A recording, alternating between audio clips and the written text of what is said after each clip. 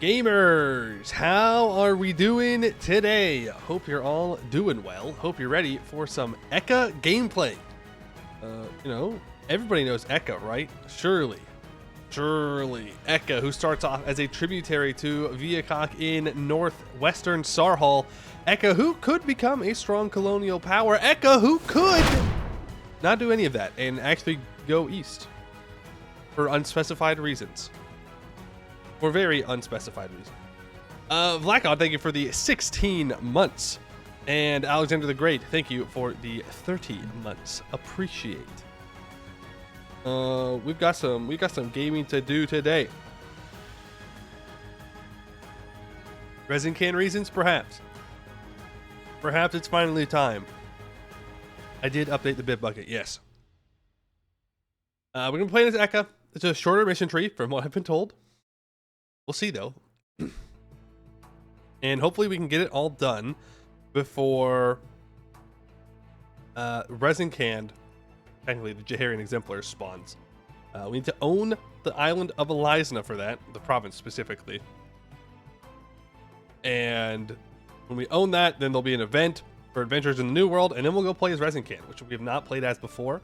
It takes us right down next to Takend. It's off to the east a little bit. So we vassalize them in our Amion run. But we'll not be vassalized. We will be victorious, and it will be grand and great. Hey, Poke. Mystery Creator here. Last till the 1490s or 1500s, more or less. Okay. Yeah, I think that's right around the time when Resin Can spawns. Right? When is the Resin Can event? It's got to be right around there. Also, hello, Mark of Bark, Morton Solace, Giftju, Telonius, Mad Catter, Edelbeck, Gray Stranger, Duker's Mom, Linda Ruck, TDS Frog, JT Jag, hello, Kiri, hello. Hope you're all doing well today. So we becoming furries? No, we're humans. We are humies, okay? We're humans that are a tributary subject underneath Viakok, and we have to take out Viakok, probably take out Deshak as well, I would assume, which is a personal union under Everthil, which will be interesting, because we will not be able to get naval supremacy on them, because they'll most likely ally Vern. And we'll be stuck there forever. But we just gotta have a better army. Really is that simple.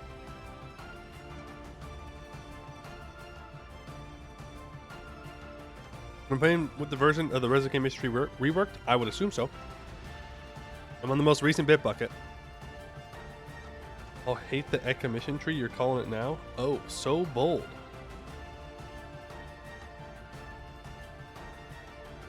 Look, the only thing that matters is that it doesn't stop me from getting to Elisna. That's it. We gotta find a way to beat Elisna and Katarata. But that's a minor problem. Easy. Plot twist, Ekha into Mithradoom. That would be quite the migration. I'll give you that one. That would be impressive. I guess all you'd really need to do is no CB. What's their faces? The pink tag in Northwest Bulwar. What is their name? That can flip Jad. I literally have played as them before. The dudes, the guys. Rayuel, yes, thank you. You just no CB Rayuel, you vassalize them, and then you use their claims to go annex Abdel Tungar, take Abdel Tungar's land, state up Abdel Tungar, unstate your stuff in Sarhal, culture swap to Dwarf, and then you just have to conquer your way up to Mithradoom, and then you can form it. Could do it. It'd just be a weird run.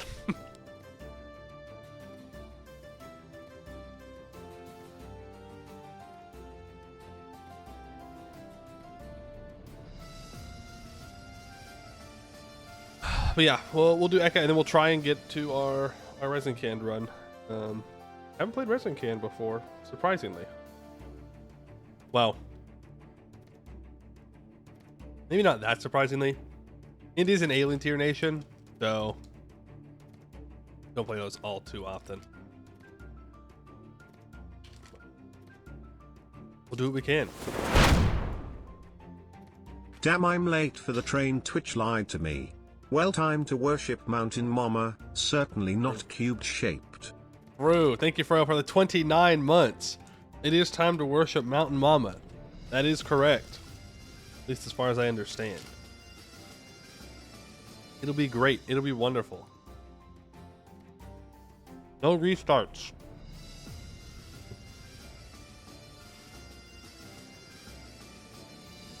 Mountain Mama, surprisingly, also a dragon, messaged by the Goblin Embassy. Well, they're not quite that strong yet.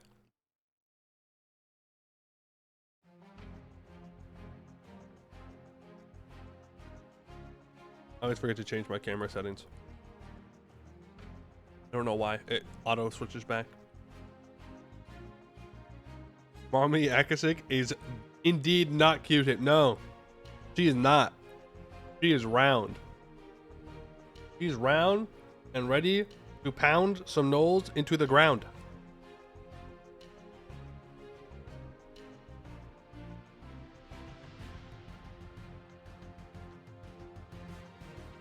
Someone in the Anbennar Discord saying that alien tier missions go off? What do you mean alien tier missions go off? Just realized I love dwarves and tan elves. Yeah.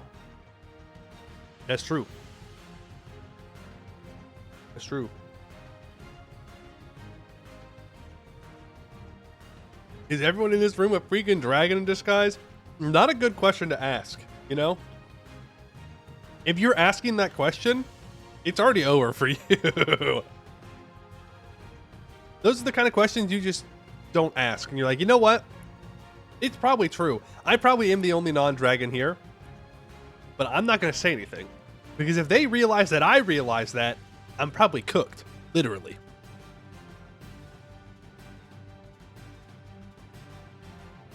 Hey, Iconic Naga, how you doing? Absolutely no other elves ever?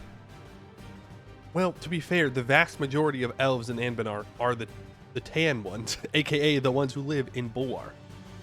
Well, what am I going to do? Play Ibavar? Moonhaven? Woo, fun. The Red Glades?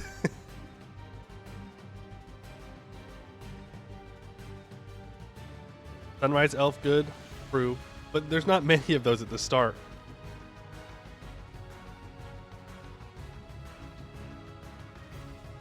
Bunch of good mission trees they reckoned or recommended where you only do by gym worker. I mean, yeah, there are good mission trees in Alien tier.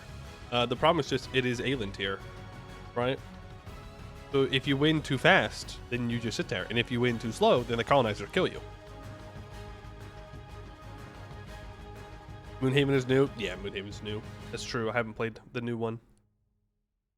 What color are the wood elves? I don't know. I don't know. Kill him too fast.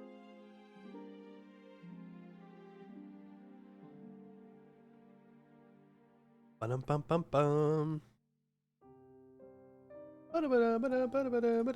Yeah, I had a doctor's appointment yesterday, right in the middle of stream. Or stream time, I should say. I had totally forgotten about it.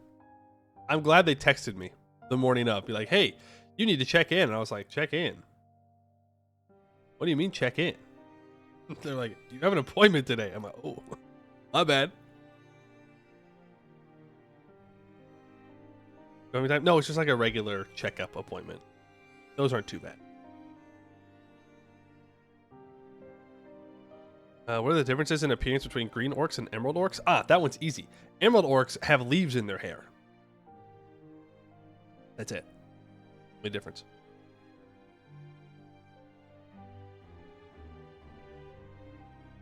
Man almost missed his annual Ligma checkup. True, that's what it was. It was the Ligma checkup. How is the Poe? The Poe is good. The Poe is good. So, let me tell you what.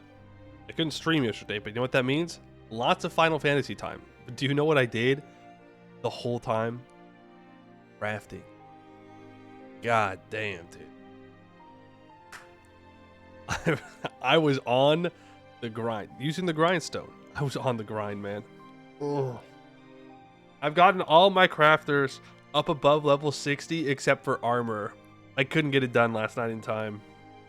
Before I was so tired after. Yes, fishing? No. I got all I got in Lenosha, and then I'm taking a break from fishing to do other things, and then I'll get back to fishing. Armor is so easy. I know, but like, I'm glad that I'm doing armor last, because it seems to be the one that needs resources from every other crafting class. For whatever reason. So it's at 58, or sorry, it's at 59 now, and I'm doing the level 58 quest.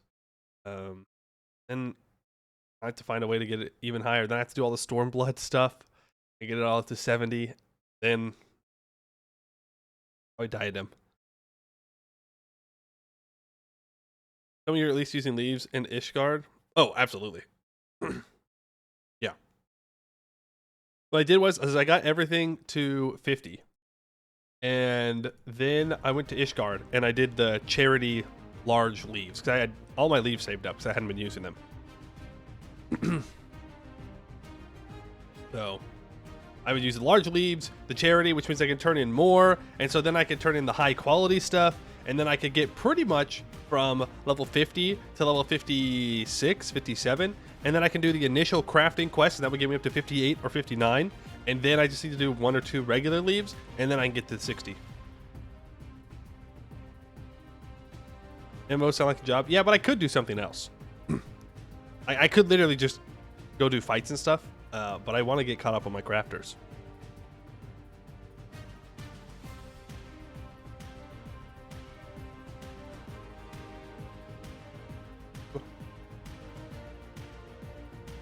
Good afternoon, gamers. Who up hunting the monster? Not me. Me. You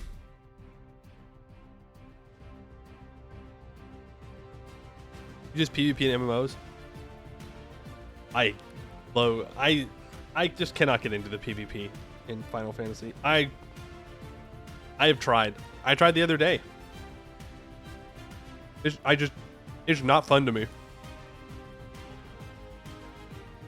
Why is there a bug on my floor? That's the magazine that fell off the shelf the other day. I put it back up, and then it fell again, and I went, okay. It can stay on the ground then. It ain't hurting anybody down there.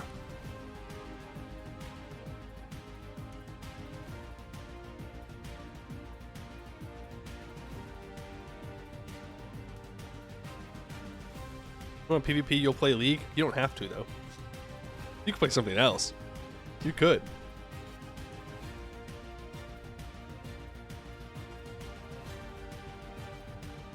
Love not being able to kill healers. I don't know. Maybe I just don't understand Final Fantasy PvP enough to appreciate it and enjoy it. But I'll just keep crafting for now. The Spain shirt, it is.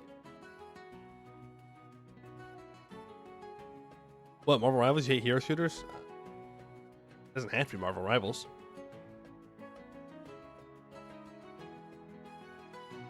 Ninja's the only good feeling DPS PvP. You are a terrorist. You, good sir, are a terrorist. Ninjas are literally the worst. Like, they just kill you. Like, you just die. You just die.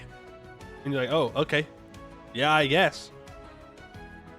That's how I feel whenever I get killed by a ninja. I'm like, oh, guess I'm dead now.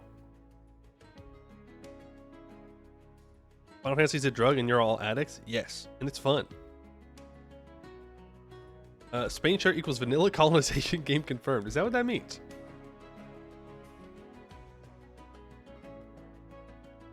Is that what that means?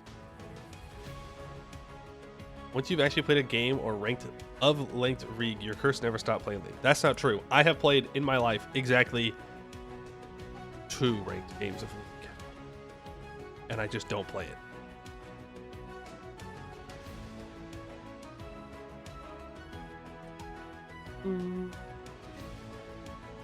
You know any other drugs with stories this good? I'd like to get hooked on them as well. Yeah. Yeah.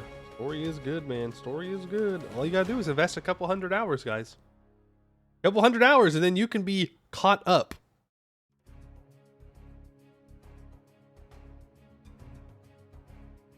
And when they say caught up, they mean that you've probably leveled like one job to max. And you haven't done any crafting, but you completed the main story. I've run through Coil yet? No. No. I think I had to for some reason. We just unsynced it. I had a buddy just kill it. I couldn't be bothered to do Coil. Because it just takes so long. The queue takes so long for older content. So it's... Dude, I waited a total of 5 hours to get into the final Endwalker Alliance raid. That's one expansion old. DPS life? It is partially DPS life. This is true. But like, what do you want me to do? Go back, level my scholar all the way back from I don't know what level it is, 65 or something. I don't even think it's 65. Level of warrior, I am considering it because I kind of want to go poke around in deep dungeons, and I think I want to do warrior for that. It sounds kind of fun.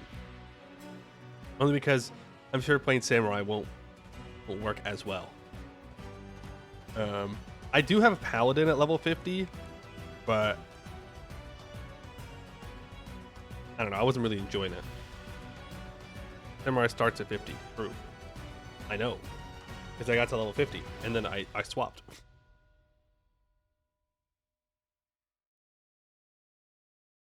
Burn out on actual content, so for 4 months you've been leveling exclusive with daily frontline roulette? Stronger person than I am. Yap. We are yap. This is true. I would stay in your bubble of ignorance. Has played no Final Fantasy games. Just play Final Fantasy 14. What's the line? Free trial, Heaven's Word, blah blah blah blah blah. You know, whatever it is. Can't resist the Paladin Riz. True. I am looking at getting a new keyboard though. Like actually committing to getting a new keyboard. This keyboard's too small. I can't click the control button. Right? So like I gotta click control, but when I put my hand here, like the side of my palm, which is supposed to hit the control button, is too far. So I gotta get a bigger one.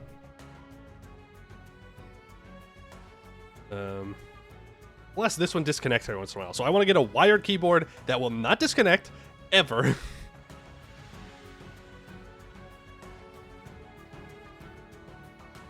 Is there a Paladin Druid class? Yeah. There is Paladin. There is, in fact, a Paladin class. You got to start as a Gladiator, and once you get Gladiator to level 30, then you swap over to Paladin.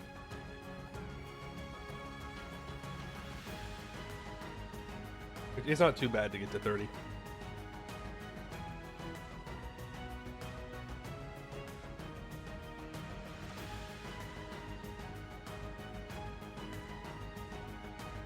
How the fuck are you supposed to hit control with your palm? You use it with your, like this part of your palm where I'm pointing to. You click it. But my problem is that when I have my fingers, right, I sit here like this, right, with the WASD, right, and then 1, 2, 3 for my main attacks. But my palm is too far below the control where I could quickly click it. So I have to readjust my hand, and then it just fucks it up. Then I can't click buttons fast enough, and then I don't use my abilities, and then my DPS is gone. All right. And since I'm a samurai, that's literally the only thing that matters. is having the most DPS I possibly can. So I kind of need to be able to do it well.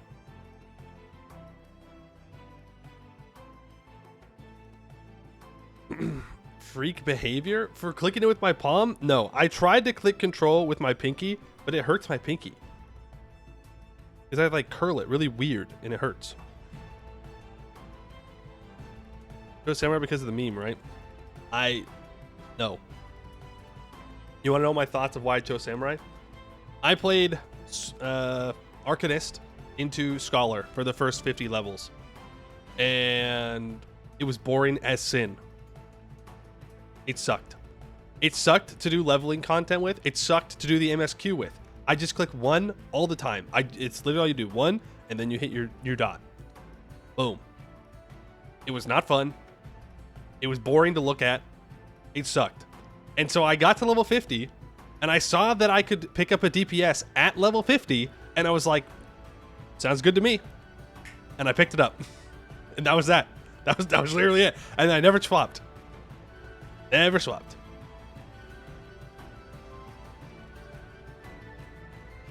You started Scholar and played till the end of Shadowbringers. Good for you, man. I was bored out of my mind. But like playing a Scholar in dungeons or trials was fine, right? That was fine. It gave me something to do. But when I'm in my MSQ stuff, it was boring. I never did anything. It just felt like I was just sitting there. You're like threatening the baddies by opening your book. Exactly. That's so lame. When you pull out the katana, it's like, all right, now we're doing something. One of these keypads posting game. That is psycho. What is that? What in God's name is that? What? Hold on, let me. What in God's name? What do you do with this thing? Is this a torture device? I'm pretty sure it's a torture device. What is this? What do you actually do with this? What's the point? That's crazy. That's crazy. That's a keyboard? That's insane. That's insane. Also, Bruno, I see what you responded to that.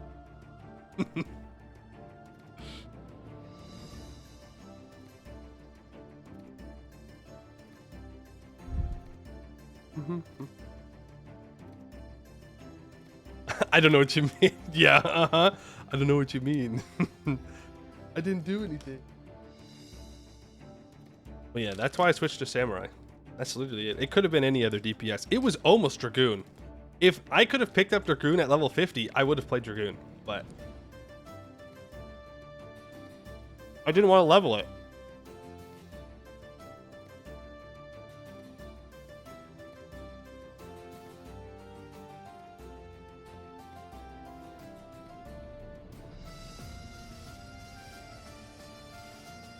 So I collect my stickers.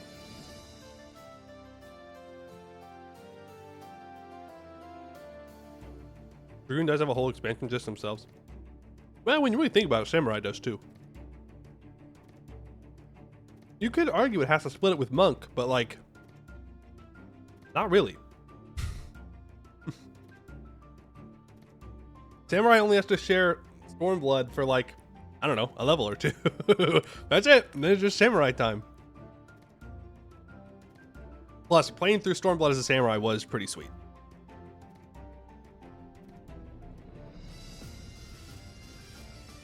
Got a great project in your capital with the Dwarf Knowledge mod, which changed your capital's good to Dame's tier. That will never deplete.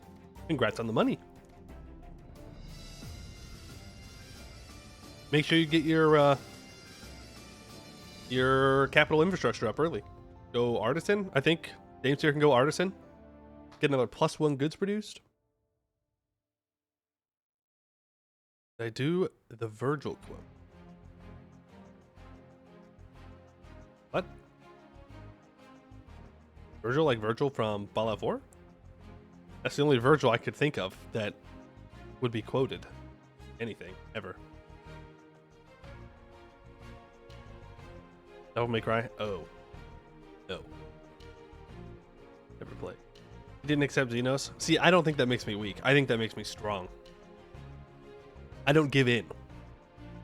I do not break. I gave him what he was seeking, but I would not give him the satisfaction. He's right. We could have an entire stream talking about Xenos, with hours talking about that one specific choice. But I was answering as my character, not as me. Me, I'm option one, obviously. The player's always gonna be option one. My character, though, option two.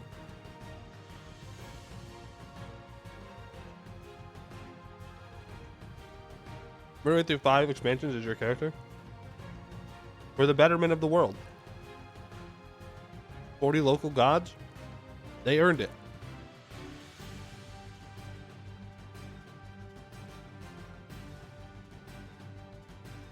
The evil empire army runs from you. Everyone should. Everyone should. What race is Ekha? Ekha is human.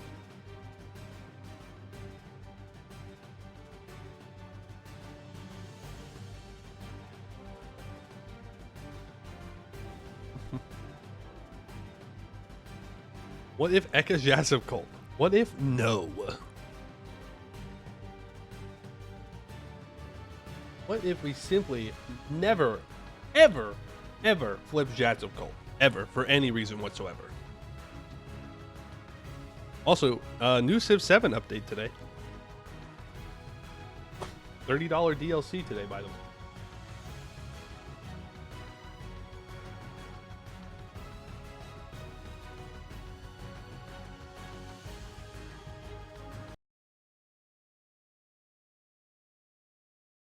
Already? Yeah.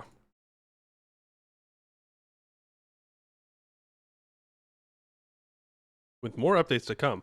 Now, I already have it since I pre-ordered, so that we can play it on stream. Don't buy it. Do not buy the $30 deal. I'm not telling you how to spend your money. Don't. Don't do it though. My recommendation. Not worth it. It gives you, I think it's Great Britain.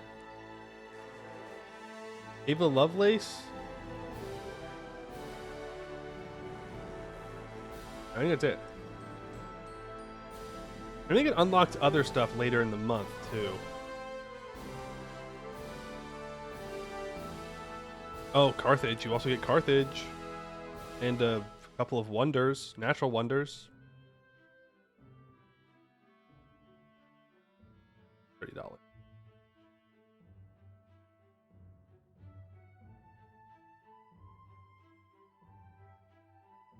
You realize a feral child? Well, yeah, because you're a Lalafell player. Which means all of your opinions are wrong, actually. Any opinion you have is wrong, automatically. $30 for DB and Great Carthage and a leader. Think about it. Think about it. Think about playing the game the same, but a little bit different. Would you be happier if I had a good reason? Go play Old World instead. Old World is on sale. I did actually pick it up. I did pick up Old World because it's like $10 right now. So I might have to get into it if it's any good. But it is super cheap. Would you describe EU4 in one sentence? No, that's not true. The DLCs that EU4 makes are leagues ahead of the Civ 7 DLC. Leagues ahead. Like, playing Great Britain's not going to change your game. I hate to tell you this. You might get a couple more bonuses, but like, it's not going to change your game in any significant way to playing as, I don't know, Great Britain's is Great Britain a modern age one or an exploration age one? I don't even know. In the replaying part? Yeah, but even then, it's still different. Like, playing as Ekha, well, okay, I should use base game. Playing as Castile is different than playing as Kazan. Right? Which is different than playing as Nepal. Which is different from playing as Cologne. Which is different from playing as France. You may do the same things, but it is different. You have different goals. There are different things to accomplish. You have different systems to interact with. You don't have any different systems to interact with in Civ 7. It is the same game every time, and it is fun. I like Civ 7. Fun time. Sometimes I play a little bit, not on stream. But while there are there are nations that are stronger than others, it is the same thing. You're going to settle your city. You want to settle it on fresh water. You want to be near 2 resources to get a good library, and near a mountain to get a good monument. You're going to build those buildings every single time. Congrats, you have +1 more science on those buildings due to who you're playing as.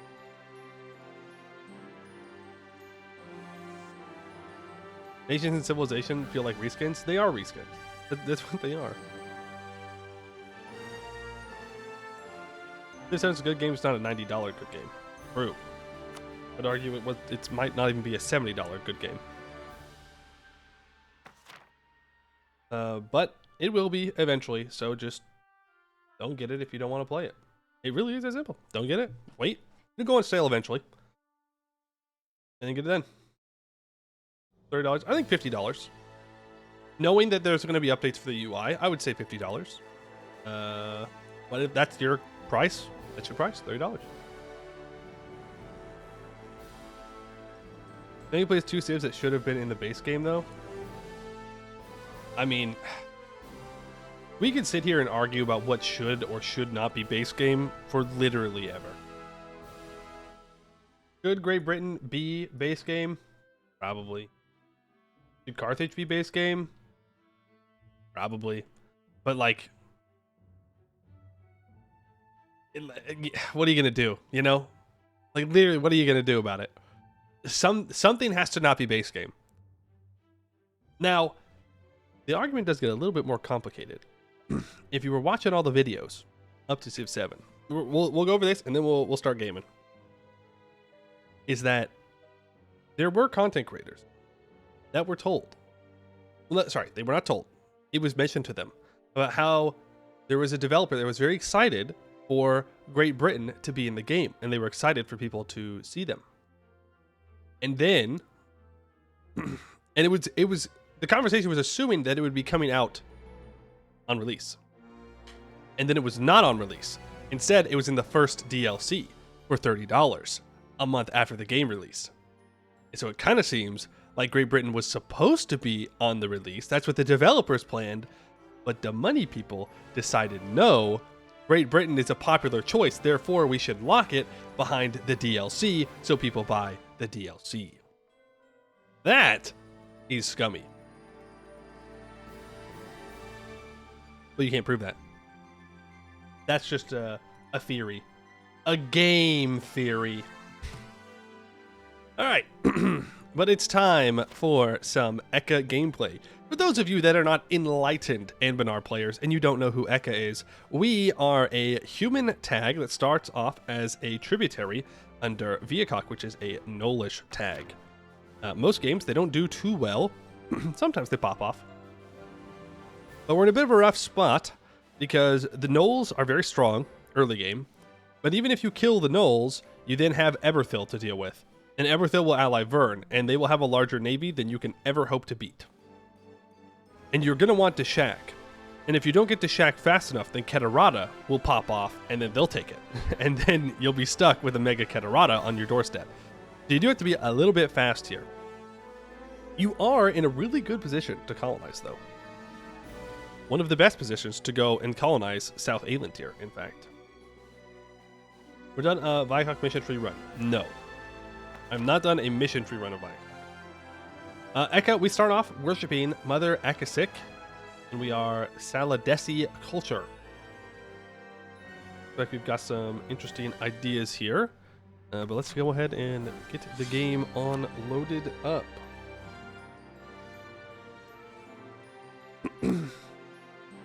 Is Ekha Mystery a Bitbucket one?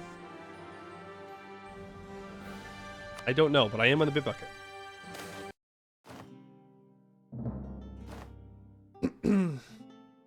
It's base? Okay, so it was in the last update. Yeah, we'll put delayed Great Conquerors. Why not?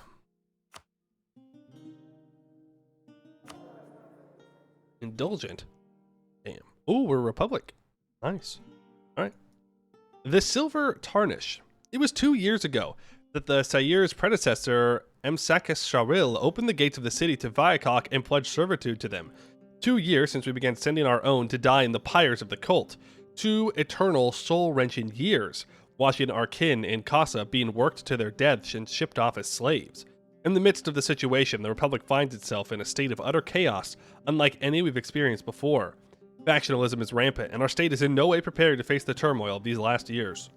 With the ongoing civil war in Catarata raging in the east, we've heard whispers of a possible betrayal from the Knolls in Bertuck, and the recent moves by our overlord seem to corroborate this story.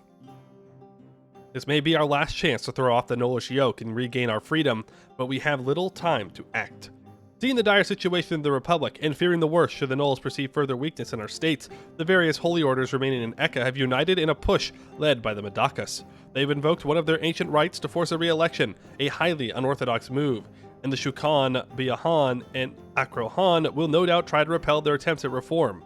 Sair is working with borrowed time, but that is all we can ask for now. The Silver Republic still hasn't drawn its last breath. So we get minus 33% reform progress growth till the end of the game, and in 60 days, a planar offer will happen.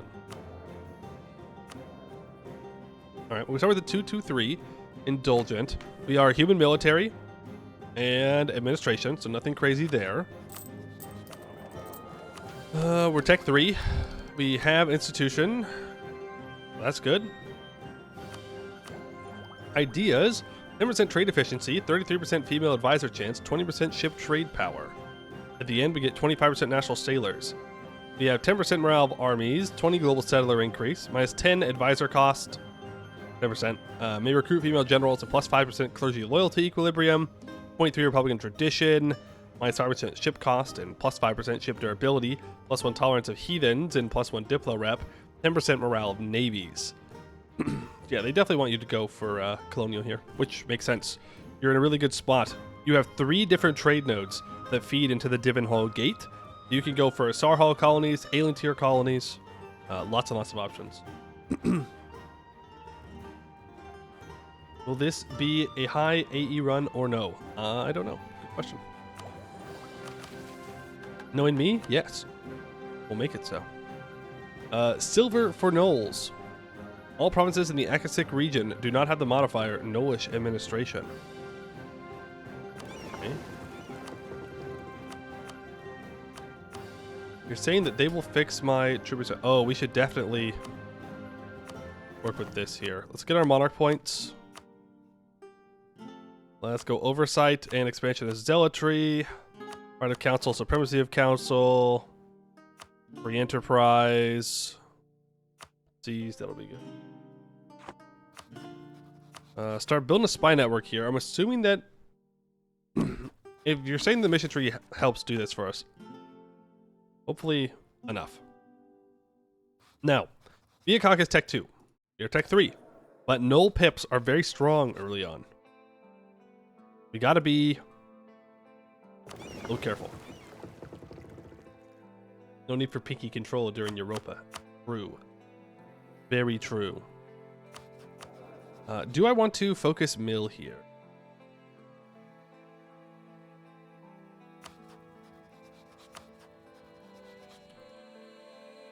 Oh.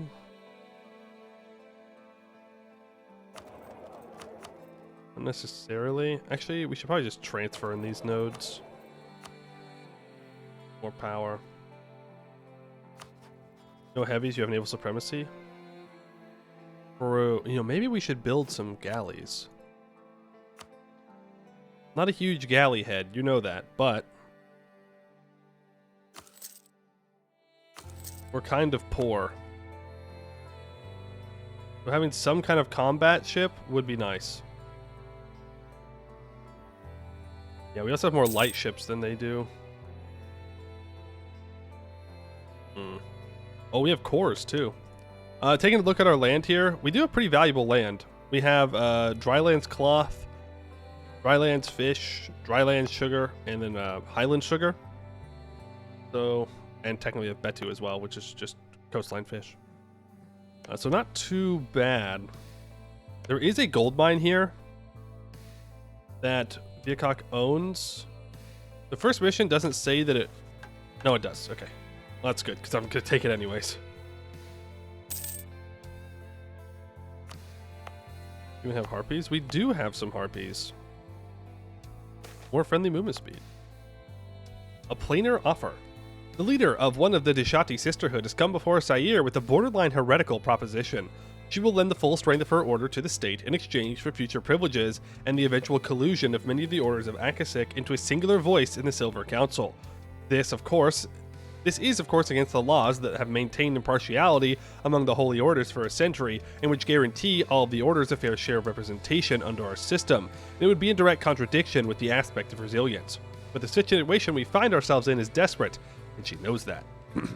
The other orders remain too passive in their approach, even in the face of death. Even in the Madakas, the so holy defenders of the land advise slowness and to wait for the next aspect. But our people cannot be saved by clinging to the old order. In this moment, when the perfect opportunity for vengeance lies before us, we cannot simply wait and hunker down. This is a time for action. Her words resonate with Sair. Can we afford to wait and weather the oncoming onslaught while the body of Akasik herself is being defiled? No. It is time for action. There will be no more soft words, no more compromises and half-hearted measures. Change will come to Akasik. At the end of the game, we get minus 10% land maintenance and 10% clergy influence. We get minus 3 tolerance to the true faith for 10 years. And we get 2 troops. The broken and the defiant happens in 90 days. Also, we didn't even go over our religion at all. We are Mother Akasik. Gives plus 1 tolerance to the true faith, 10% fort defense. The local deity of the Akasi people, Mother Akasik, is both the literal and spiritual representation of the Akasik Mountains. She is a firm and just god, yet caring for those who call her lands home. We have the aspect of resilience. The aspect of the mother representing her resilience in times of need, which inspires calm and a sense of stoicism. Because fewer than 4 mountain provinces in Akasik are both Mother Akasik and controlled by a country worshipping Mother Akasik, benefits are low. We must unite Mother Akasik to worship her fully. The next aspect is... Our upcoming aspects are Diplorep, Idea Cost, and Morale Armies, Compassion, Reciprocity, and Justice. Religion allows you to select which god to follow as your main deity. Each deity will come with its own effects and last till your monarch changes. Interesting. Hey Amy, how you doing? Classic voice, he's gold, immediately tries to grab it. My bad for doing the correct things. My bad for doing the correct play. I'm going to improve relations with Busalar. In the hope. The small hope that they ally me. You like our flag? Our flag is pretty good. Praise the mother. I guess we can just speed 5. The broken and the defiant. Today, one of our spies managed to contact a member of the Kasani resistance in Viacok. We were pleased to discover that it was none other than the governor of Kasa, supposedly a puppet under Nolish control, though that seems to be far from the truth considering the transcript our spy has sent us from their conversation. I can still hear her screams, sir. She was a girl so full of life, just 8 years of age, ready to spread her wings, and they took that life from her in front of my eyes, in front of the mother's eyes. And the thing that came out of her, it cackled, sir. It asked them to let me live, and said that I am little more than a broken puppet that it can feast upon at any time. Perhaps it perceived weakness and a lack of will in my eyes at the time.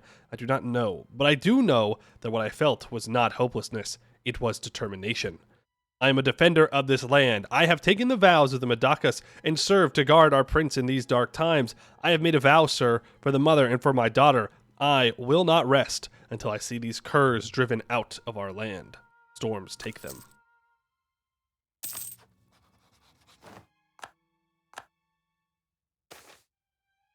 Interesting. Hard? No, we're not playing it hard.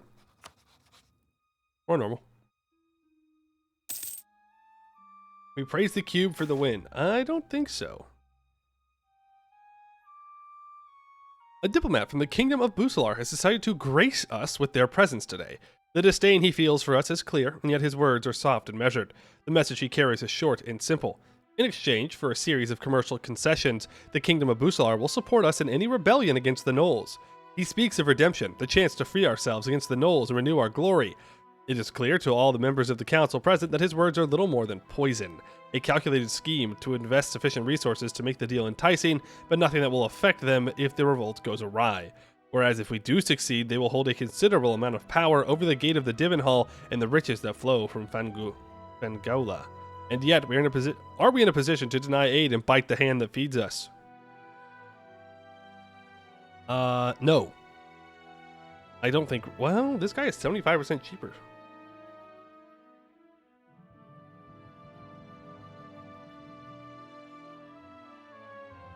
That's a lot of money.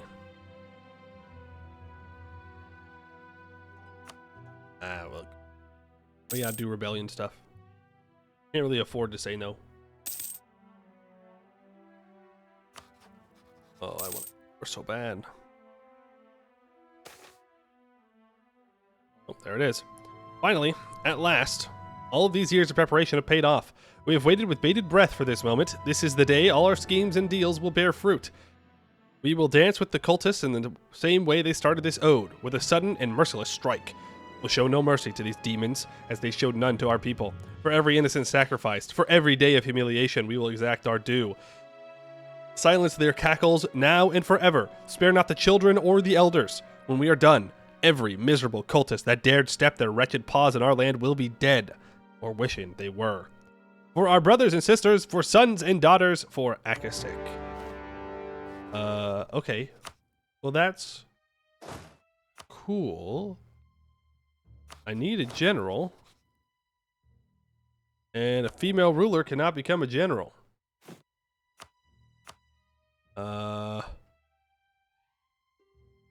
Yes. Uh-huh. We're definitely going to grab that 6 shock general. They might have less discipline, but honestly, that's fine. What am I looking for? Indebted.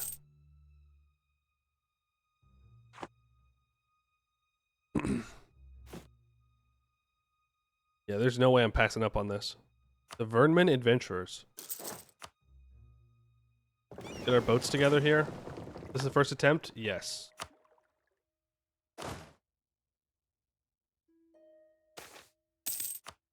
Now we know his troops. I should have looked at his troops before I unpaused.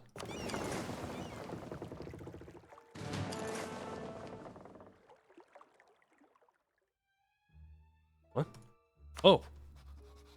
Oh, vassal. Attach. Please. Attach to me. Okay, there's his troops. That's fine. Where are you going?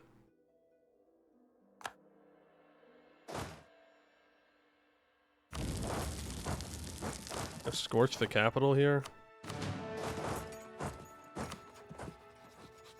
Is this a 1v1? It is a 1v1. You leave on the 5th, you arrive on the 4th. Well, that's not gonna work. Not gonna work, I'm afraid. You arrive on the 12th, I arrive on the 13th. That's also not gonna work. You arrive on the 11th, I arrive on the 17th. That's also not gonna work. I'm trying to find a gap here. Not finding it. 1v2? Nah, their subject is different. I'll take that army tradition.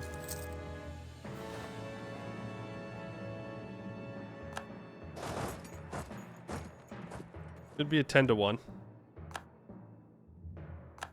Nice. Is he just gonna sit here?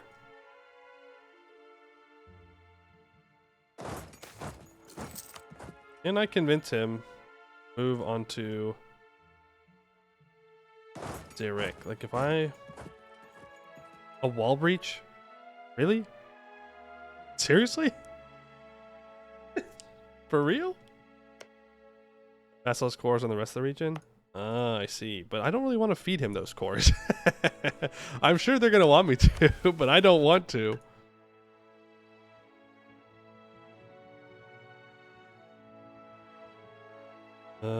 Da da da da da.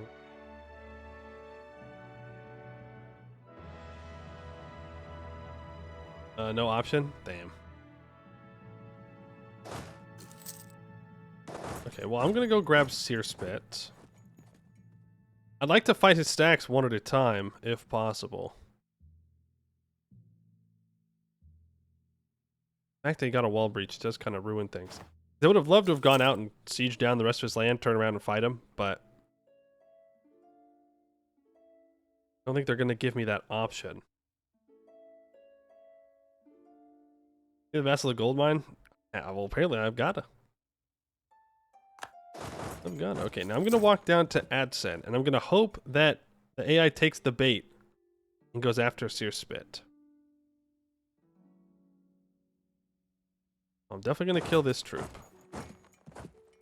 Okay, they're not going to take the bait. I think we just have to go fight them. Which sucks. Just scared if I with a Tech 3 6 shock advantage. Look, I don't... These gnolls, man, they're gnolls. They're still gnolls, you know? We're gonna -1 roll. No, it's drylands. But we have to go because wall breach moment. Okay, he's just not gonna reinforce. Fair enough. Now I just gotta get him off of a mountain. We should recover our morale here. Otherwise, we won't wipe him. Oh, you'll hate it? Yeah, it's alright, though. Alright. We'll just annex the subject. Somehow.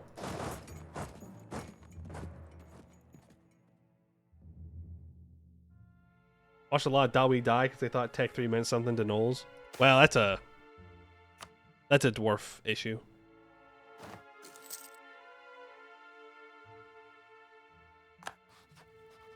Oh, now Ketarada's here.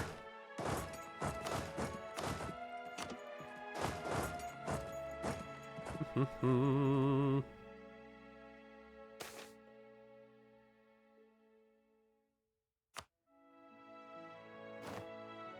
was unfortunate.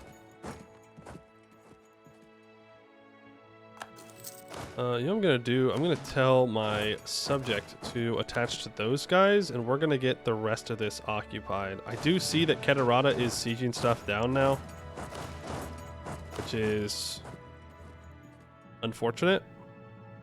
They should be out of their war. Unless Ikorzik is also occupying things, thus extending the amount of time they'll be in a war.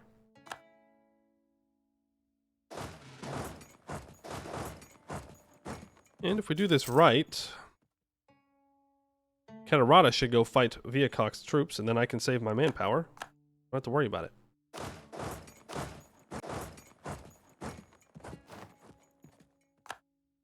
Just give him access. Doesn't want it. Okay, so never mind. He will not go fight my troops. I'd rather not spend all my admin points. Thank you.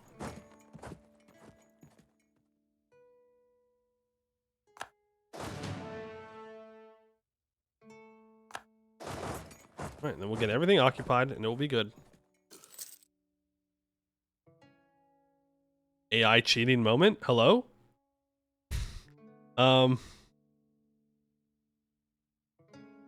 Hello? Why exactly are you still there? Oh, we got a He-Who? Yeah. That's so bad, though. Do they not know how bad that is?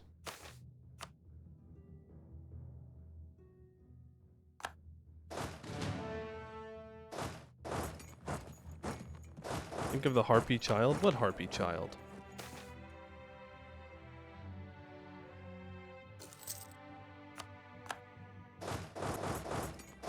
Alright, that's everything occupied. One dog sacrifices in the event. Oh, I didn't realize it was a harpy. Well, I guess I don't care that much then.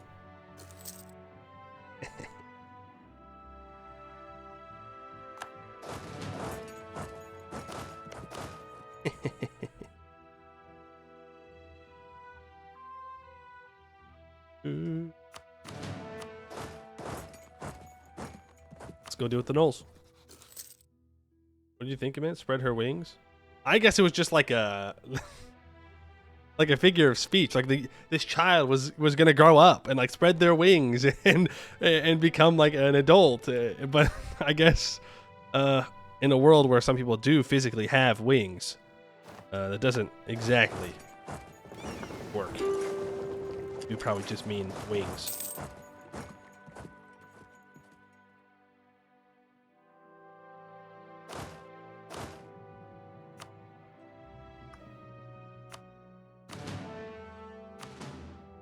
No, I want you to attach here.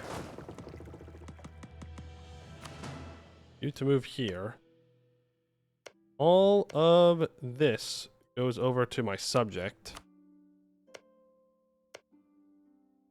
Which feels bad. Feels bad, man. Feels bad. But I'll be a good little EU4 player.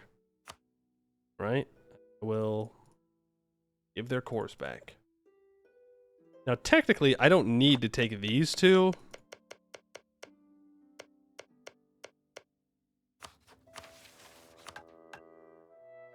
But I don't know why I wouldn't just take them.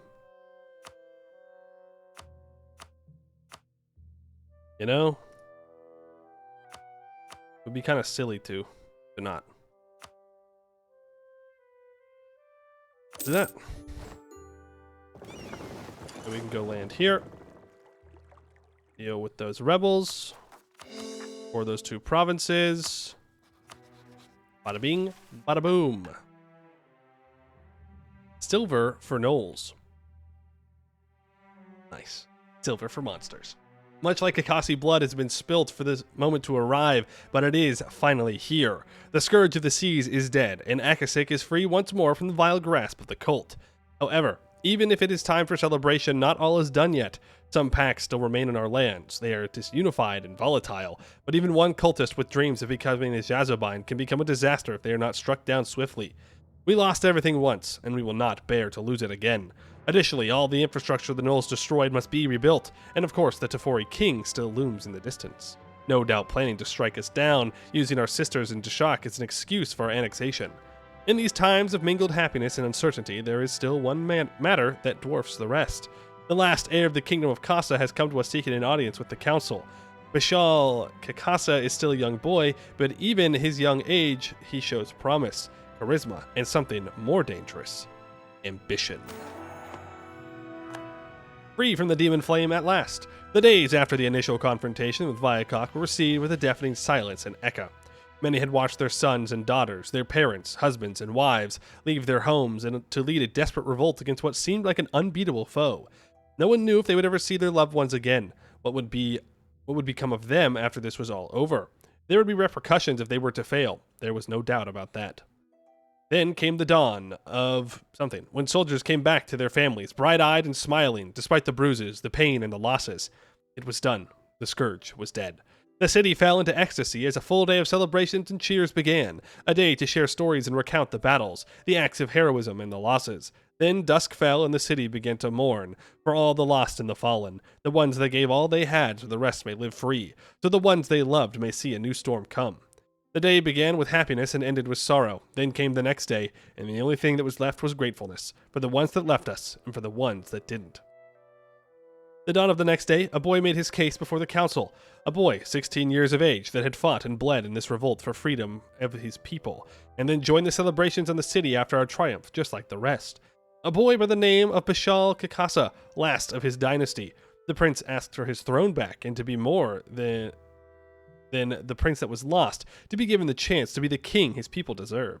Bishal is young, yes, but his charisma and intelligence is undeniable. His support among the people, even our people, is undeniable. But he is ambitious, and could become an obstacle if given free rein. The final say, as always, lies with Sair. The throne is lawfully his, gain 3,000 manpower, lose 2 war exhaustion, and lose 15 prestige. All the rightful provinces of Casa that we hold will be returned to them. Or, his family was unworthy of this title. The Kasani deserve it better. Gain 20 prestige, 2 war exhaustion, Casa gains 10 liberty desire, and we get rejected prince for 5 years, and we -1 Diplo rep.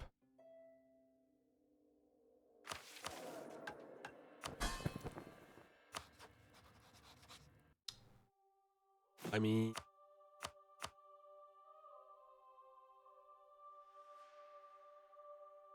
why refuse a 546? Because it's my subject that gets a 546, not me. And to be fair, we already have a 546. So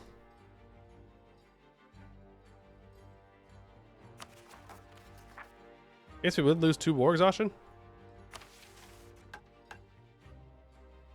I'm gonna say the Kasani deserve better. Also 20 prestige. They'll get over it. Alright, what are our next missions? Deshak is the subject of Ekha. Or we have a 50 spy in Deshak.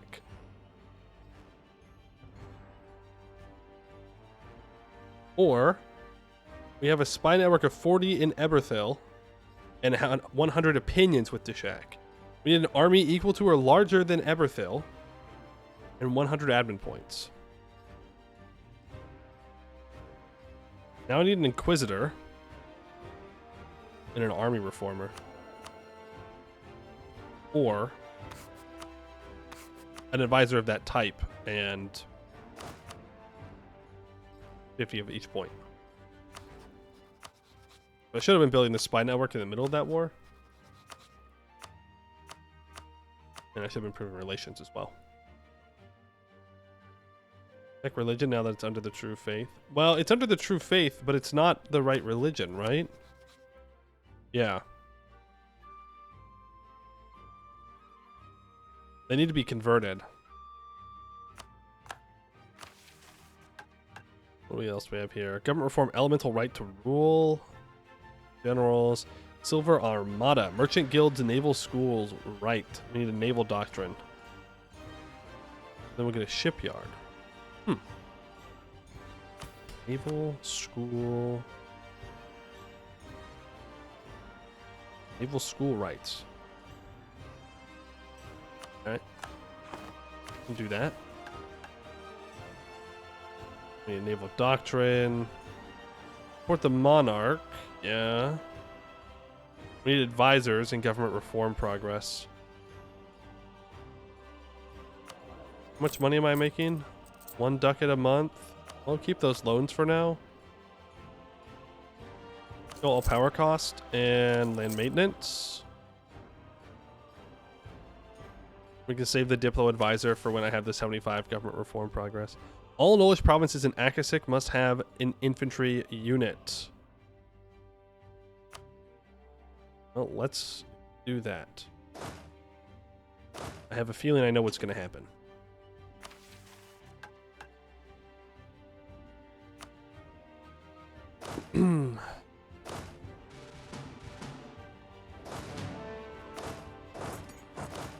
It does say just 1.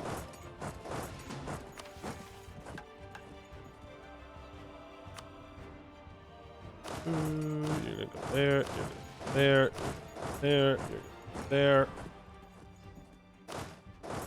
You were gonna walk over here. Bring the mercs back over. They will throw their weapons into the Saran, surely. Surely that will be what happens.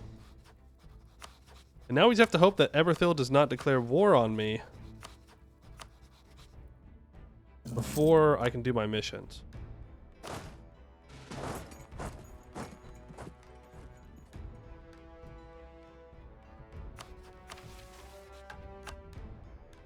Oh.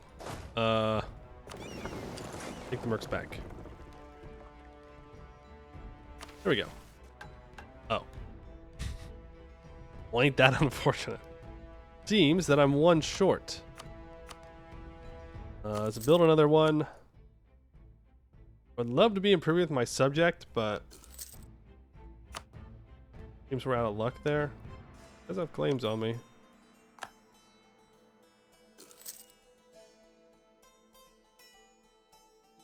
Fleet cav? You know, I'm actually not against having the cav.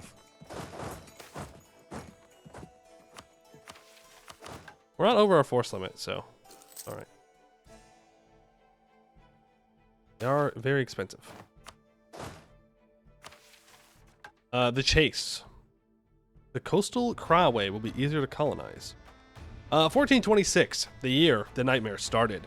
The year Viacox first started their incursion into the mountains south of the Casa, where our sisters asked for help. The Sechel at the time, Sharil, refused their call in a cynical act of defiance against our old overlord.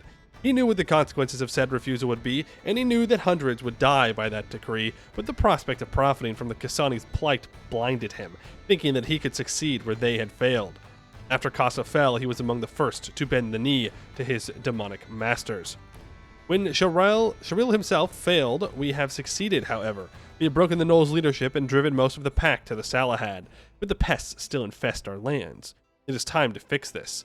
Sound the Oliphant horns, call the Tritunics and the Vermin in the name of the Old Alliance. Tonight we hunt, tomorrow we will feast. Sins of the Cult. Even if we have cut off the head of Viacoc's pack, its scattered remains still desecrate our lands, seeking to unify once more under a new pack leader to rebuke our newfound strength. This will not do. Even one Jazib cultist on the loose is enough to cause a catastrophe if they ever manage to rally enough support behind them. Like a Fangulon Hydra, we must cut out and excise all heads that appear systematically, drive these curs from our land, and slaughter their kind without mercy, so they may never come back to haunt us. The only regret we'll have is that their foul blood will sadly stain our mother. Remove Nolish minority size. Gain 10 devastation in all these provinces. And culture swap. And religion swap. Though not everywhere.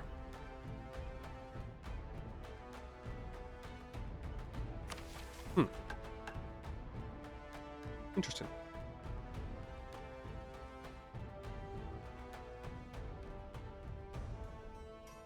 Evil doctrine.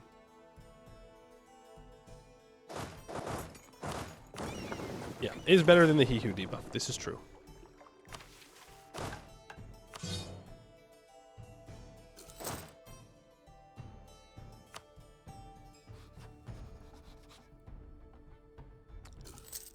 I can flip him friendly.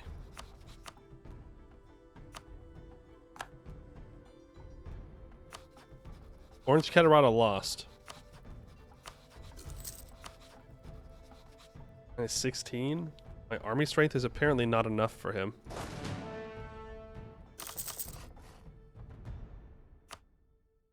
Okay. Is there anything else that we can actively be working on? Doesn't seem like it. Prove with our subject.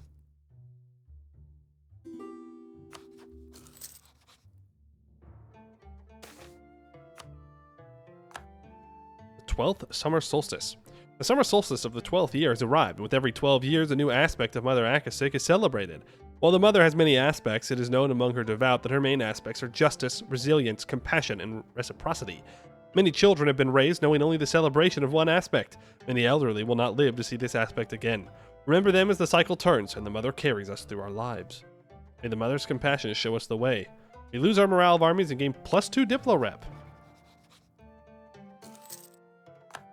Man, now I kind of wish that we would have let that kid take over the throne, because we'd have it.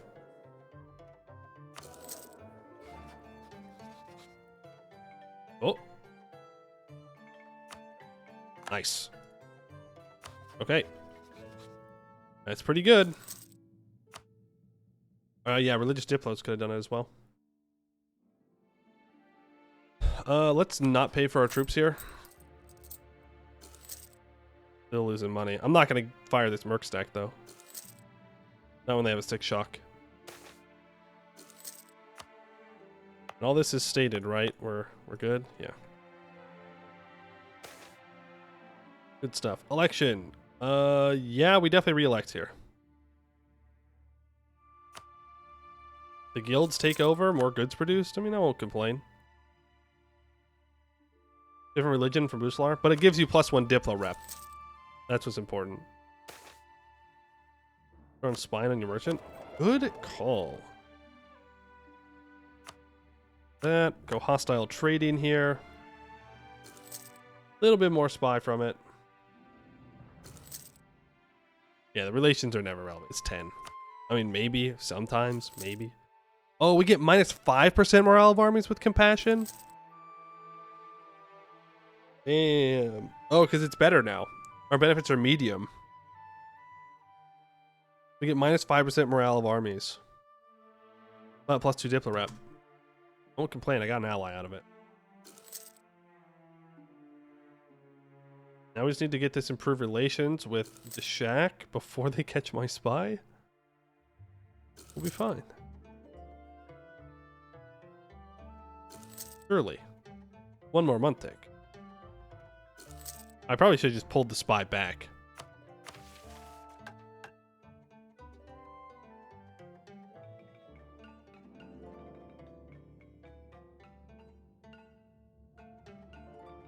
Am I missing something?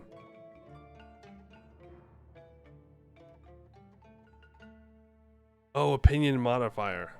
You're right. You're right. It's not just their opinion. I'm going to pull our spy back. That way they can't get caught. Parliamentary problems. Ooh. Ouch. And Republican tradition. Damn.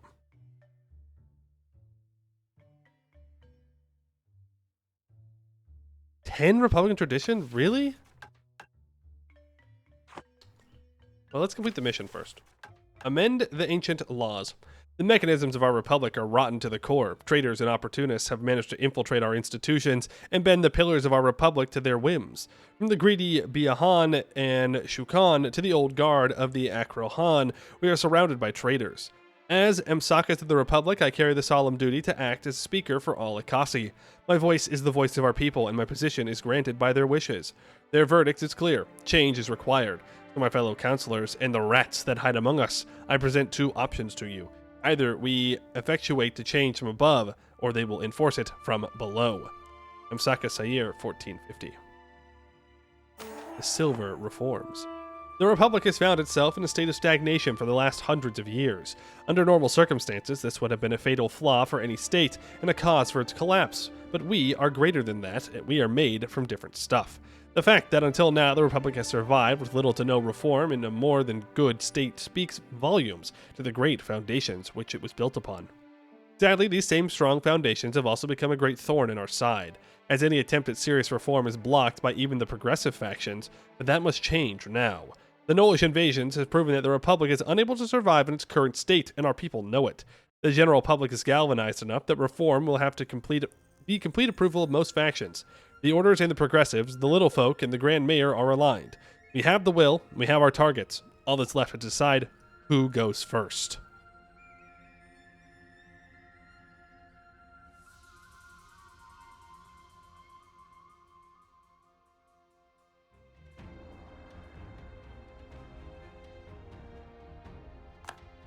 Crossbones Rebels. I think I want to go Negligence first. Growing complacent in their privileges. Strike them down. Well, I guess we get them out of the way. Sayer begins speaking, standing on a raised platform in the council. Today we face the most regrettable trial, for we have come to face a reality that in truth had been festering for a long time. The heirs of Cedric, people that come from lineages that helped build us to what we are today, in truth, they have been part of our downfall. Their role in this tragedy may not have been as active as that of the Biahan, but it has had equally devastating implications for our people. Their sheer incompetence and mismanagement has been catastrophic for our military and defense capacity. Their petty squabbles in the field fundamentally sabotaging all coordination and leaving our army in a disorganized and useless state. They may not have organized the coup themselves, but they have been participants in our downfall, willing or not. For that reason, I propose a new decree to relieve the following list of nobles of their titles. A thankless job, really, but one that must be done.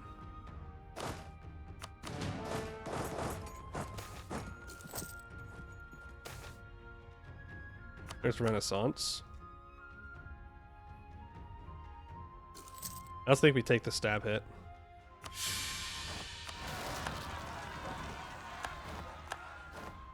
As painful as that is, oof, we cannot afford these advisors. I'm gonna keep the mill one though.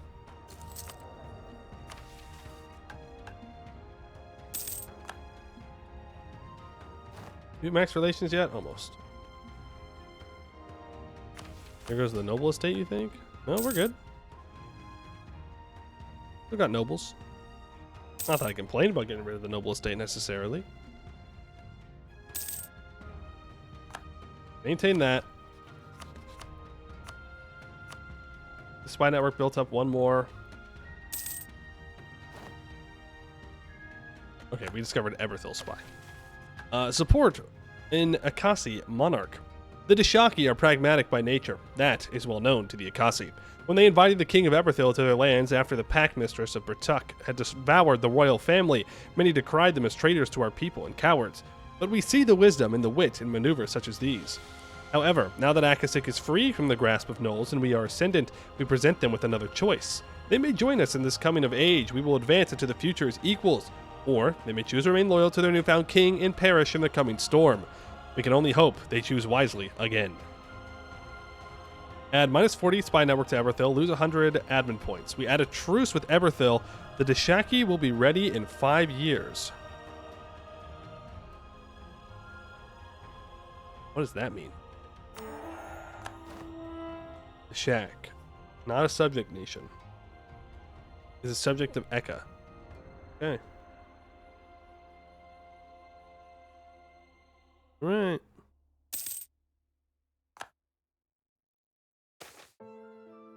Merchant is bankrupt. There. Move mercs into different spots. You are asshole. You are asshole.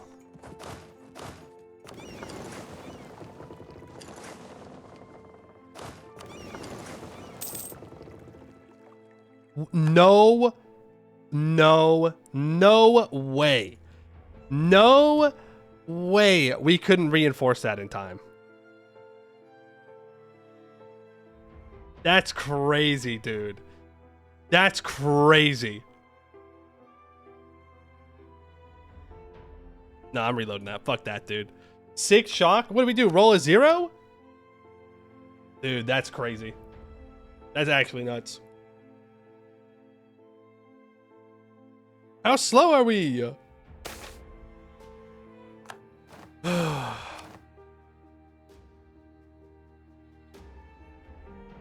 Yeah, do that. Negligence. Blah, blah, blah, blah, blah. Persecute gnolls cause unrest. That's fine. I gotta get my guys over there.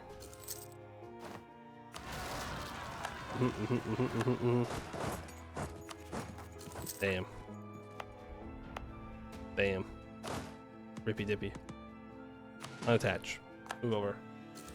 Space for more units. I don't think one troop would have made a difference, but maybe it would have. Maybe it would have.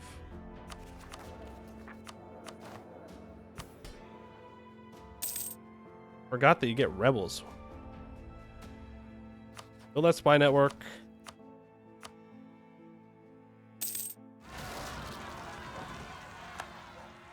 There we go. They spawned multiple months earlier this time. Moving back over. Having a military exercise on the new island you own. Yeah, it's a good plan. Good plan. Alright, support Nakasi Monarch. I guess we wait 5 years now?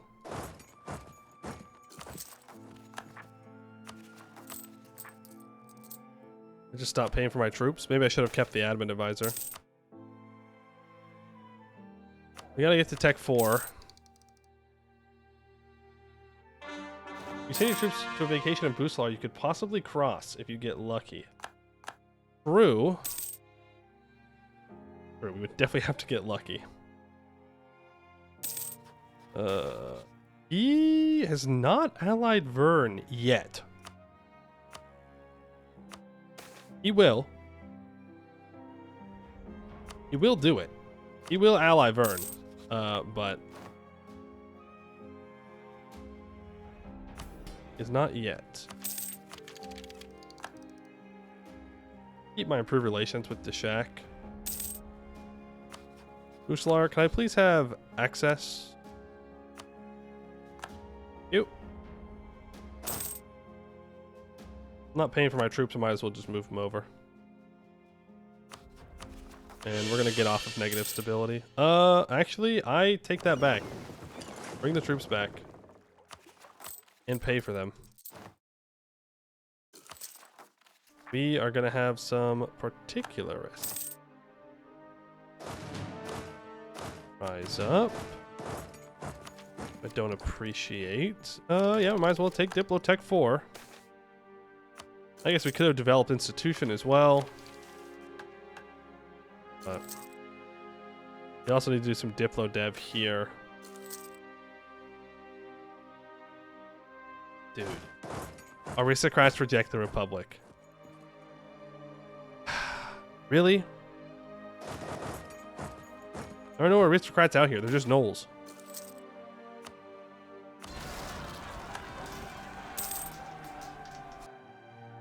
Damn. Cool. Super cool. Very cool. Institution shouldn't take that long to get over here. You say that. It's got to cross water, so that's going to take a while. Didn't read unique event. That's not a unique event. Aristocrats reject the Republic is...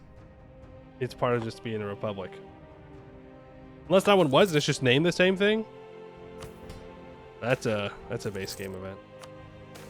A very annoying base game event, might I add. Who won? Zaka versus Jad? Zaka won.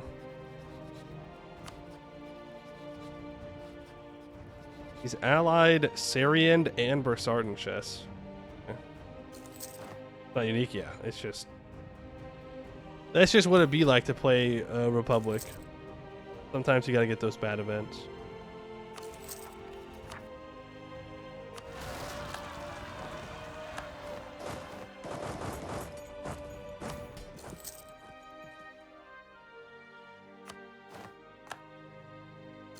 Okay, it does make our mercs a little bit more expensive, but fine. We should be good on the whole rebel front. Did I just... No, I dealt with particularists, not peasants. Well, if you could get up to 50% real quick, I'd appreciate that. Out of manpower, by the way. I'm fighting rebels. You could just tick up to 50. I'd really appreciate that. Super cool, because I'm kind of getting short on time here. Suppose I could improve relations. Not improve relations. I meant stab up. Not sure how that got confused in my head. If I could stab up.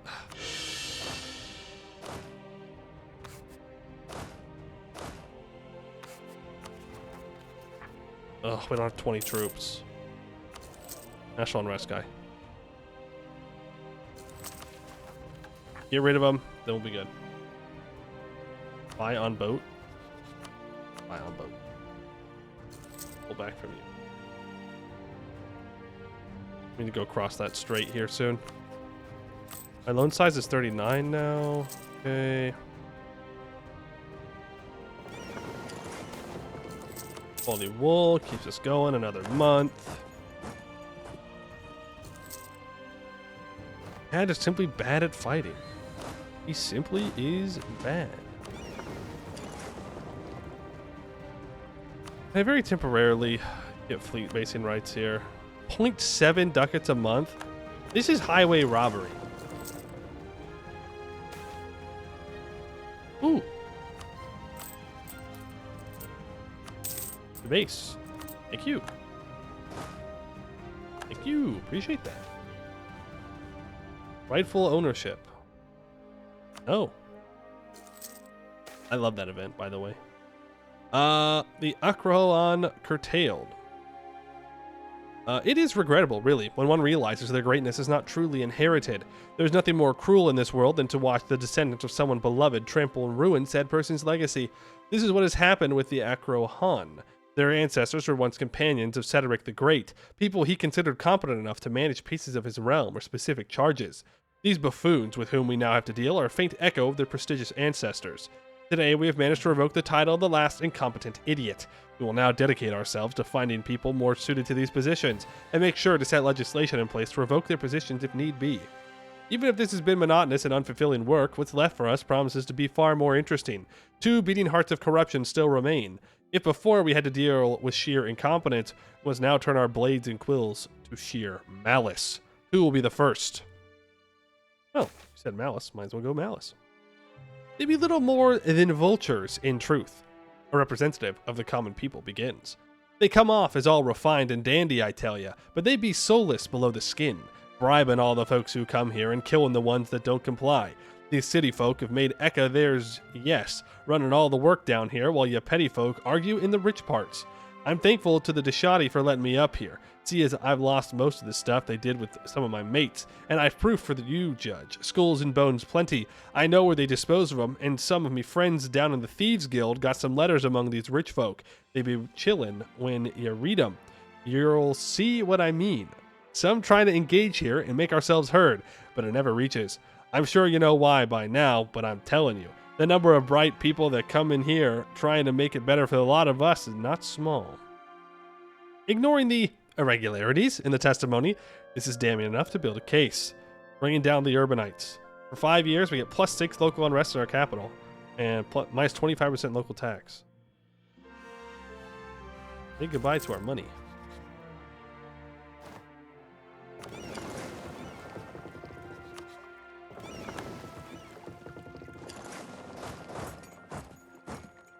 Now we just need to be ready. Those go bye-bye. We're paying a full price loan. The island is now knoll free, though it is going to be pretty bad for the next 25 years.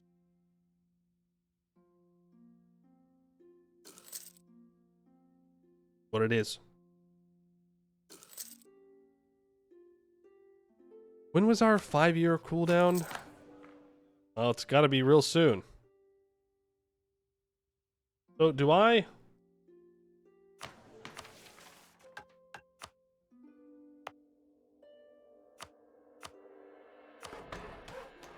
Yeah, I could do Diplo Dev.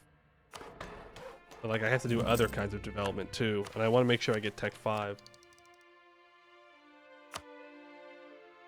Okay, but do I declare this war?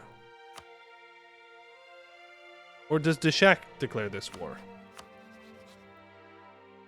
They'll probably just wait. It said Deshak will be ready. Ah, there it is. Join Deshak. Our kin and Deshak have formally denounced their Teferi overlords and have declared their independence. It's time. Well, I just want to make it clear that I do want this gold mine. Not to be greedy or anything, but like if you could just hand me that gold mine, that center of trade, I'd appreciate it. Our age of glory is not done. No! Wait! Wait! It's over.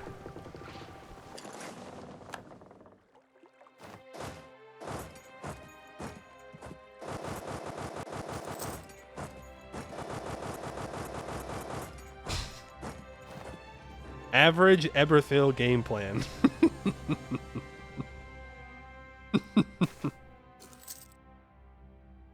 Oh, I could spend 50 ducats to snag the general. Nah, he's gonna die soon. He's old. Fools. Fools. Now, who are we up against? Eliande and Napes Bay. Well, I'll tell you what, this makes it much easier than dealing with, when do you get there? The 10th? I need to scorch this. We are in a pretty dangerous position, to be fair. I don't know if we can actually win up here is the problem. Your Everthil allied Elisna? That's unfortunate.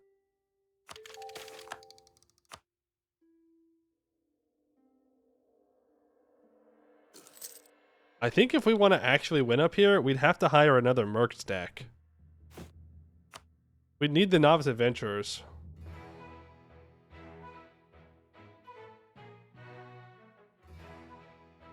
Are all probs human majority? No, we still have one null.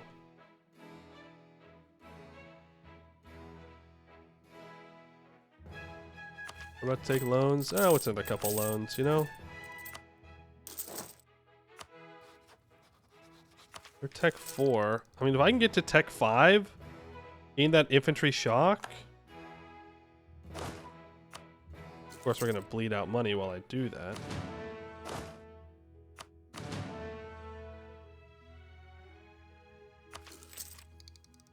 We can't upgrade our troops, obviously. They just jump us.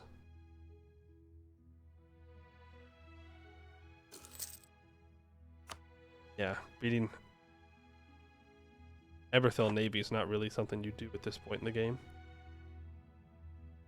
Unfortunately.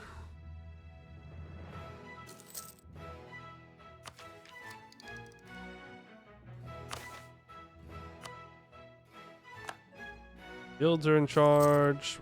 One more month, then we take Miltech 5. 2 more months, I guess. You need 678, and we have 677. Damn. Alright, this gives us 0.1 more infantry shock. This is Scorched, so they're not going to be able to reinforce in time, I'm hoping.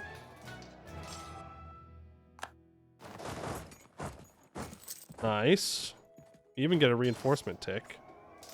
I'm going to fight them here, because... Jackwipe! Get out of here. Get out of here. This is my island now.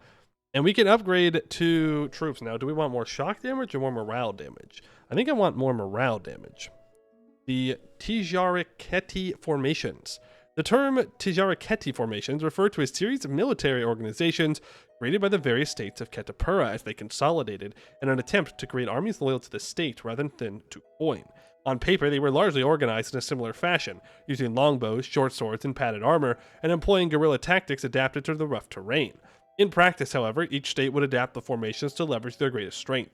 Aramul would center around their powerful battle mages, while Durakani focused on harpy support from the air. The former slaves of some Subat were numerous and relied on that advantage, along with their willingness to die for their freedom.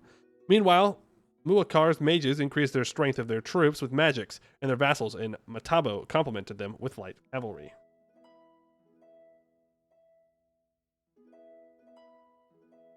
So we'll do that.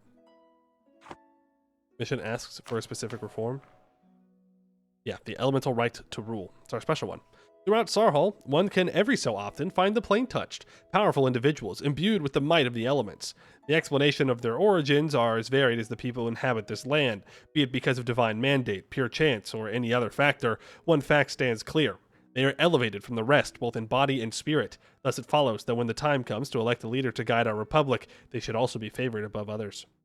Minus 0.2 yearly Republican tradition.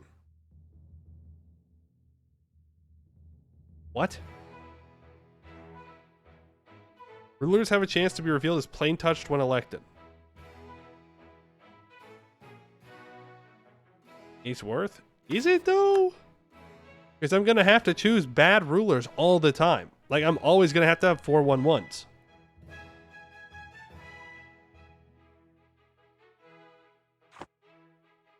There's literally no time losing Republican tradition is a good thing. But maybe we get helped out along the way.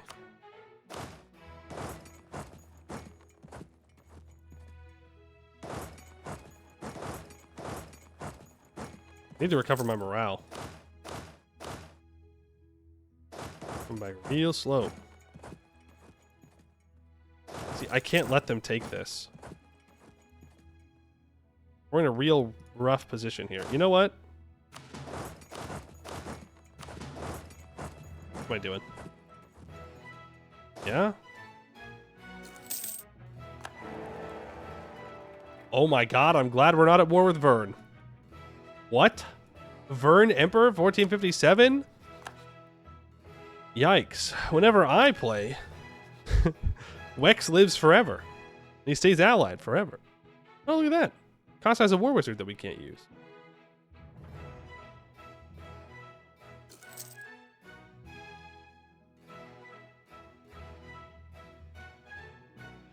Only 2 Republican tradition per election cycle?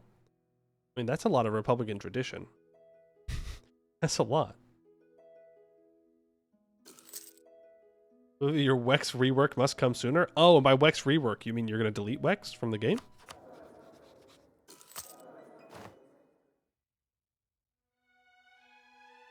Got some defensiveness on it. I guess not.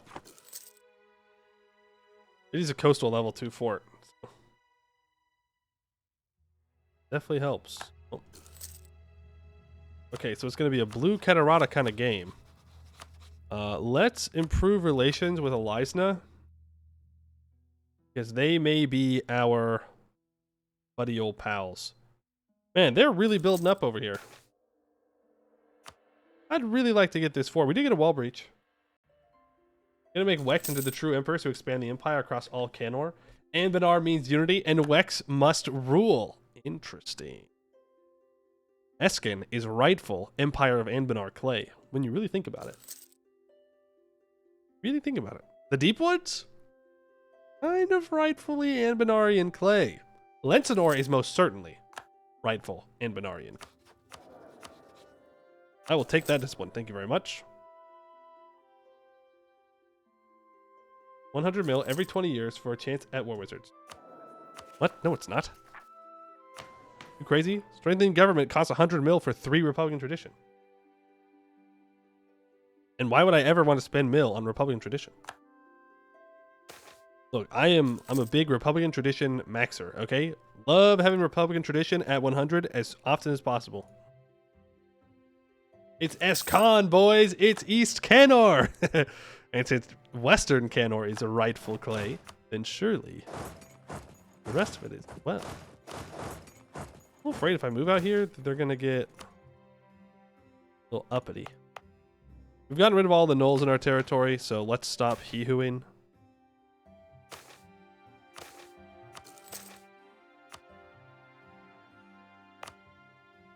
I can state this up, I guess. Huge. This desert is now stated. I bet you're all jealous. Big Republican tradition maxer, yet he refuses to complete Brelar. Well, you see, you don't maximize Republican tradition in Brelar. You maximize suffering. It's different. I would love to go siege down Everthill's capital here, but he has 20,000 troops just waiting to cross. Makes me a little nervous. I don't think I take that Diplotech. I think instead I should not have turned off that edict.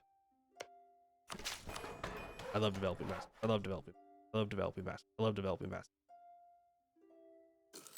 What is Brelar? They are a republic in the Yin Valley. The only one, I think.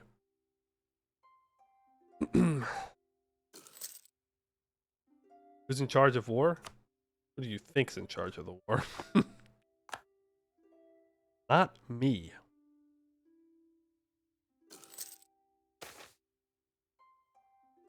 Oh no, Kiliande doesn't like me as much. Whatever shall I do? I'm losing 6 ducats a month. Damn. But I don't want to transfer this fort over because I want the province. Yin Valley is cringe region in general. True, true.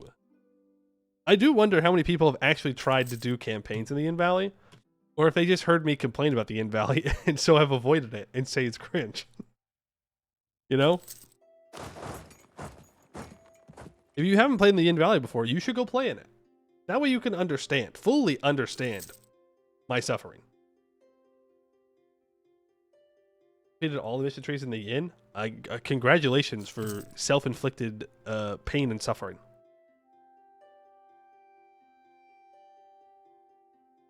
Adventurers are good in the Yin. I guess it's better than playing you know, being primitive on a highlands and having to develop.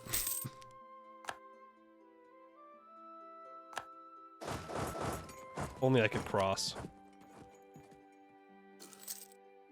But there's just no world in which I beat that navy. Celionde is the one with the heavy ship? Hey, how about you spend less money on a heavy and more money on, like, killing Tornanin or something?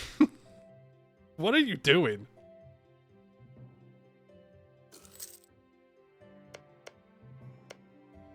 Well, I guess we just sit here now, and I bleed out money because I'm over my force limit by 5?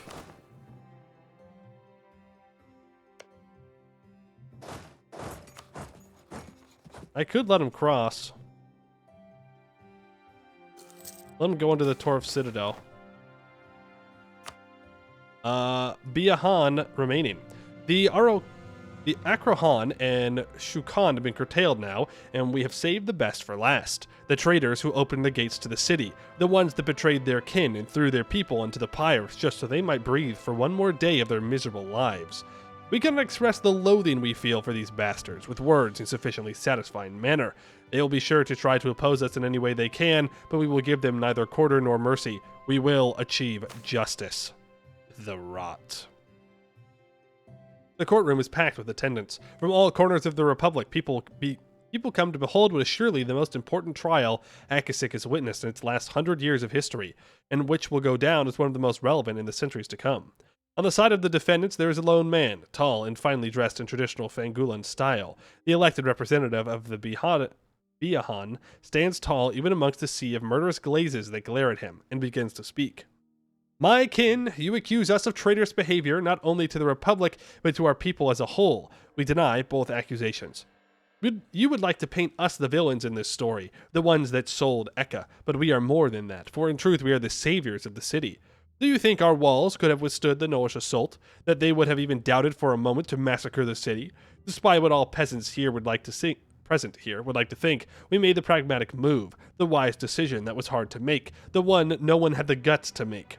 For our noble Grand Mayor, are they not traitors to the same law you accuse me of defiling? Did they not break the law of the mother and our ancestors? Deafening silence falls over the courtroom. These last words cut deep into a truth many saw. In the gallery, a woman interrupts the silence, raising her voice. The leader of one of the Akasi roosts speak. And what of you, Sharil? Would you soon try to draw blame to our Grand Mayor and draw a comparison between the two of you? But actions speak louder than words. They were not the ones that opened the gates of the city and allowed the common folk to die while they stayed in their palaces. They fought in the streets with the Madakas to help the people flee. They did not concede the roosts for their low population density, as you did, and they did not order the citizens of the Republic be presented as tribute for the gnolls to appease them. You filthy rat, and your cohorts were the ones who did that. There is no salvation for you, no punishment fit for your crimes. Sweet words will do nothing to help you. You wrote your destiny in bloody characters long ago. These are the true words of wisdom. We lose 27.14 crowns for 2 years of income for our trade, and we get expunging the rot till 1565, minus 15% trade efficiency. Filthy rats. Rats must be burned. Machiavelli's been doing Ekha real dirty. True. And we are free of rot. The three factions have been thrown out of power and the Republic is restored to its previous glory. A new balance of power has been set and new measures have been taken to avoid the errors we committed in the past.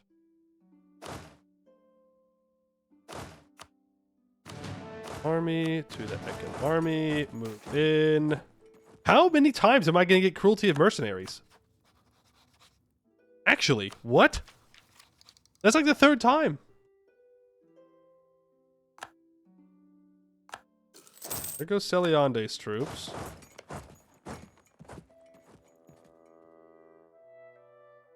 We can get a wipe here. Be nice. Stop finding cruel mercenaries. I'm sorry that Vern had a good general. Okay? What do you want from me?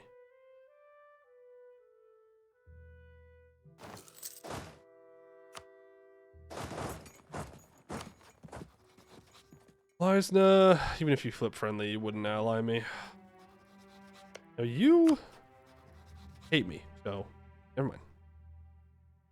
Figured because you weren't. Oh, they hate me because I did I did he who their people. To be fair, they were demon worshippers. 12th summer solstice. The summer solstice of the 12th years arrived, and it switches. You get +1 natural unrest, minus 10% idea cost for the aspect of reciprocity. Right.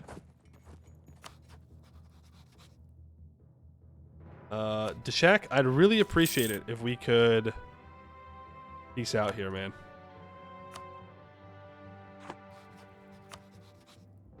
I'm not sure what your end game is, but like, you don't have to give me anything. It's okay. Maybe I should remove these as vital interest.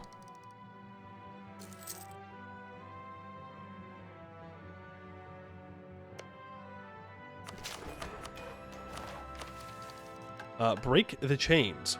Wine was first introduced to Akasik by our Sormani friends during the times of Loranen. They taught us some of their techniques and gave us the means to start our own vineyards, and while we may not be as great at their craft, we take pride in our production.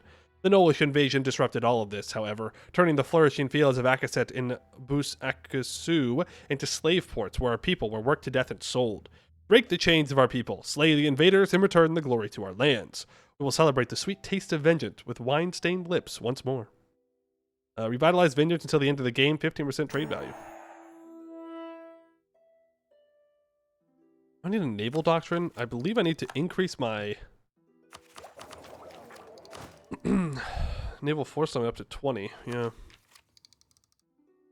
Do need to do that. Clerical Advisory Council and 2 generals. Okay. My 50% admin advisor cost, and I guess I just hired 2 generals here, which I already have people to ask for. That was an hour ago? Damn. Right. And get our second one. Oh. Click. G-Pip. Mission fulfilled. Plane touched beyond Akasik. After our deal with the Deshati Sisterhood, the Republic has found itself with an unprecedented level of control over the plane touched on our lands. Under normal circumstances, these outstanding individuals would act either as independent agents or under the control of the Holy Orders. Now, however, we may use them for more secular affairs. The law is already being drafted, and the will to enforce it is palpable even among our detractors in the Council. The only question remaining is, where shall we center our efforts? The law is being drafted as we speak, and we'll be ready to show the Council tonight. All we need is your input and for you to decide the last fine details. What weighs on your mind so much, Sayer? What is causing you to stall this law if you were its main proponent? Have you ever thought of what this means? Hundreds of years of precedent, of laws that our ancestors made to keep Akasik safe, undone in the stroke of a quill. Do you think we may be making a mistake? I cannot say I do. Thousands of years of precedent were broken when the war was waged and we refused the teachings of resilience, and yet we succeeded. We have risen beyond what we thought we could do, and we have done what we must. It is too late to think of the implications of a simple piece of secular legislature when we have already broken sacred laws. I suppose so, and I sincerely hope you are right. Then by my title and station as Grand Mayor of Ekha, I sanction this law, and proclaim that from henceforth, all plane touched under the command of the various orders will be folded into the joint control of the Council for the betterment of Akasik, with special notice being put into the safeguard of our ports, 50% provincial trade power, the Navy, 10% morale armies, our overseas expansion, plus 15 global settler increase.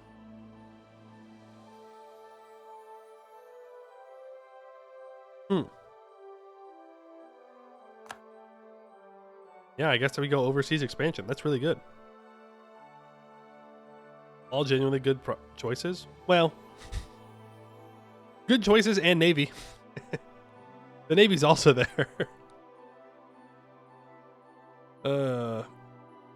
Though the provincial trade power is actually probably best to doing like if you want to go for a Sarhal route and get your trade companies up and running.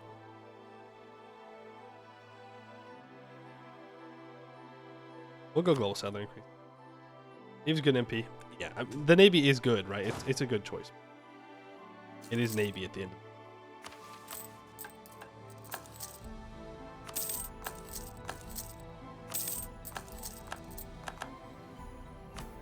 we can go indebted to the merchant guilds again.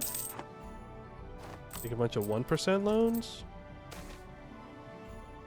Yep, go ahead and keep them. Again, I'd really love to peace out, you know? Really would. Dude. That's not real.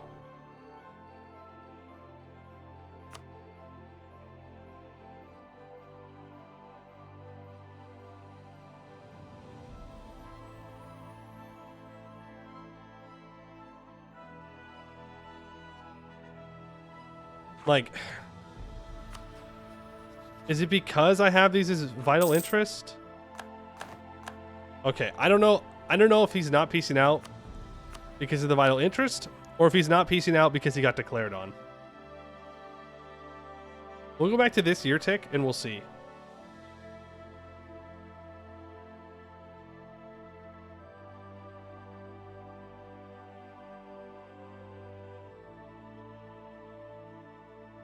I want to give you land, but need a more war score, which is crazy considering he's fully occupied. You haven't been declared on yet, right? No. No, he's piecing out. I think he's piecing out because he gets declared on. We can go back another year. We can see, but like I'm pretty sure he's just piecing out because he gets decked on. Does the shack have the good mountain fort up? I want you to think about the AI, and I want you to answer. Oh no, I want you to answer that question.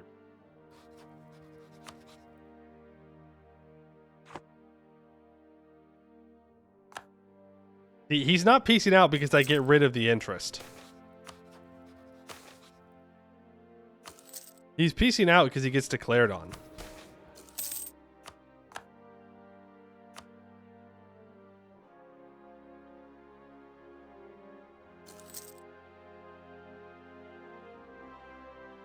So like, transfer land to him. True, we could try that.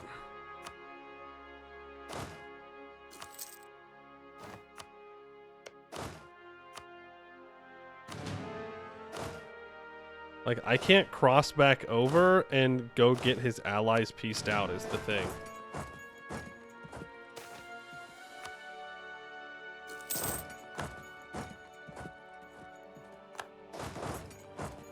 I can maybe, hopefully, get a stack wipe here. Like, the problem is, if we go to war with Ketarada, it's going to be the same thing. I think we'll be trapped. Done this yet? No. I also don't think I have the two generals. Sorry. Our generals weren't that good anyways.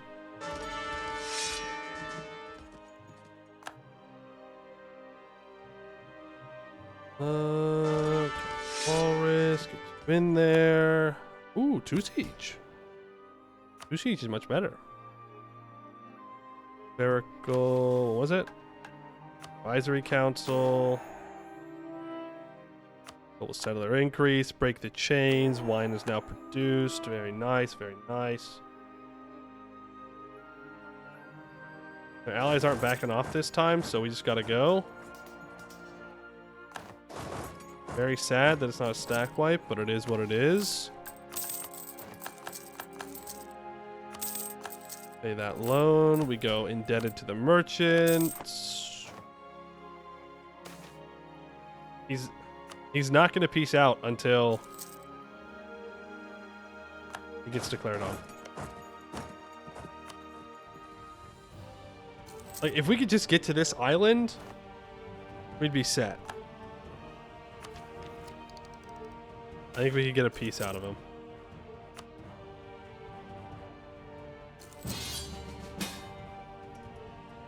Like, yeah, we'll accept this. Peace. Peace. Peace. Peace. Peace out. Peace out. Hello? Hello? AI? Wake up! What are you doing?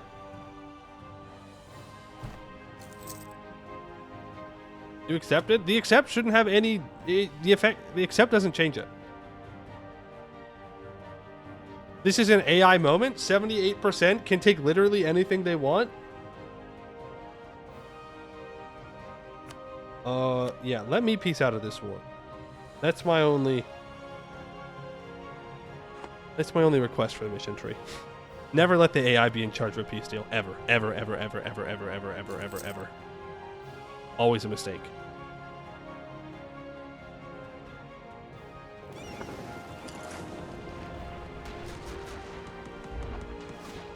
Like we have to just go back. Like, cause like this is just the problem, is that we have Eberthil all occupied except for one island. Right? He has 87% war score, but he won't peace out. Or maybe make it to where, like, if you get to 50% war score, or, you know, whatever the war score is that you need to get independence, maybe Deshak just gets it automatically. I don't know. But the AI just refuses to peace out. They're not peacing out this time because they own the occupation? No, because they don't want the land.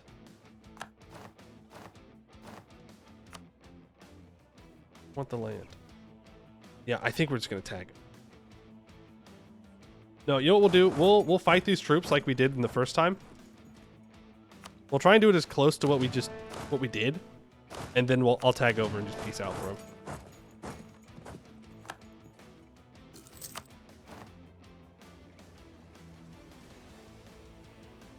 Your mission tree is horrible. Impossible to ever complete. Brelar. Brelar creation moment. Crazy. Kill these guys. Back you up. Move in. Fight them. Now we're gonna tag switch. Tag. U06.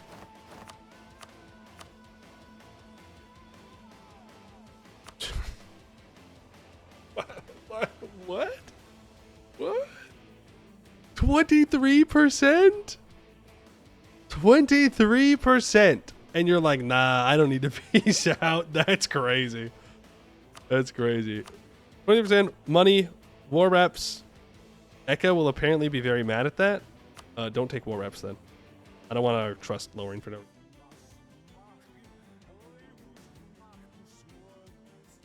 When we did the survey of favorite tags in Anbennar, there was one person who said Brelar mission tree was their favorite. Psycho.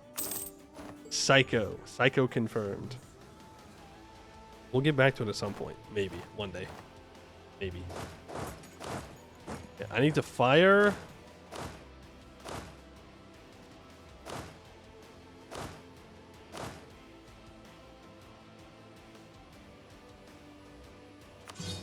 You. And now we can complete drive them back. Oh, I gotta turn off debug. Our sisters indeed chose wisely. The fight against the Tafori was not an easy one, but it was without a doubt a worthy investment. For now, all of Akasik is free of foreign actors. Their intentions may have been good, and their actions were certainly more benevolent than those of the Knolls, but at the end of the day, they were foreign conquerors seeking to take these lands, as so many have done before. Now that we are rid of them, however, it is time to collect our dues. We have granted the Deshaki freedom from their overlords. All we ask of them now is that they swear to serve alongside the rest of their people, not as lessers, but as equals. A new storm must come, and it will only come to be when we all advance to the future together. Make Deshak into a vassal. They are super disloyal. Strong duchies. These land. That will help a little bit. They want me to annex Casa. You and me both. I'll work on that.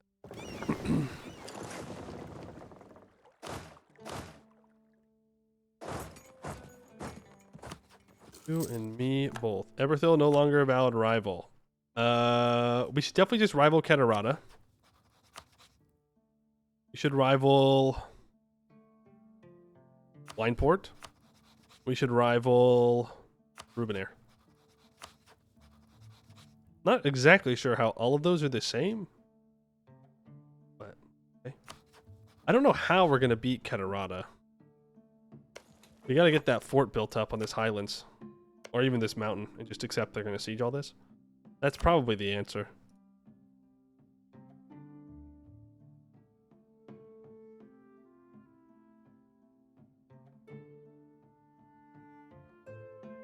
Oak reportedly forgot to decrease liberty desire in a mission tree granted subject. Oh, it's fine. We'll get them. They'll be loyal. Eventually. Eventually. Eliza, I really think we should ally each other.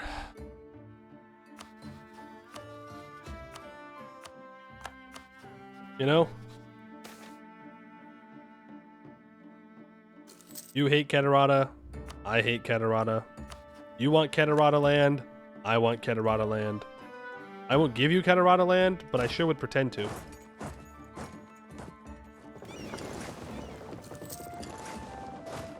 Let's not forget to bring my troops back over. Not let our capital fall. Nice wall breach by the AI.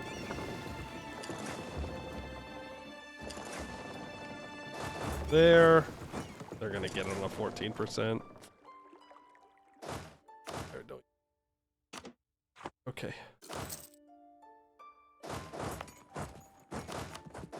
Never punished. For a Busalar? We have enough, actually. I think I'd rather improve with them for now. The force limit is now 18.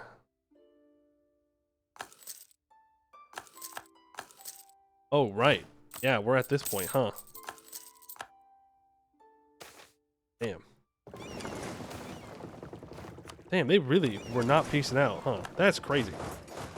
I just realized that we just got to the point where we're gonna get decked on. Does anybody else want to ally me? I am not against pretty much any ally, though Soloran...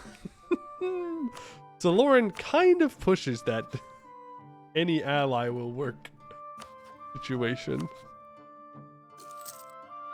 I said any ally. I take it back. Any ally with, you know, significance. I'll take Westham. So someone in Bulwar would be better. Well, really, a Korzik would be great, but they're not going to like me because I did he-who their people. But the demon worshipping kind. I think we need to take loans.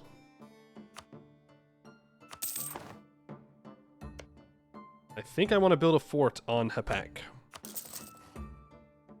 It means that we're sacrificing all this land to be sieged down when Kedarata does declare war on us, or we go to war with Kedarata, or whatever happens.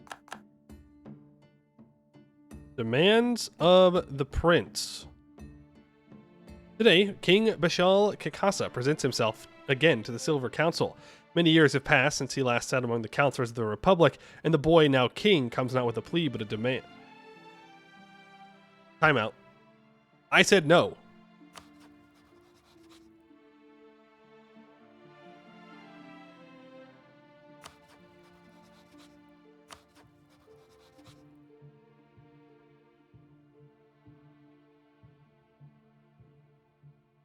He didn't care. He took over anyways. That's a bug? Damn. Damn.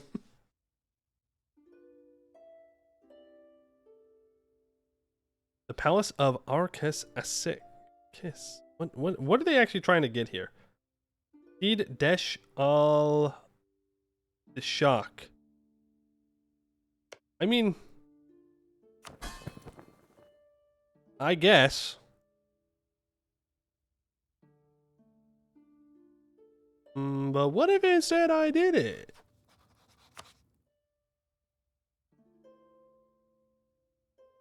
Our kin is yet to be swayed.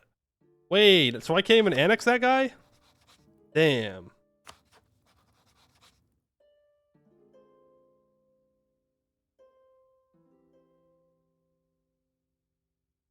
Well, I could take the province.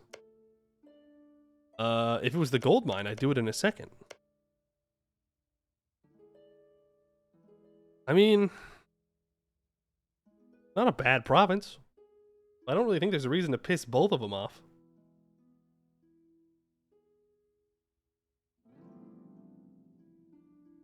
What does the palace do? We'll never upgrade it.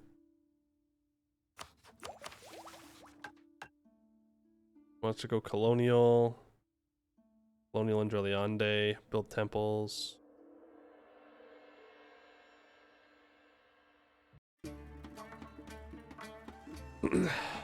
I'm playing on the bit bucket. Bugs are to be expected.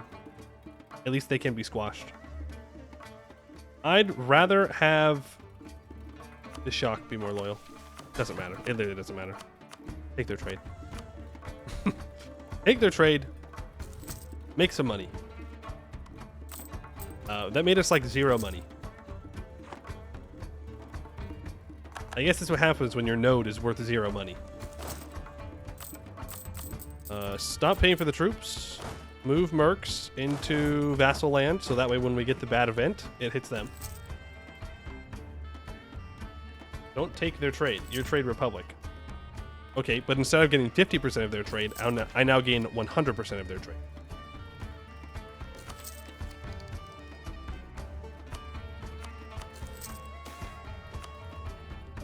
Definitely take the Republican tradition.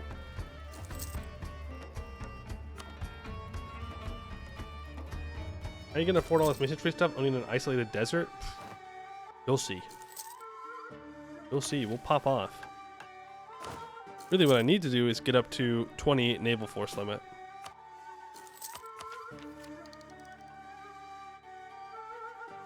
Alright. The good leader just died. I'm going to fire those mercs. We're going to start rebuilding more troops. You say Kedarata won't declare, but like...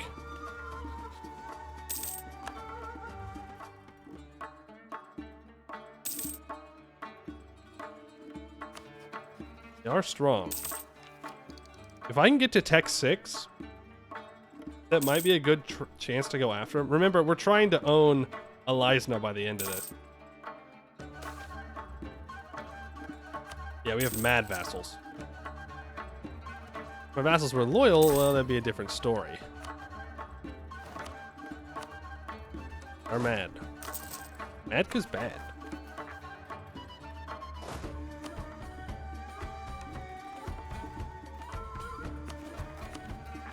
Did this mission consume our generals?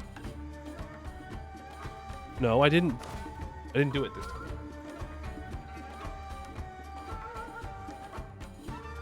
I was like, what? How did they both die? Reloading. That's how. That's how. Then we go to the clergy. We go Clergy Advisory Council. Grab the global settlers. There we go. Now I put you in charge. We walk out to this desert. We start paying for our troops again. We can deal with these rebels out here. They call it Harpy Love. Recently, a local official has fallen in love with a local Harpy. Fortunately, since we have managed to find a permanent modus vivendi with them, it is merely a subject of interest for the people of Ekha, and a significant part of our people wants the two to go all the way together. However, there is a legitimate concern that, if this is not stopped, this could lead to Harpies getting an undesirably higher degree of influence in our country. I'm happy for them. AKA, I don't care. I don't care. As long as they're doing their job, it don't matter to me. Imp? Actually scam? Harpy love just Stockholm syndrome? No, because not all harpies actually steal people. That's like a cultural practice compared to like an innate trait. Harpies do not just inherently steal people. That's just something that they've done.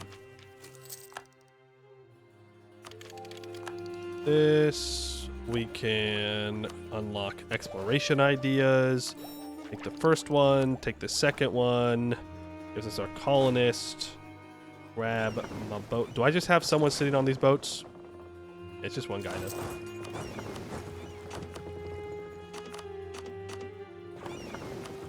send these 3 out to 4.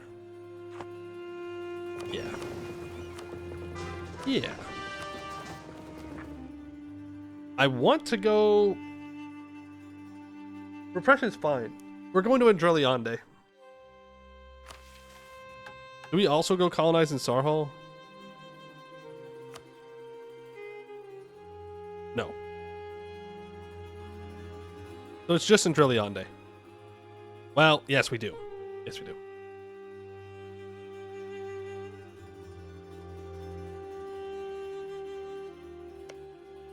Honestly, I still think we go repression. We'll make it work.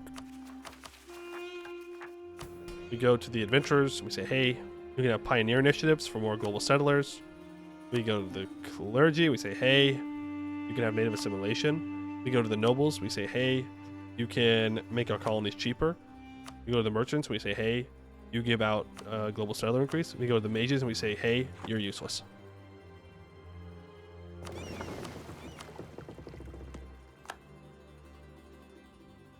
Please, my lord, we've been on a ship for years. Not even Marines. On one hand, Rill. On the other hand, money. Okay, build a spy network on Catarata. I want to know what they're up to. And I'd love to find another ally. Need, like, somewhat decent allies.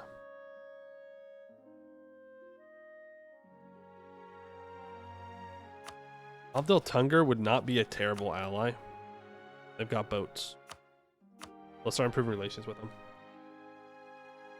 Petrius, thank you for the prime. Appreciate that. Very kind of you. Trading plus clergy button that decreases uprising chance by 50 plus assimilation event. Gives you 200 settlers is best. Yeah, but like I can get like the instant satisfaction of seeing the plus button. Have you considered that? 600 ducats due. We're going to need to just keep seizing no matter what. We need to get back up over our 30% so that way our vassals will be loyal. That's what we'll stay focused on. 600 ducats of loans is a lot. I'm guessing that Catarata is just going to pay off our debt at some point. But we'll see. Man, if I could just have this gold mine, Casa, you know, I don't think you need it. I don't think you're using it as well as I could use it. You know? I want to grab this island so badly. And that colonial range will probably help. It also completes another national idea, our first one, which is pretty important. Unbroken Republic. The Republic of Ekha was established in 332 BA in opposition to Minkonsut's conquest of Akasik. Despite being defeated on land, Ekha stood strong in the waves and managed to strike a favorable peace deal, keeping its autonomy in exchange for tribute. This continued until Demarians invaded Catarata in 105 BA. This presence of another successful democracy in the Divan Hall reassured the people of Ekha about Republican government. Akasik was then conquered once again in 475 AA by the Krodamic people. For some time, the country was a vassal of the state of Akasik until Cedric I granted Ekha title of March as a gratification for help during the Akasi Civil War. During the era of Black Ice, Akasik was conquered by Garudian Reaver Henrik Divenscourge. However, his rule quickly ended and the people of Akasik took their land back from the invaders. However, now Ekha is at the brink of destruction. The Nolish horde of Vyakok is at its gates, only stopped by yearly tribute. But the Republic will not fall. Not now, and not in the future. 10% morale of armies. The dev mission?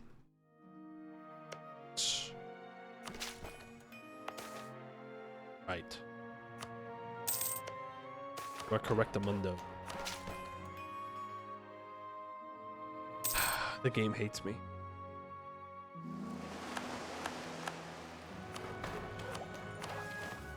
Now, we are no longer slavers. And we make more money. I'm going to build a bunch of temples and stuff. Really asking for a lot here.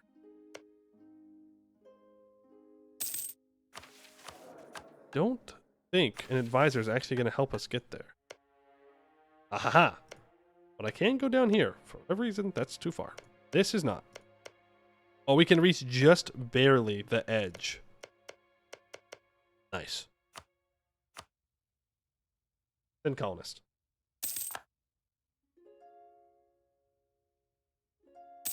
Consider not getting bad events. Have you considered... that's impossible.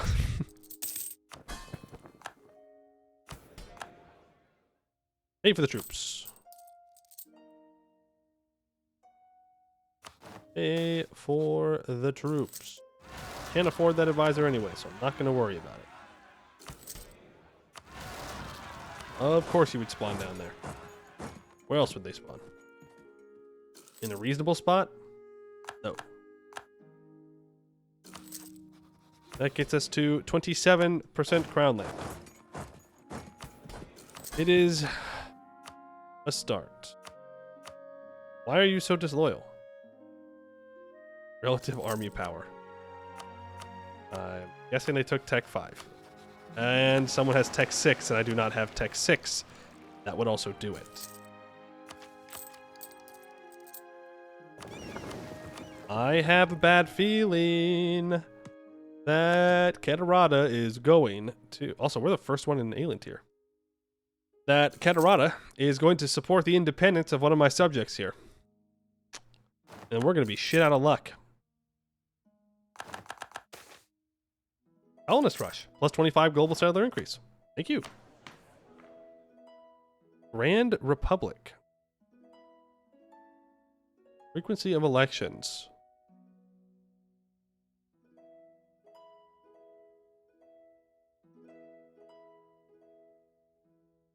I mean, it's always frequent elections, right? Is an exploration 1 tag? Yeah. Yeah, I would say so.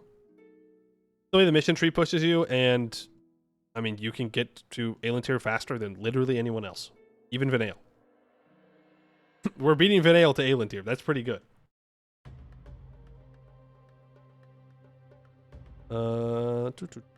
Yeah, I think we just go frequent elections.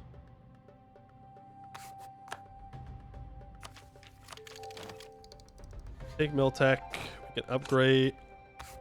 We just upgrade our infantry, right? Yeah. Upgrade to Knoll Hunter Cavalry. Deployed first by the exiled Ahati state of Matabo and later imitated by other Tejaraketi states, though these light horse cavalry corps saw great success in the constant frontier war with the Nolish packs. The riders usually carried bows and javelins, which they used to wreak havoc amongst Nolish ranks. They incessantly harassed the enemy, attacking and quickly retreating before they could respond, exhausting them physically and psychologically. Usually, these bands were independent from the state and would be hired by it or by particulars to perform raids into Nolish territory or eliminate troublesome packs. Their payment would come out of the loot they obtained, while the employer provided insurance in case of death, injury, or loss of horse.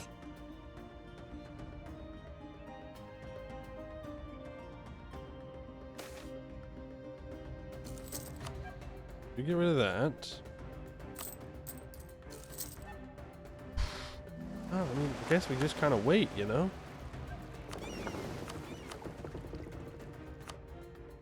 Now, does the mission tree even take us into Catarata?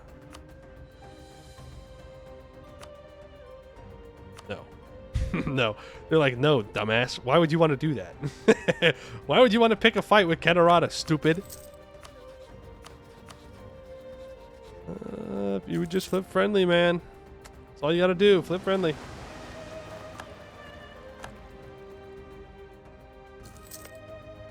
We have this mountain fort, though.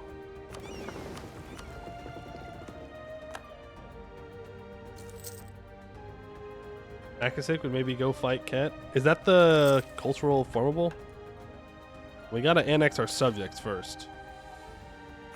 Or poor uniforms. It's time. Come on, Catarata. Do it. I know you want to. Need to build more troops. Ouch. Nail gets fascinating. Good for them.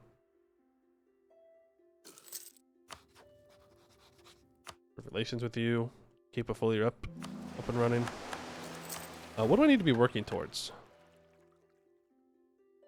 More naval force limit. And colonizing south. And I need a subject over there. Okay, but the subject in Indriliande gives me another colonist, so that sounds good. When do I... All mountain provinces and access will gain 3 points of development. Ah, Vows of Silver. I'm guessing this is when I can annex them. Liberty desire less than 20%. You know, I don't have high hopes that we're actually going to get there.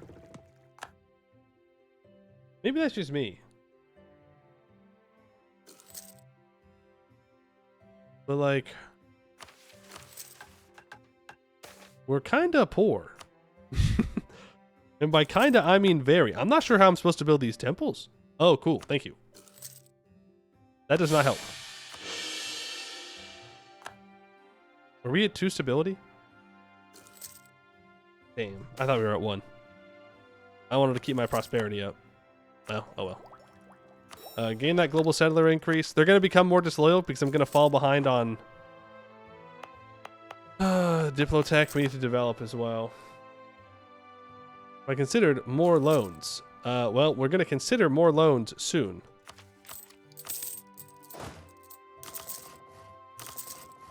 We need to go to our force limit. Tax? Tax meta? You know, I think we're actually just going to get more money if I don't divert their trade. Like right now, I make 2.73. I take that back. Give me your trade. I have changed my mind. Give me your trade power. The trade value on our node is doubled.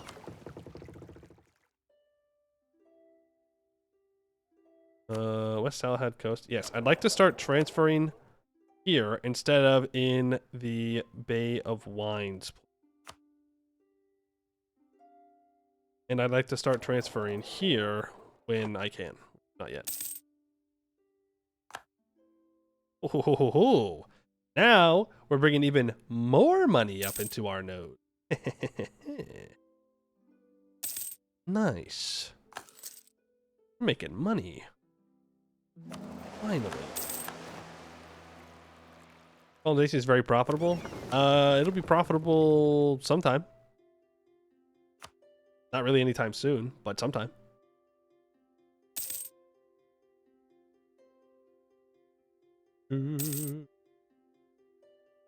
Just waiting for Eberthil to start trying to steal my trade. I know it's going to happen at some point. I should improve my favors here. Use my favors. Improve trust. Make sure Bucelar is very much on our side. Can I block off Vanale from colonizing? No. I'm afraid we don't have that much power. But it would be funny. Bucelar. That's right. Bucelar. They're getting loyal. They're getting there. It'll be great. It'll be grand. It'll be fine. Could really be having you, though, protect trade somewhere. I don't think I need to protect trade in this node. Send you down here. That 2.5 becomes 2.9. It's another 0.4 ducats that we're dragging up towards us. What's our level 1? We're a plutocracy. Okay. Fair enough. You could kill Vanilla. That's true.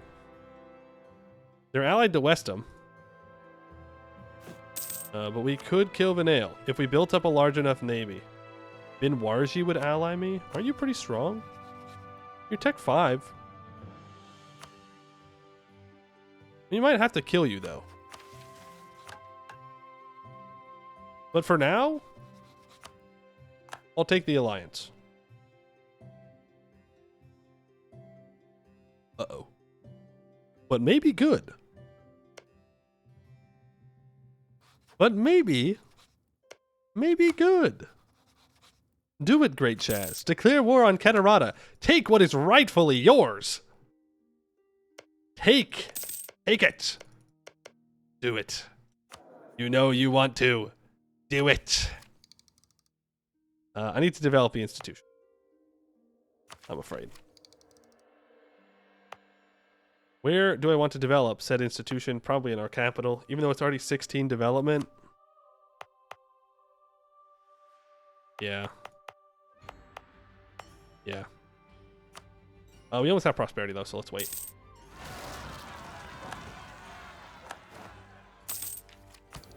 Oh, I could seize though.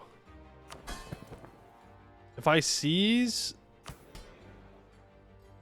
he'll be disloyal.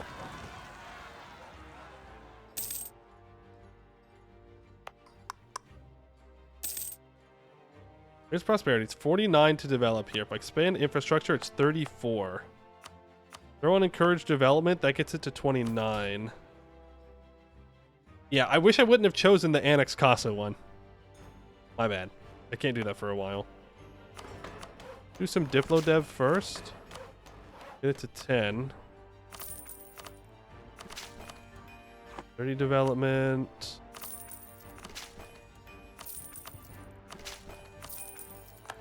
There's Renaissance in our capital. Take the complete agenda's ability. I suppose we could do that.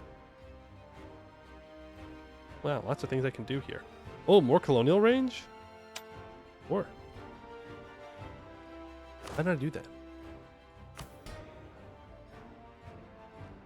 that? Pay for the troops. Build another one. These sons of bitches are gonna be loyal. Yep, just keep this guy. Who cares about Republican tradition? We're gonna go play Resin Also, if we can't get over to a license and spawn Resin we may just tag over and play Resin anyways.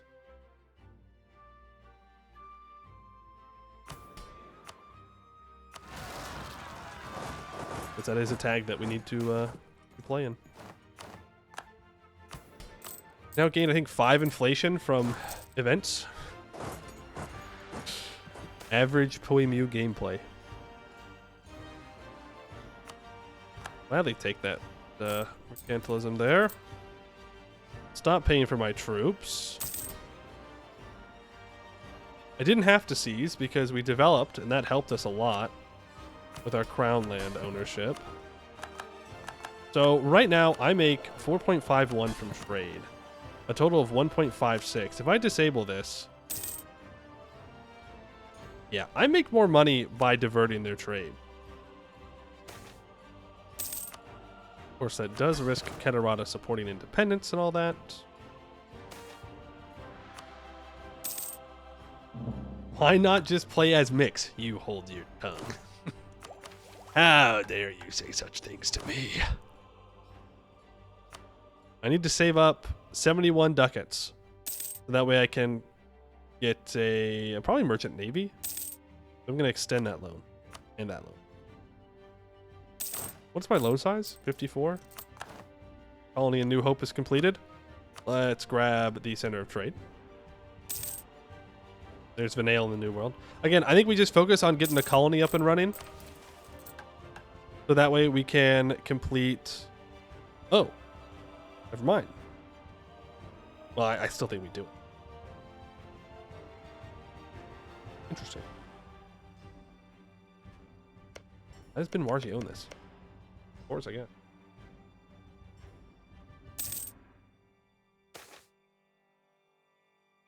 60 mill points? Yes, please. Let's put our 2 maneuver guy here.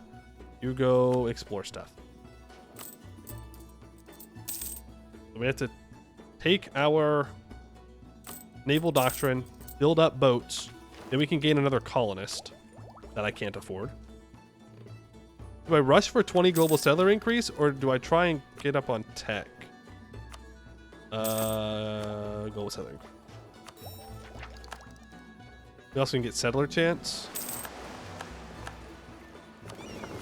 Is pretty good. Just scared because the gnomes are thriving? True. Imagine dying to the gnomes twice as Mix? Oof. That would be embarrassing. Do I go for the naval maintenance modifier, or do I go for ship trade power?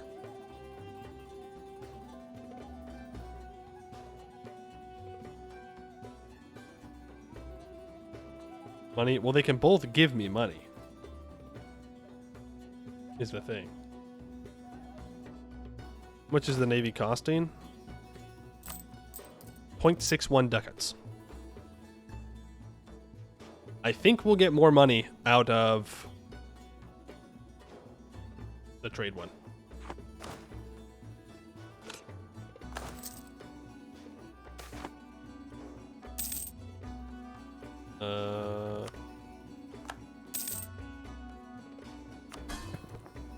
We're making 3.46 ducats a month? Real?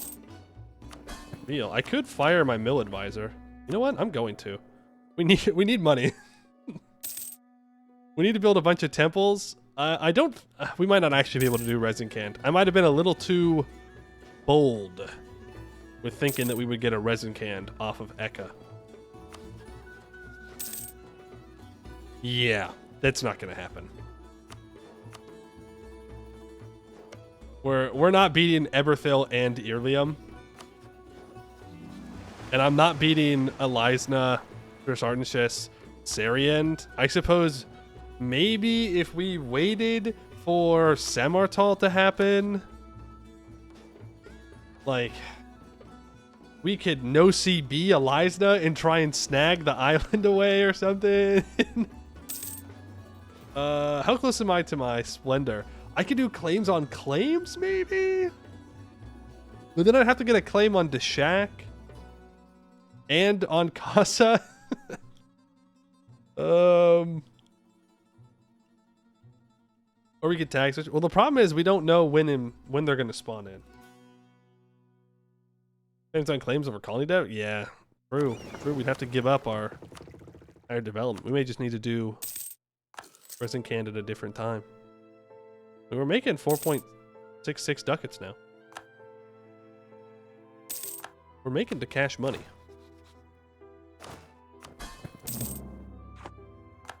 I can build more light ships. They're just very expensive. I need to build a bunch of temples. In fact, I should probably build a temple before I build another. A temple in my capital would be pretty great. Turn off that edict. 4.3. Not a lot, but it's something.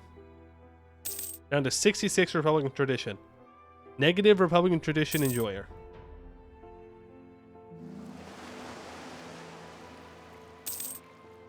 We designate Eliza as a country of special interest when we get a notice once they spawn. I don't know, but I want to make sure that we complete the Ekha mission tree is the thing. I don't want to just jump to resin canned. I want to finish Ekha. That's the #1 priority. Merchant Guild loyalty? Thanks. The nobles.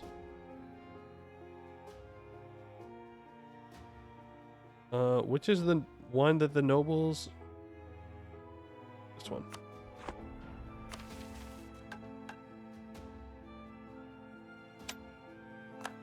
Nope. I'm gonna diet. Marketplace in our capital? I can do that.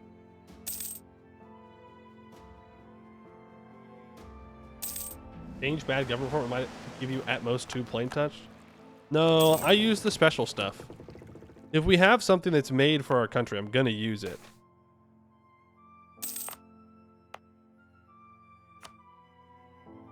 Not gonna skip out on it.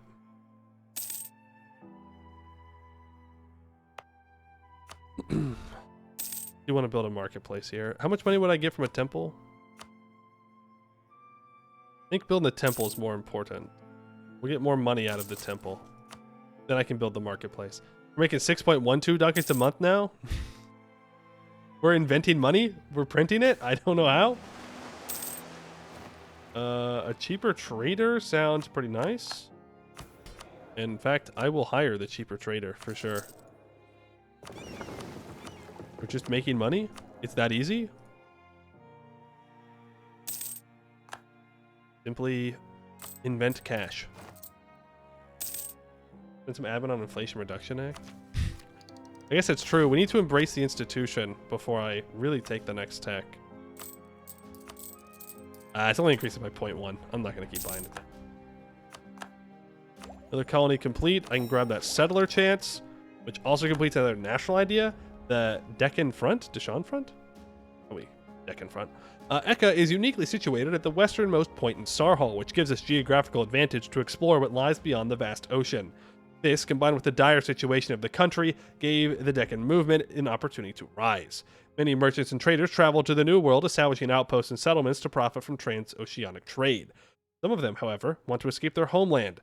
Seeing the Republic and vision of free Akasik doomed, their foolishness will bring us glory and gold. Plus 20 global settler increase.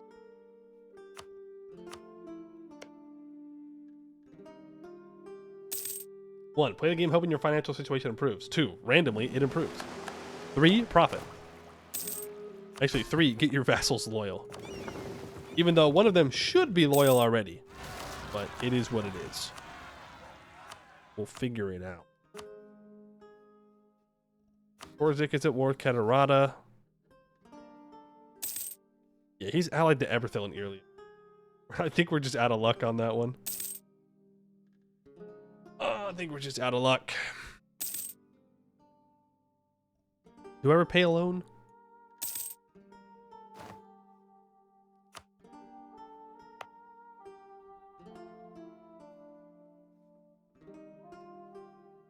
No, extend it.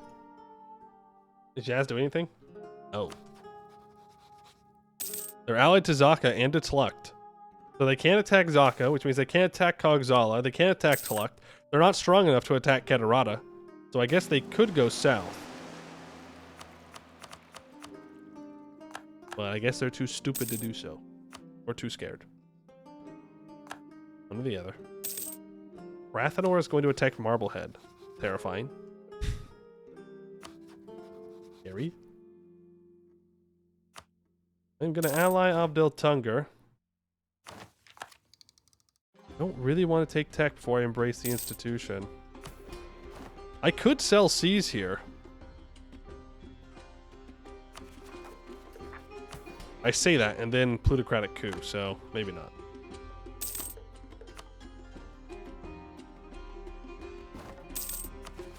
Because that will fire. If I start seizing like crazy. Unfortunately. Raj, your horsey's beating up Siadan. Babhagama. Our ruler has died. Damn.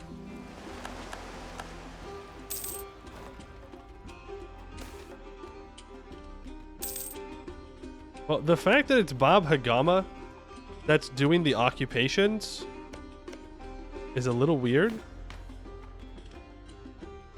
I don't think it's the Raj. I think the Raj might be dead already.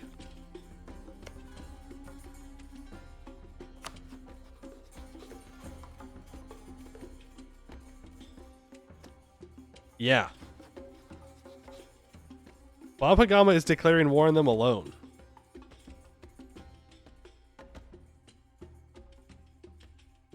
Other occupations. That's it. That's all the occupations. It's just Babhagama and Siadan. They can do that? Are they Synopti?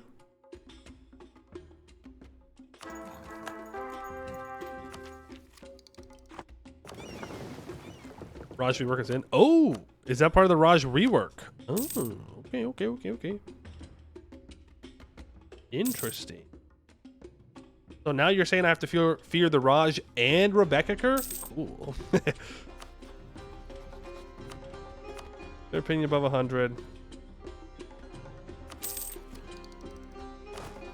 Portsmouth's still at 20. Saving up money. I'd love to be paying off our loans though. But we need to embrace the institution. Oh, nice. And it spread to that province right before I embraced it, saving us a bunch of cash.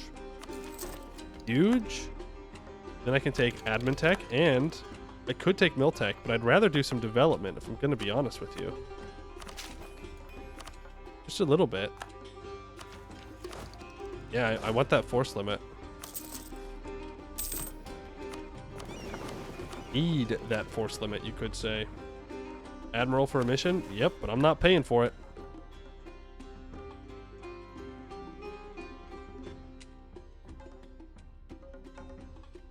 I am paying. Damn. All right. Arya, you get to be the Admiral. Congratulations. 4433, you know? That ain't too bad. That ain't too bad. You have to fire one of my explorers here, but that's okay. Exploring naval tradition moment. Yeah, don't worry, it'll go back down to like 2. It'll drop back down. For millennia, Akasik was the naval arm of Kedarata and the greatest navy in the South Divanhall, arguably the greatest in all of the Divanhall, in fact. Since the days of the Ceteric, when we were granted the title of Imperial Admirals, Ekha has enjoyed the position of foremost naval power among the Akasi. With all the resources we were granted from both Kedarata and Akasik, we were able to build the greatest navy that the Divanhall had ever had the pleasure of witnessing, the Silver Armada. This fleet has served the Republic faithfully, from the almost constant voyages to Fenguala in search of commerce and riches, to the crushing defeat we inflicted upon the Busanori in the Third Cinder War. Our proud fleet and sailors have seen their fair share of glory and triumph. Those days of uncontested glory remain in the past now, however, as the rotting remains of our glorious fleet rest beneath the waves along with the gnolls that stole it from us. This has been the only true sadness we have felt in our extermination of the cult, but it's no use lamenting over what we have lost. We have managed to recover our age of glory, and we will rebuild our fleet to even greater heights than before. Gain 15 Navy tradition, and Ekha gains a shipyard. We become aware of the situation in Fengaula. Fengaula? We are aware. Now we need our navy to be 90% of the naval force limits. Alright, and they want me to own all that. Well, once we get this other colonist, we can work on it. Am I going to finish exploration ideas? No. I do not want more naval force limit. I want Diplotech.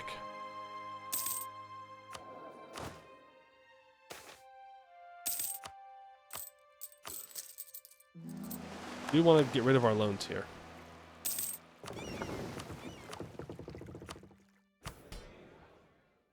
Sell would be so nice. But we need loyal. We need loyal merchants. Otherwise, we're going to be in a very bad spot. Very bad spot. Government reform tier 4.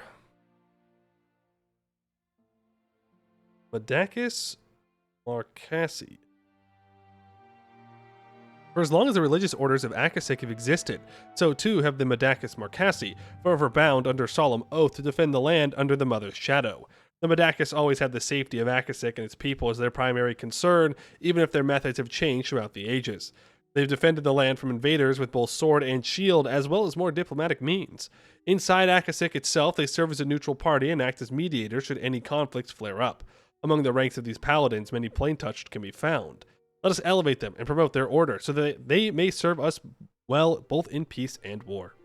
Plain-touch generals will become more common. 15% improved relations, 25% general cost increase, 10% clergy influence.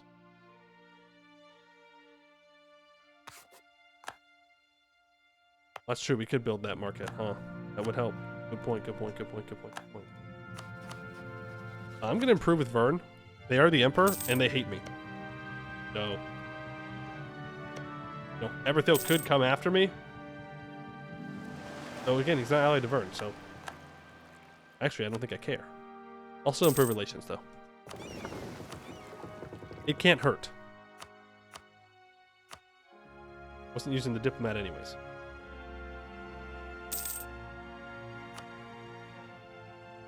Who else could I improve with? Rathanor, I guess? I wouldn't mind another ally. You know? Another ally would be pretty good. Those rebels. Fungies launched? They did. Eberthil has taken out Ordia.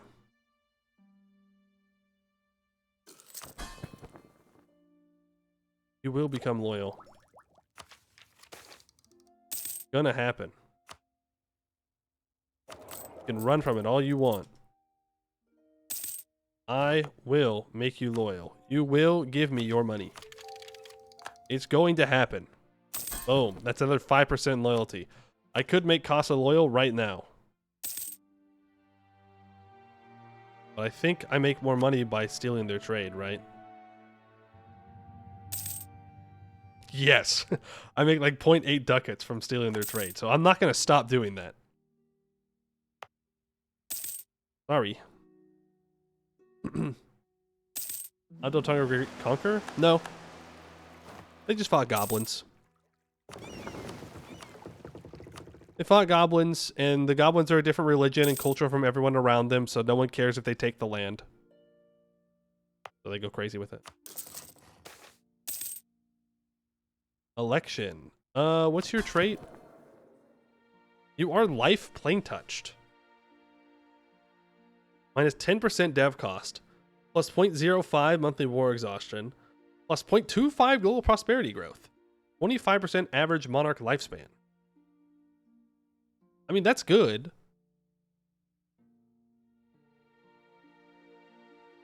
8 Republican tradition to re-elect. Yeah, why not?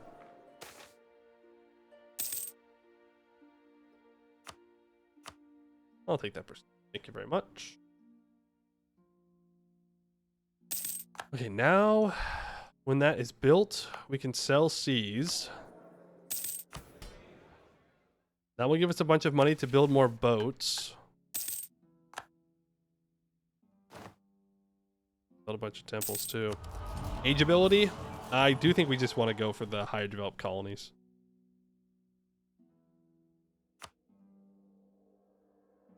I think we're just going to have to do Resin Cant another time.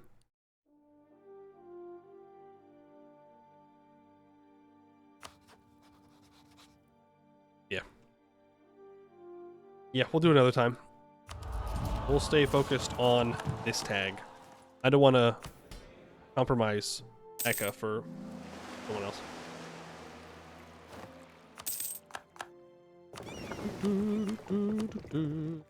Plain touch the Sarhal thing? I believe so.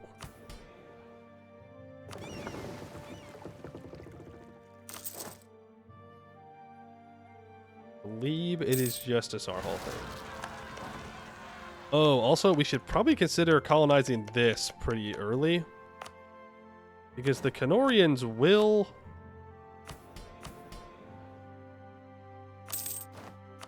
do it. They will colonize it themselves. We don't really want that. Okay, 261 ducats. Do I pay off a bunch of loans, or do I build a bunch more boats? I build a bunch of boats, and then I pay off loans. And I make 0.3, 0.4 more ducats. I now only have a debt of 500 ducats, guys. Fly inflation down a little bit. Make another 0.3 ducats or so from it. Now we're making 6.88 ducats a month. There's a completed colony. I should just get this colonial nation up.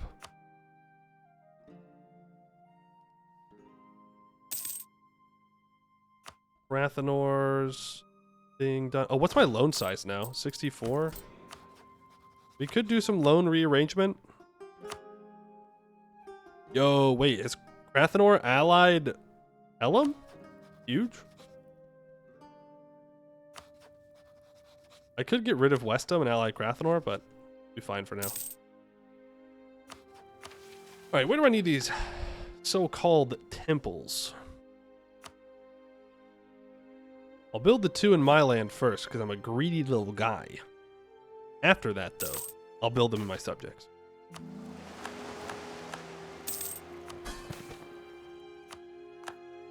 We're close. We're close to getting them loyal.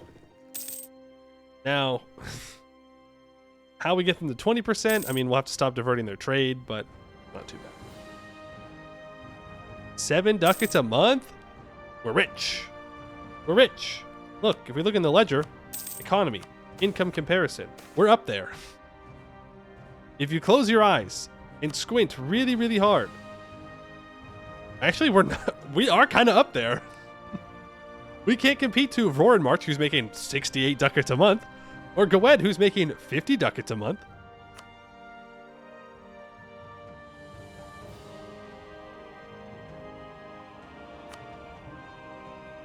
Okay, 45 from Roarenmarch is looting, but Goed is making 50 ducats.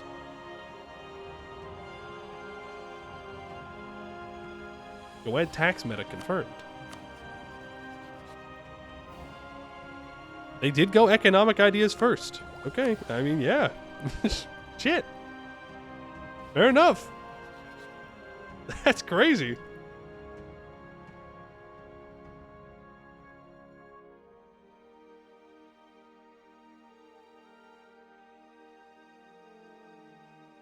Goed, economic powerhouse. Like Keterada with the second highest income in the game at 35. Elizna right below them. Yeah, we could take him. I mean, we could, to be fair. If my vassals were loyal, we could beat Keterada in a 1v1. He went Inno first? Crazy. Meta slave. Beyond the Ekani tip. Whispers come to our ears from the ports of Laurent of preparations to sail west to the lost elven home of Aelintir. Truth be told, a great portion of our population had already begun preparing to flee to this new frontier in case the Gnolls ever turn their desires of conquest to ones of genocide. With our recent triumph over Viacok and the expulsion of all Gnolls from our lands, not to mention the renewal of our fleet, we are now in a perfect position to use the assets of the lost Dakani movement to jumpstart our expansion into the new old world. In a skill 1 navigator that's 50% cheaper, permanent claim on a bunch of areas, and I gain an extra colonist and cheaper colonies, which is super cool. From this point forward, we are going to pay for our troops. I am going to start going south. Oh my god. That is quite a few guys.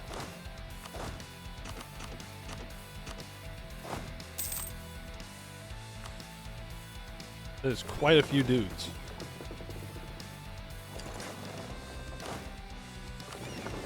Ask for access and your ally down south.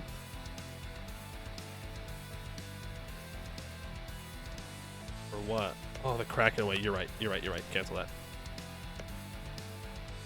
Well, it would be... Yeah, let's do Kraken way first. I don't know if we need it, but I want it. Well, it would be smarter, technically, to colonize Retapax first. I'm not going to risk Pearl's Edge snagging Exet Kitgaz.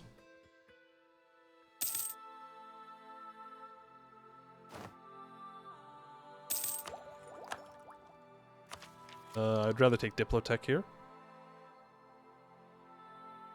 Big name, big name. There is Diplotech. And you know what? Keterada, he's still behind on admin, so it doesn't actually make things cheaper. Binwarzi wants knowledge sharing. I will accept that. Loyalty is still at 83. Why? Development, Diplo rep. Technology. We do have -1 Diplo rep right now from our aspect of justice. If we could get rid of that, that'd be great. That'd be super, super cool. Super cool. Need the merchants to stay loyal no matter what. Let's make sure we're using our diplomats. Improve with our allies for now. Make sure they're all maxed out. Needs to build temples. Yes. Well, we need to do more than just build temples to annex them, but yes.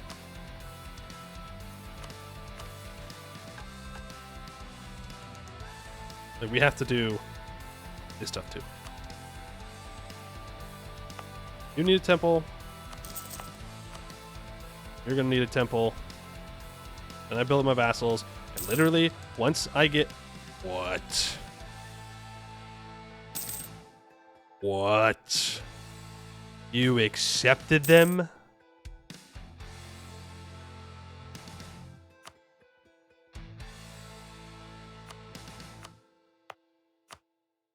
Interesting. Traders! Did I build a workshop? Well, we're building it now. Did I do it again? I'm just so workshop filled. I'm just so workshop filled, dude. They are purchasing them, but they accept them at the same time. Huh. They also have not gotten rid of any of them, I don't think. Don't Knowles give goods produced? Don't care. Kind of care. For the RP, we don't care. Me, in actuality, please, please, Knowles and orcs on my gold mines. Nothing better. Even if you put them to minus 100 tolerance, they keep accepting. Maybe you just have to have the mission change the cultures of the provinces. I know why they're doing it. They're doing it because it's a good percentage of their development, so it makes sense to accept them. Oh, true. You could lower their max accepted cultures. That is another way you could do it. Because they don't need to accept any other cultures, ever. More expensive idea cost? Boo.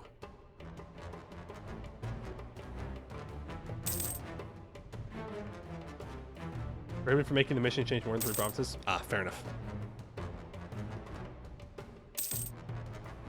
Ooh. They will once they have a mission tree because they bring the harpies back. Well, I meant just like from our missions, but can't do it, can't do it.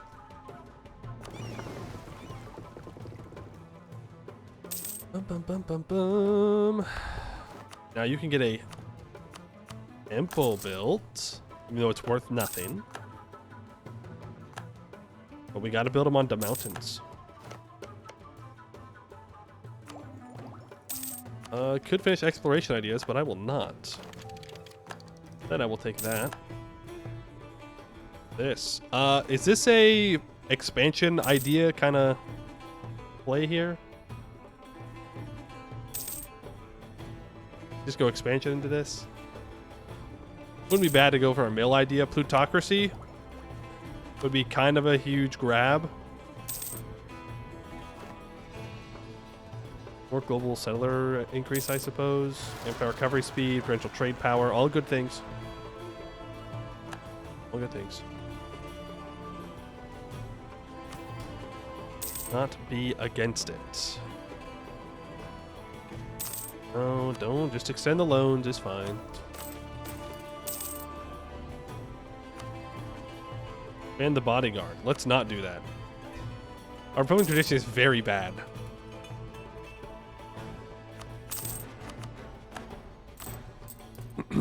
Very bad. This tree is nearly done. Well, we gotta get this stuff down here too. In no time? Do, do, do, do, do, do, do. 6 provinces down south, 3 more colonies and you're done.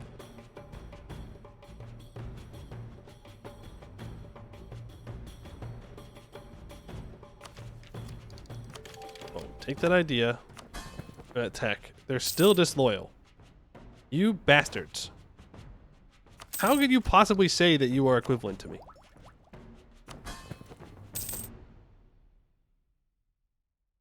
I mean, Deshak does have 12 troops. I'll give you that. Lazy colonist, thank you, yeah. I need 6 provinces over here, right? Yeah.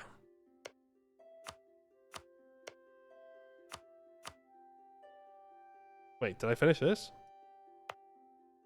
Huh. I think I want to start on these down here.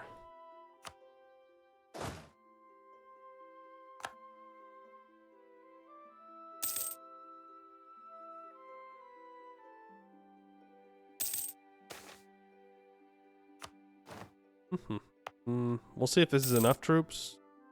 I'm hoping it is. We have tech. They don't have much ferocity, which means they don't do as much damage. They're just very aggressive, so they're going to rise up a bunch.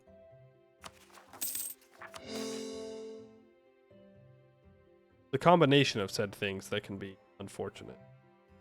No, I don't want to spend this money, but I will. I don't want to decrease my tolerance of harpies at all. Oh, nice. Do do do do do do do do do do do do do. It's gonna be very sad when a Canorian colonizes this. Or this. Well, they shouldn't. Well, they will. Forgot about old Eberthil.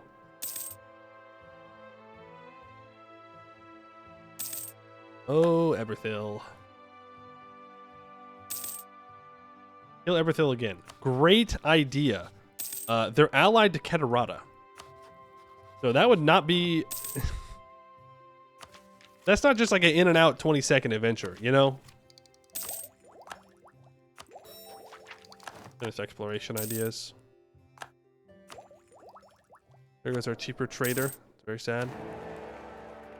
The cheaper colonial range. Vern is re-elected. Again, extend loans. Buy temples. We must worship the mother. It does not matter if I have loans. Worship the mother.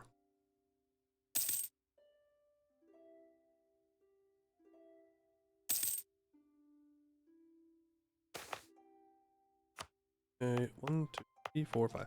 The good news is after this province is done, we'll get a colonial nation here, and hopefully they have enough money to do their thing. And by their thing, I mean colonize.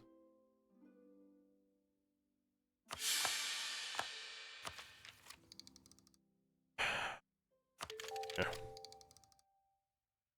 Take it early.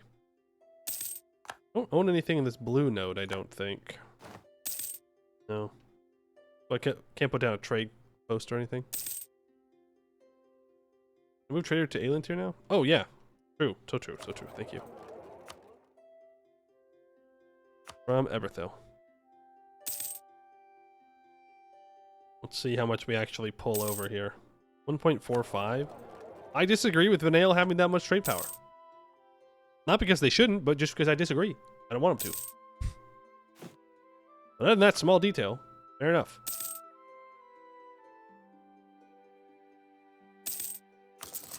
That's the last temple we need to build.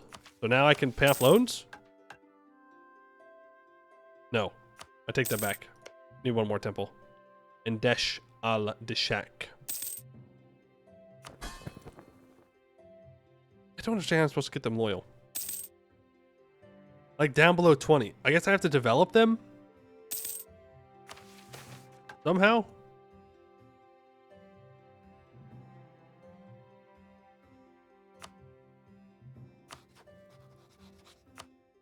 If I develop them, that would work. And then the mission does give reduced Liberzire, so... but that requires... Well, yeah. So I guess I have to get them down, and then I can... I should have never paid that. Here's another colonist. 10,000? What? That's a lot of dudes. That's like a whole frick ton of them.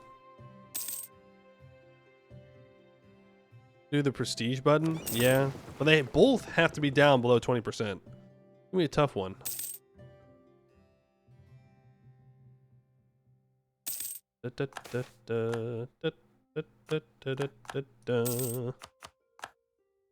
Ekin and Dreliande has formed.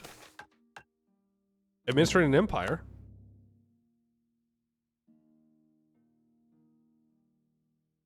Here's the thing. I'm not going to use those claims. So, I can save this mission. I'm really nervous about this island. So I'm going to grab it. I'm very nervous that Eberthil's going to try and grab this stuff down here.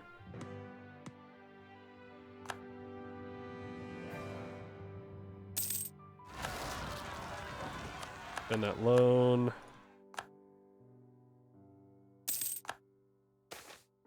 Or uniforms, as always. That's what I get for owning a cloth province. Skill issue.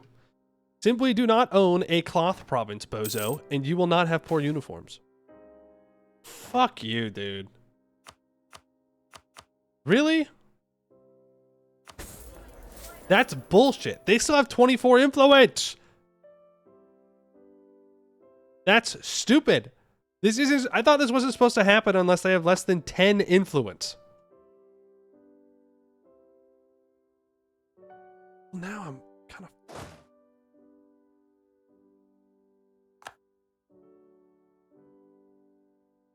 Threshold was 30% Anbennar. Bad change. Terrible change. Switch it back. Bad. Bad, bad, bad, bad, bad. This event is stupid. What's that? Oh, I don't think we can win.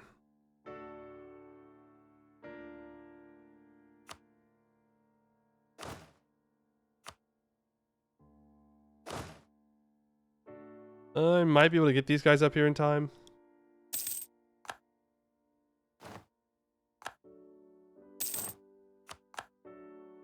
Okay, well, at least we're not going to lose that. Believe you can win and you will win. I'm a believer. Well, you weren't wrong. I did win. All it costed me was everything. All it cost me was the entire army stack. But I did win. I'll give you that. Did they go back without my dude? You sons of gun. Get back here.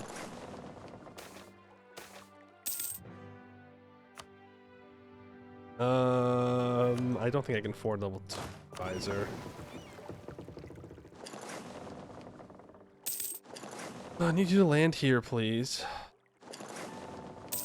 You? Come back up and pick up the other guys.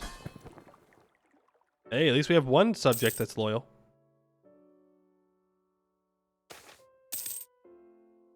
Take a win where I can find it. So-called Republican tradition enjoyers. Yeah, let me just waste all my mill points away. Just choose a negative tradition one. You'll have plenty. You'll be fine. Uh-huh. Go ahead. Can you just not? Why are you rivaling me, man? Don't you have better things to do? You haven't even rivaled the gnomes. Why are you rivaling me? What do you want? Why? Why? Look, Irvixten, Vroren March. Okay, you did rival Vroren March. Irvixten, Bjarnrik, perhaps a good option. The gnomes. Why are you rivaling me?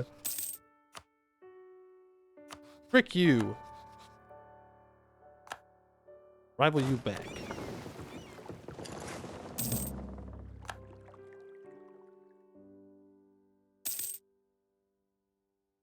Did he tell you frequent will be bad? I don't matter. We're gonna be out of this run before it matters. Ooh, spices. Already? 95 a year. Not too bad. Oh, our super good admiral died. Hire a new one. More money. They're 0.15 ducats a month. 0.5 would be crazy.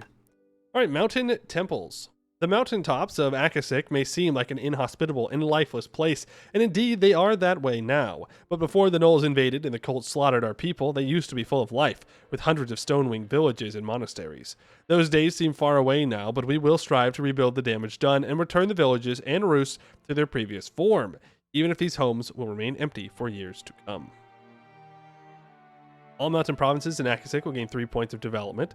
Sisterhood sway will be removed, and we get Sisterhood entrenched until the end of the game. We minus 15% land maintenance, 2.5% discipline, and plus 10% clergy influence. Now if I can get my clergies up to 60 loyalty,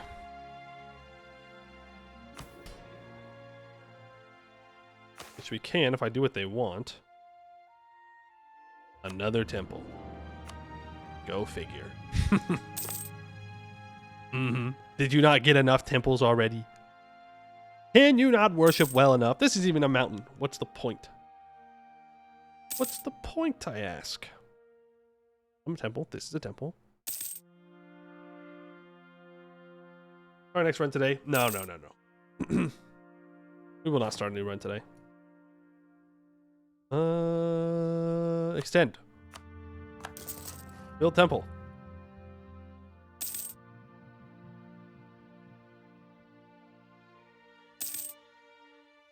Would you love to take my building slots? True. Short run to the list of grudges after skipping. I didn't skip yesterday. I had a doctor's appointment. That's not skipping stream. That just means no stream because I gotta go to the doctor. What the? Streamer skips stream. Goes to doctor's appointment. How dare he abandon chat like this? Someone fishing again? No, there was no fishing being done. In fact, well, there was crafting being. But that's not why I didn't stream.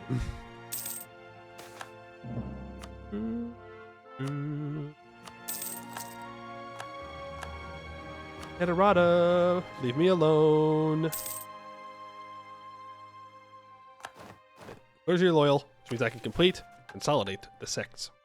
The many sects that dock Akasik, hundreds in number, have always both been a boon and a blessing to the Republic.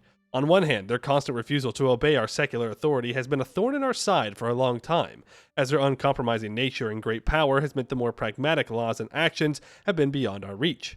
On the other hand, it is the uncompromising nature and authority that has saved the Republic in its darkest hour, as the Orders expelled the Nullish puppets from power. The deal we have struck with the Deshati Sisterhood now promises to achieve the best of both worlds. With the consolidation of the sects, we will not have as many disparate voices on the Council, but one united voice, able to push for the will of the Orders without fragmentation and concession, and thus less likely to be influenced by external factors and internal divisions. This will also further unite the state and the Orders, giving us a greater amount of control over their actions and institutions, allowing us to allocate them as we see fit for the good of the people, and put the militant arm of the Orders to the use of the state. Minus 10% local construction cost and dev cost till the end of the game in those 4 provinces. The Daughters of Akasik will no longer cost professionalism. Boy, vibes crafting. There's no vibing when I'm crafting, okay? I'm grinding. I'm grinding crafting. Thank you very much. Leveling crafters like that is painful. It's actually painful. I was so tired yesterday, and I didn't do anything except craft. Deshati Sisterhood. People of Ekha don't consider plain touched as holy as ancient Akasi or Fangolans, but they are still an important part of culture and society. Deshati Sisterhood exemplifies this state of things. Many Deshati sisters are plain touched, which is seen as a sign of nobility and the blessing from Mother Akasik. It is said that they descend from Storm Queens, the ancient rulers of Akasik. While this claim is probably incorrect, their influence over the Republic cannot be underrated. Daughters of Storm, as they call themselves, hold many important societal, government, and military positions. They are based in numerous secluded sanctuaries in Akasik Mountains, however some live in city temples to help local communities. 5% clergy loyalty, can recruit female generals, minus 10% advisor cost. And I can transfer trade power down here.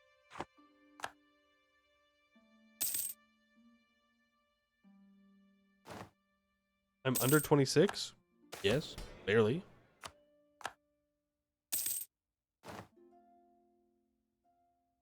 Yeah, we just have this colonization to do now. Discovery spread, we can see the halflings.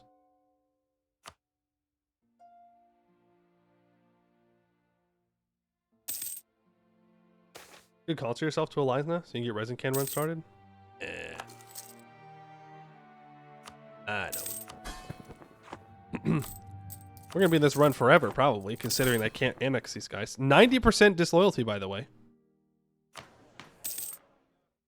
Very reasonable. Unfaltering traditions, black powder innovation, or aerial skirmishers. Yeah, this seems fine. Aerial skirmishers. The difference between harpies and demons? Demons fly alone. There are not many things that men in Bulwar fear more than the sound of harpies raining down upon them. These humanoid avian inhabitants of the skies are infamous for their practices of abduction and are strong enough to lift all but the heaviest men high into the air. Luckily, we have established a good relation with the Harpies, and such enlisting them into the army has become a possibility. The Harpies offer us the ability to rain explosives or fire upon enemies from above, supply our men in the most unreachable locations, and pick up enemy commanders to disrupt enemy communications and battlefield coordination. We can conquer the skies just as we conquer land and sea. We get minus 10% land attrition, minus 10% fort defense, plus 10% siege ability, plus 20% assault fort ability. Why not? Okay, clergy, I need religious diplomats.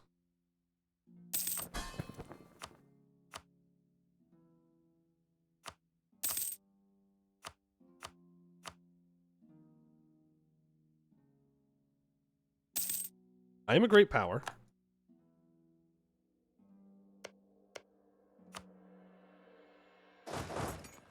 Right?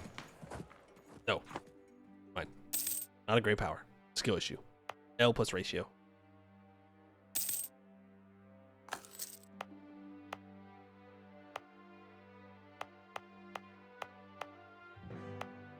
North has more trade power.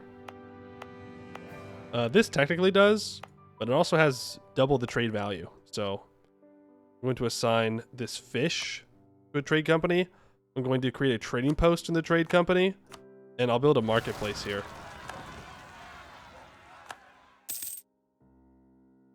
That should hopefully help us with our stuff. Vassal's fully improved. I don't think so. I don't think they're fully improved. No, they're not. We can try though. Last colony, yep. Then those loans. What's our loan size now? 78. Honestly, we should repay those 1% loans.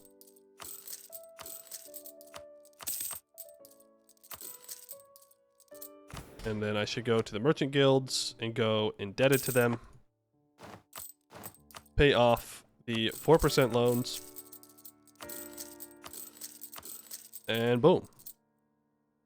Economy. That's how you do the economy. Okay? It's really that easy. I would love for the merchants to lose more influence. That sounds great. Lazy colonist. You have a lazy colonist. +2 Diplo rep. Okay, this is it. This is it. This is what I was waiting for. We have +2 Diplo rep. This is our chance. Humi's gameplay to keep in my Poi I'm new stream. Jet King Wong. Hello, hello. Thank you for the 3 months. Appreciate that. Humi gameplay? Yeah, I mean, yeah, you gotta play Humis at some point, right? Disable. Disable. Yeah, we just dev them anyways.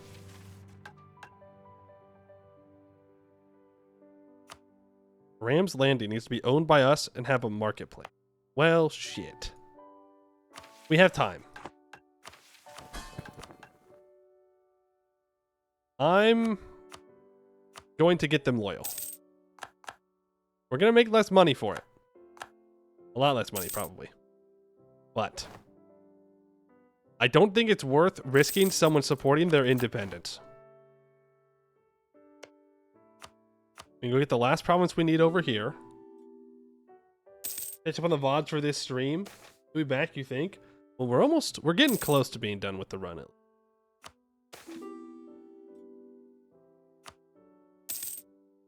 Trade favors for trust. No.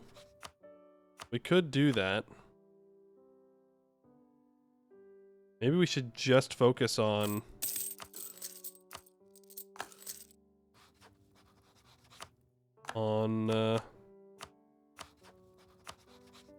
increasing trust here. Get them a little bit more loyal. Royal Mary Casa? Would love to. Would love to. We are a republic.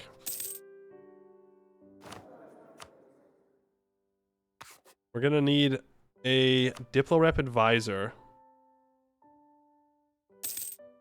Here an exemplar spawn 1500 plus or minus 20 years. Knowing our luck, it's gonna happen in 1500.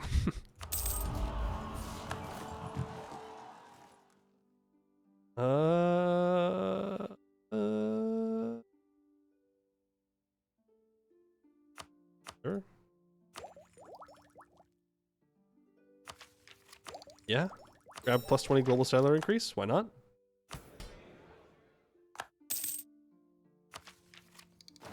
Yeah, you know, if you could actually take a province or two off of Eberthil in that Dishak war somehow, if they would peace out, and try and get more control over the Eberthil node, it'd be kind of hard to do since part of it is in the Empire.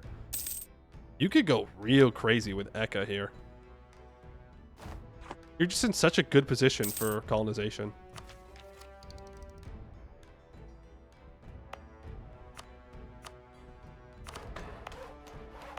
Devastation? Such devastation. Oh, it's Tuesday. Privateer? No, no, no. We transfer trade. We protect trade. Make way more money.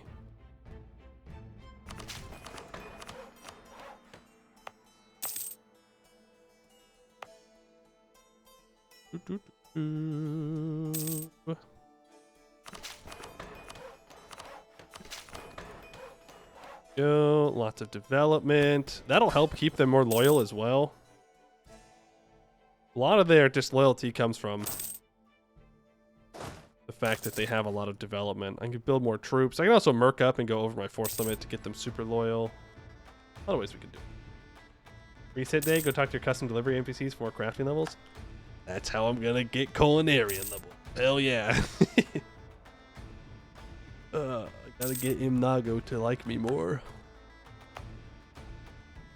120. Oh, dude, we get crazy settlers. EU4 moment. You know what I think would make colonization not go as fast in EU4? If you removed colonial charters, pioneer initiatives,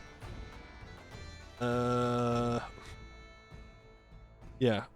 If you get rid of both of those, then you don't give as many bonuses to colonies, then maybe the world won't be colonized by like 1600. Counterpoint, waiting for colonies, boring. True. Counterpoint. The world being colonized in 1600, also boring.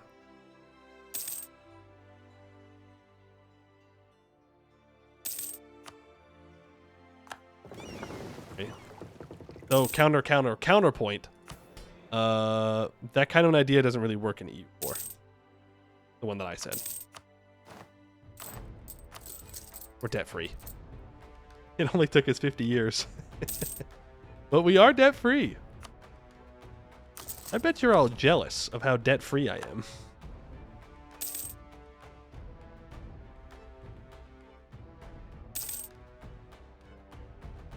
Over the crafter tribe? Sorry, allied societies?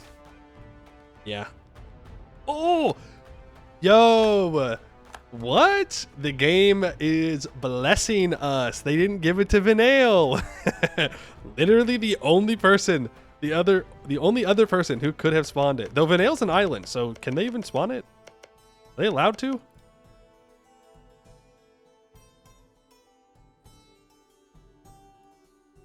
This changes everything. Jaharians are already there? How do you know? How do you know they're already there? How could you tell? We can't see them. Though I suppose I could fix that, huh? The adventurers have already left? Aren't they on a different timer? I thought the Jaharian guys were on a different timer. I mean, we can check. Only a couple diplo points to check.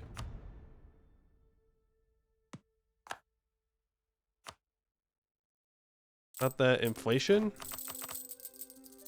We're buying it down. Don't you worry.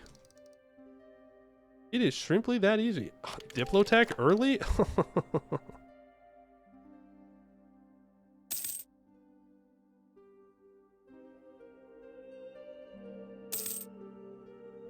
Westum's down here, it looks like. Or that's... No, it's not Westum. That's the other guys. Graham's Landing has been completed. I guess I just keep colonizing in this direction. Okay, Graham's Landing. You need to not be stated up, because that would be stupid. Added to a trade company.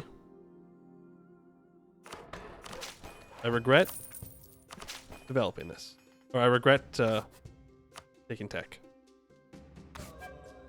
I need to upgrade this to level 2. I believe we also need a marketplace, right? Yeah. Why did I put my trading post on this province and not here? Who knows? My plans are simply beyond comprehension. Beyond making sense.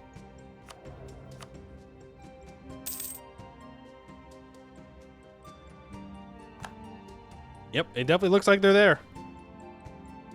I guess we're out of luck. As I said, knowing our luck, they would spawn early. Don't you have common sense? Yeah, of course I have that DLC.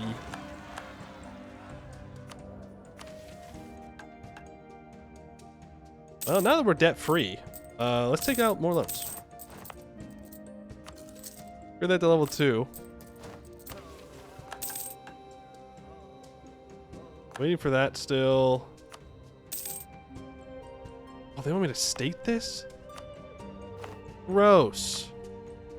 Why? Laurentis at okay, yep. True. True, I'm a Laurentis rival as well. At least that one makes more sense than Goed. I'll give you that.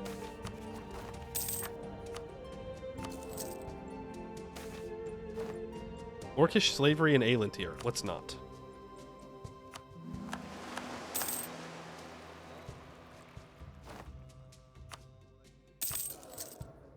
Hire advisors. We can complete Fangolin Holdings. The Kaino port at the end of the game. Okay. Fangola. Oh, great land of authority. 2 empires and thousands of years of history have come and gone, and yet our kin still seem oblivious to the truth that should have become evident long ago. These lands cannot be ruled with might and power alone. Aro and Biakata ruled with power and might, yes, but they also ruled with a much more powerful tool, gratitude. That is the key to power, for people to be indebted to you without feeling like they are. A gratitude the heirs of their empire seemed keen to undermine, and to which the new warlords of the land pay no mind. Now it falls to us to restore this land and teach a lesson to our cousins. Starting with these lands are the lands they never paid any attention to. The Kaino port to the end of the game, minus 20% local dev cost, 15% local trade power, minus 100% local missionary strength. We gain Kaino as accepted culture, and we gain a permanent claim on Sigilon. Huh.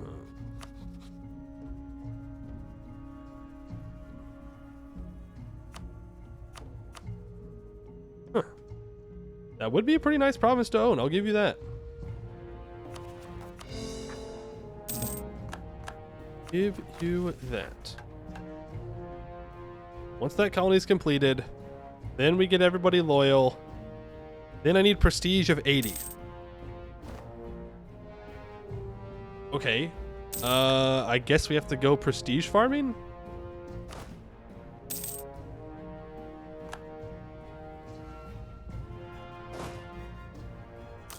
Build a cannon. Build 3 of you. I can move my troops down to Binwarji's land. There's that colony completed. Deccan pioneers. Our efforts in Aelintir are certainly bearing fruit. Our initial foray into these uncharted lands has been ever more successful than we had previously imagined. This success is in no small part thanks to the efforts of the Deccani. These intrepid explorers have been at the forefront of our westward expansion. Why would they still have such an impetus for exploration beyond the Mother's Shadow despite the newfound security of Akasik is beyond us, but we see no reason to constrain their wanderlust as long as it remains profitable. Permanent claims on Andrelionde, Ravenous Isle, and Ruined Isles regions. Casual. Casual claims. Colonize and fort up Rack Way.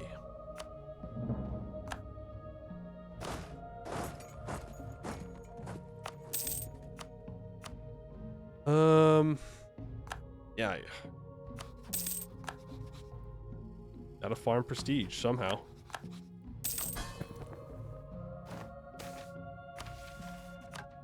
We can do the two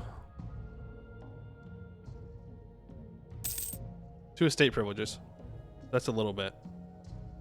All provinces in the Akasik region need to be owned by us. I do need to annex my vassals.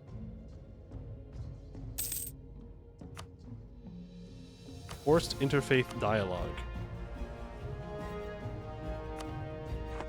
Go.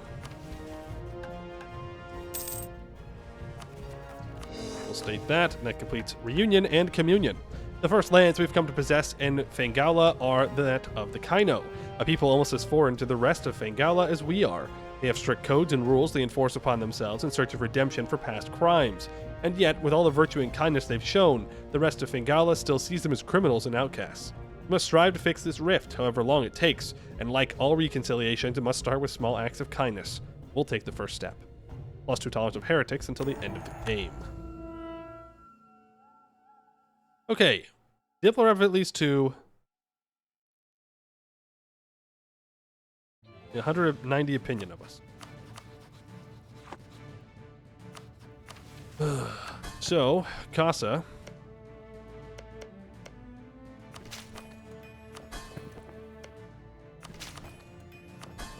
Like you to be loyal. Shaq. Also like you to be loyal. Sway our kin. Despite all our efforts up to now, our brothers and sisters in Casa and Deshak still refuse to fully unite with us in a united Akasik.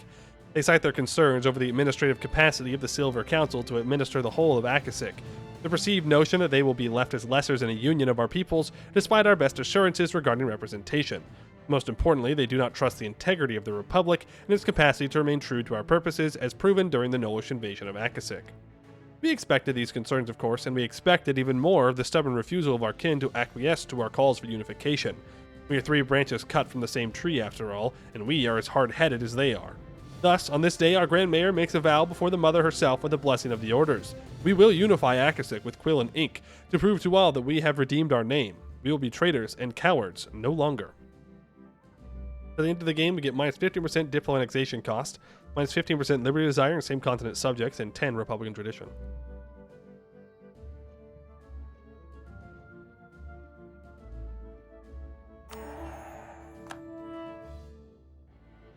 Okay. Who goes first? 1510. 1510. Cost 7 a month. Great news. You go at the same damn time.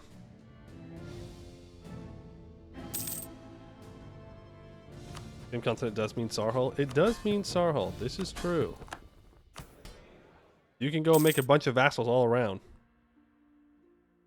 Nobility, you can get noble integration privileges. They'll stay loyal. For long enough.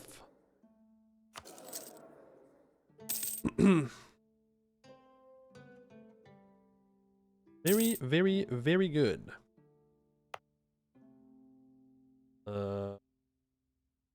Sleeping colonist. Send them out here. Need to prepare to go to war with the Knolls. You need to stay here to make sure that colony finishes.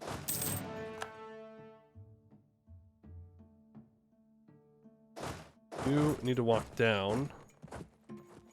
Build another troop. Can Ekha claim the Ket mandate? Yes? Wow. If I wanted to shoot myself in the foot, I suppose I could claim the mandate. Or I could not do it.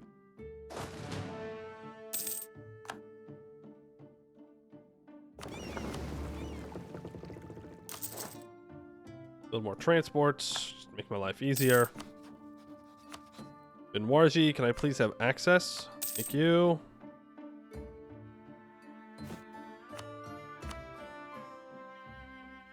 No one wants to join my trade league. So sad. We're hated. Am I aware the Anbennar dev build is moving away from Bitbucket? I did not. I guess the only question I have is it going to make it more difficult for me to do things? That's all I really care about.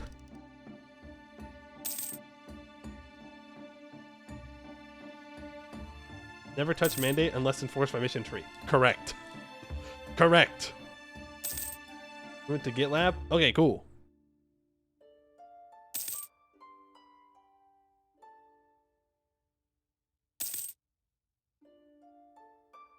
We'll have to learn how to do that.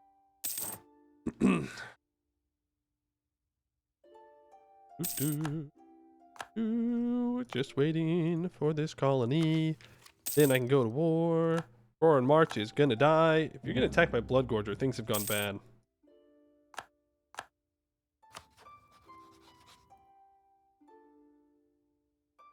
Things have indeed gone bad.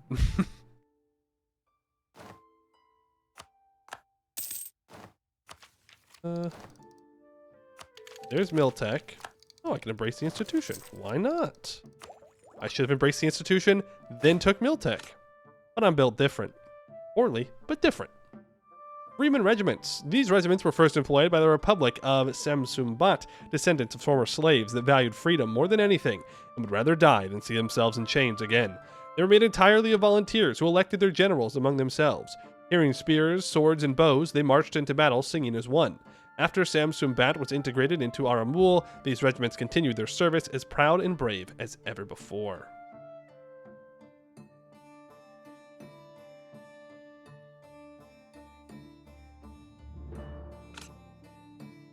We'll do that.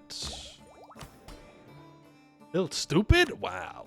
Wow. Wow. Rude. Not nice. Not very kind. I am a great power now, though. It's all you gotta do. Start colonizing people. And then the rest of the world somehow respects you. Not exactly sure how it works, but it does. I guess we're just stating everything up.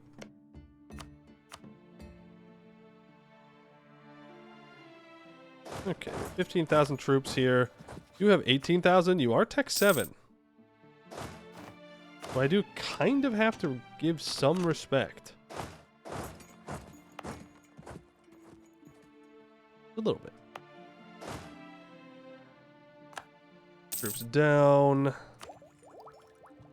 Could take another admin idea, but I'd rather take tech. We should scoutage both of them. In before Catarata immediately decks me now. Just to make sure they don't get occupied or anything during these wars, just to sure it all goes smoothly. There, that general.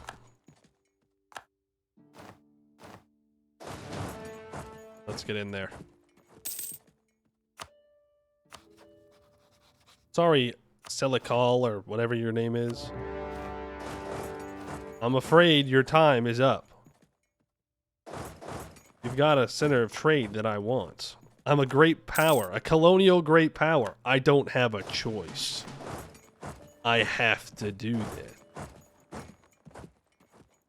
It is simply the way I am built. Oh no! I thought they went up. They did not. Did not, in fact, go up. Well, as long as they don't get access through Catarata, we'll be fine. Do you have a 4-shock general? No, no, no, no, no, no, no, no, no, no. You're not going to go down and siege down all of my colonies. I'll pick this fight. I don't care. I literally go to war for 2 seconds and I start getting negative war events. I don't understand. Yo no entiendo. ¿Por qué? Why? Why must I suffer like this?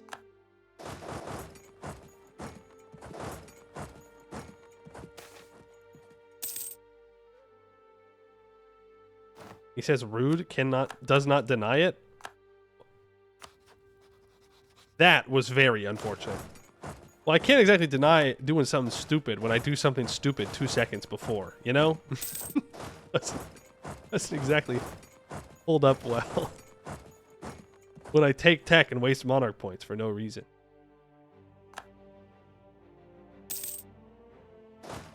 Let's grab you all. Did I miss anybody? I did. Rafa Kuglo, you wanted to be a leader? Let me get you in there. Don't request them because you're not going to get them. Wow. I shouldn't have done that. 60 mill points for 1 shock and 1 siege pip. Damn. Damn. That's crazy. What a deal.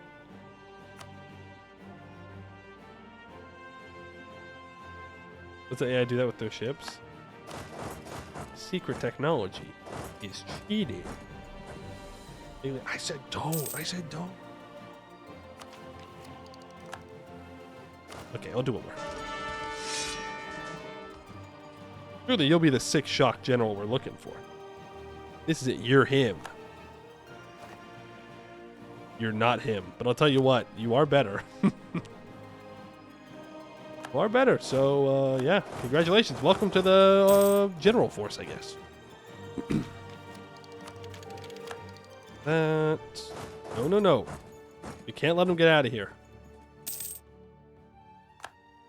Yeah, we don't really care about colonies anymore. Like, I'll keep sending my colonists out, but whatever. Take this fight. Gotta do lots of damage. Not enough damage.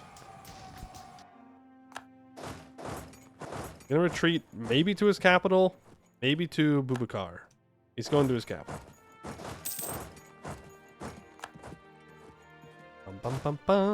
Oh?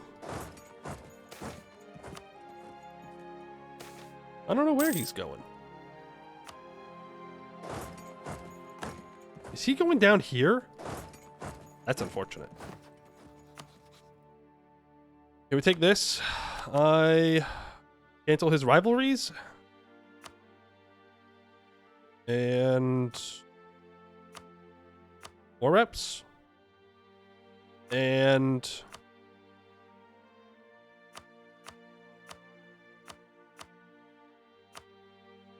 cancel those war reps. Cancel Makatanga as a subject. Counterpoint. I don't do that. I take this province. Are you a monster? He doesn't say you're a monster, so no. You're just humans that worship Jazz cult. That's kind of good enough for me, if I'm going to be completely honest with you. Like that's good enough for me, man. Once again, asking you to make a colony in the Ruined Isles and pirate that node for 25% power. Isn't Mix enough pirates? Is that not enough for you? Do you desire more pirates? Well, I was hoping that I could just kind of like jump on this guy.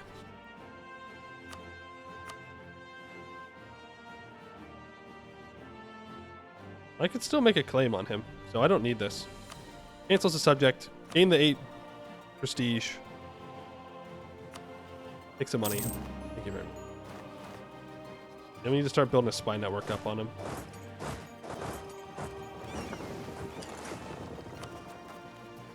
Pour that up momentarily. The annexations will give us some prestige as well. Secret societies and government. Well, I guess we get increased advisor cost for 10 prestige. And I do have the monthly prestige advisor going on. Mages? Do you have anything that gives prestige? I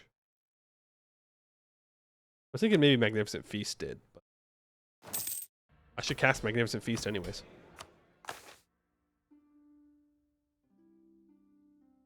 Can I get them to 33? Not without losing Diplo rep for no. I don't think it doesn't improve Diplo rep anyway. It's just improve relations, which I don't care about. I won't do that. Just trying to get these guys annexed as quickly as possible. Listen, we made cool pirate tags. What do I need to have? I need a colony, like a full colony? Sorry, Mix is already won. Like, I can't get in there.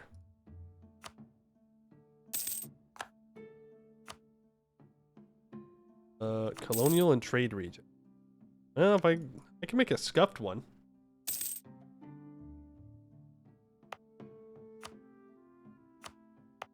I don't think we're gonna get there, but I can try for you.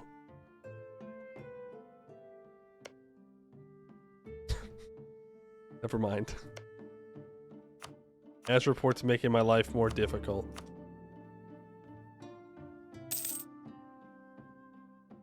Pirate Harpies would be fun next. More suffering. Actually, this mission tree was not suffering at all. This is good. It needs a colonial nation and 25% of the power to be pirates. Well, yeah, then it's super unfortunate that Mix is the one that is doing well. Super unfortunate. There's also the CTC. Does the CTC count? No, I'm gonna lose my Diplo rep.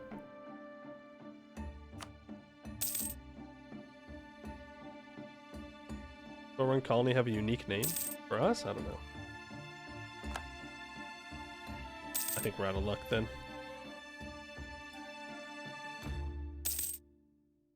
This is 6 Diplo each month. Slow down. They really have the same amount of development? They do. So why is it that Deshak had more troops for so long? They have the exact same development. Calculated. No! Don't prove me wrong. Don't develop once to prove me wrong, asshole. Don't do that. That's not nice. Average AI moment. You get a plain touch commander. 2331. Wow. Impressive.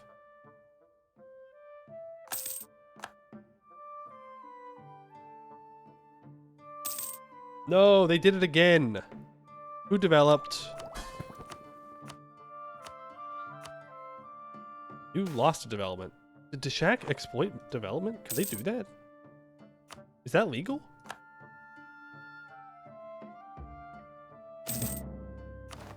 There goes Deshak. Another month and we'll get Casa. Boom and boom. Finally. Victory. They have been dealt with. They have been annexed. We can complete fourth to a silvery age, because that did get us up to 80 prestige. It is done. Our mother's body is cleansed from all demonic corruption. The land is saved and the people flourish once more under a united Akasik. From Aelantir to Arisopot, from Sigalon to Ekha, our glory is felt as the herald of civilizations again rises to its rightful place amongst the peoples of Halan. Akasik stands tall once more, pridefully towering over all, united not as lessers under a monarch, but as equals. All of the mother's children working in unison towards a greater purpose. Years ago, we were called traitors, rats, and cowards. Names we had begun to call ourselves in our shame. But now we have proven that we can be more than mere opportunists. That we are more than that. We are brothers and sisters. We are friends and cousins. But above all, we are the sons and daughters of this land. Mother, are you proud of what you see? Reform Silver Council Tier 1 government reform. 8-year term duration. 10% trade efficiency, plus 30% re-election cost, minus 15 max absolutism. We get Silver Age for 50 years, plus 10% global trade power, plus 2 monthly splendor, 30% trade steering. Vows of Silver removed. So what? You just You just don't re-elect? Rotation moment?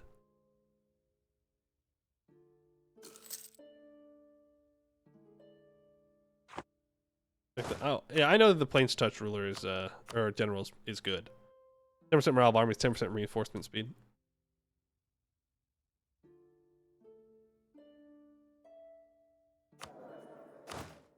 We are a bit over our force limit.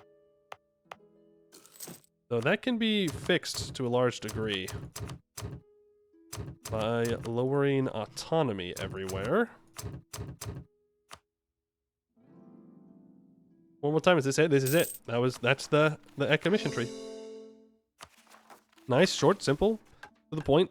I mean, we can form Akasik, it just doesn't have any content right now. That gets us to 42. Force limit. Delete Cav. Cav. Now we're only 2 over. Not bad. 15 ducats a month. Not bad. Didn't even conquer 3 continents. L. Streamer fell off. Yo, the gnomes. They got the kobold land. There are some green scales still left. Yo! Accepted? What happened here? Gnomes? What happened in Kotaran? Where did they go? Where are the kobolds?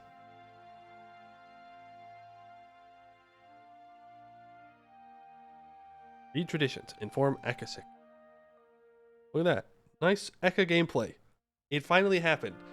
For the 2 people that have been waiting for Ekha gameplay for years, you're welcome. It's been literally years. There it is. Let's go ahead and form Akasik. Yes, please. We will take the new traditions and ambitions. Beautiful map color. That one's still alive. They said something in the Discord. So they saw that it's going to happen. Echo win? Echo win? There you go. You got your Ekha gameplay. Yeah, we can go over the Akasi ideas. +1 merchants, 20% fort defense, -10% stab cost, 15% goods produced, 10% morale of armies, +1 tolerance for the true faith, 10% trade efficiency, 15% trade steering, +2 national unrest, 10% global trade power, -2.5% all power cost, 25% naval force limit. Pretty good ideas. Oh, you meant the rest of Ekha's? Oh, sorry. Well, we did go over them. I just didn't read them.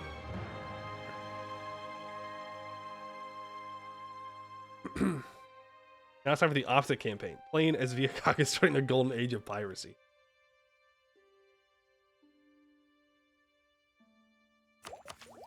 Yeah, we should have read the lore. I mean, I can reload back to the year tick, and we can take a look at the rest of Ekha's ideas. We can read them.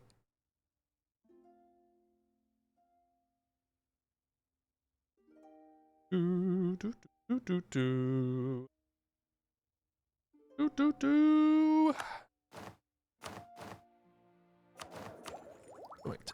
Pre Nebu. I don't know how to say it. Pre Nebu. That's what I'm gonna say.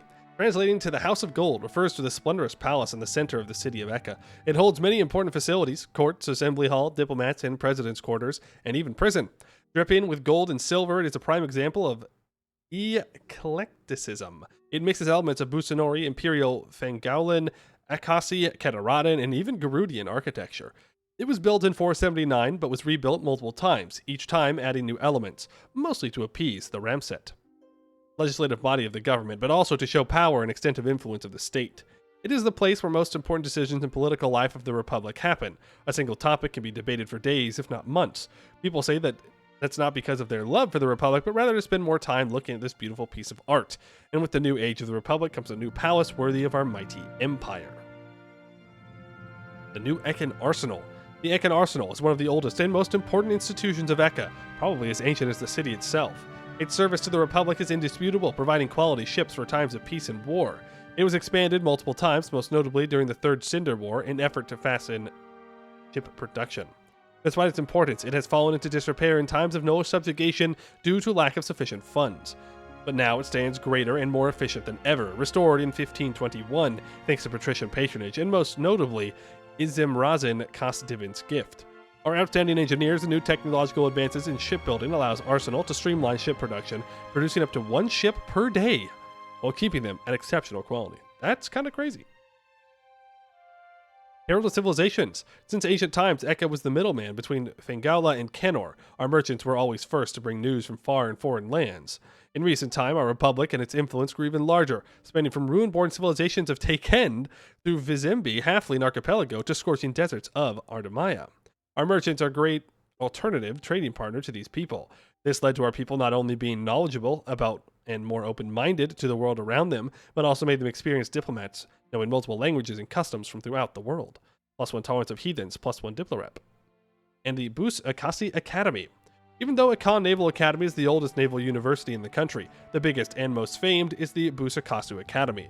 It was established in 1602 by Isowet Medur in response to increased demand for experienced sailors following the spread of global trade and growing influence of the Republic.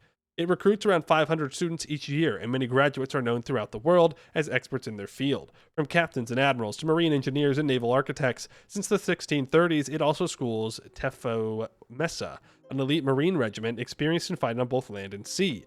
Trained in harsh conditions, they are the best forces Ekha has to offer. 10% morale of.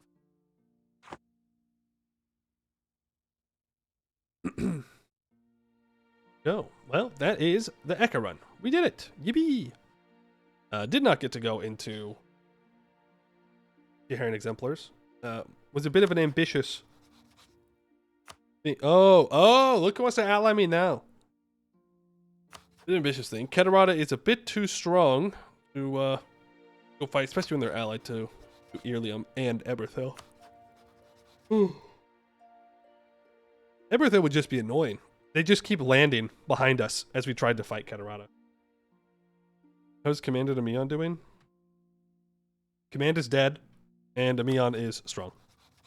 Yeah, you know, maybe. Raj and Hakas doing really well, though. I'm telling you, the Raj died. Yeah, I'm not crazy. I knew the Raj died. I was like, there's no way. There's no way. The Raj definitely died early on. I don't know how, but they did. That command is a good command. Command keeps dying to France.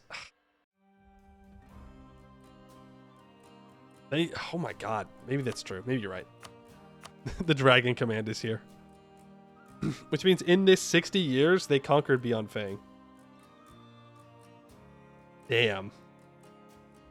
I was going to say, we're just going to get a Mega Da Wii, but not this run. Mega Bai Hanjin, though? Maybe. Huge cave troll. Yo! The cave trolls! The best timeline. Why does the command die so often this patch? France. They now have... The AI can now get the Mage Revolt. And AI command can't keep their Black Dames tier reserves, their Karashi reserves high enough.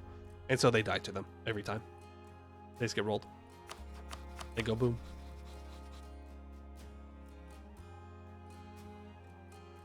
Gonna be in the Hegemon all game, every game. Yeah, I mean, it'll be nice for a while, but eventually, I don't know. If only. If only there was a way to make the command restrain themselves more. If only. Like, they do one campaign and then they stop conquering for 40 years. I don't even know if you could find a way to do that, but it'd be nice.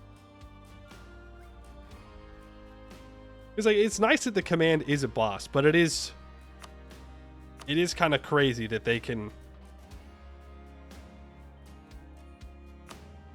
do that in 40 years, you know.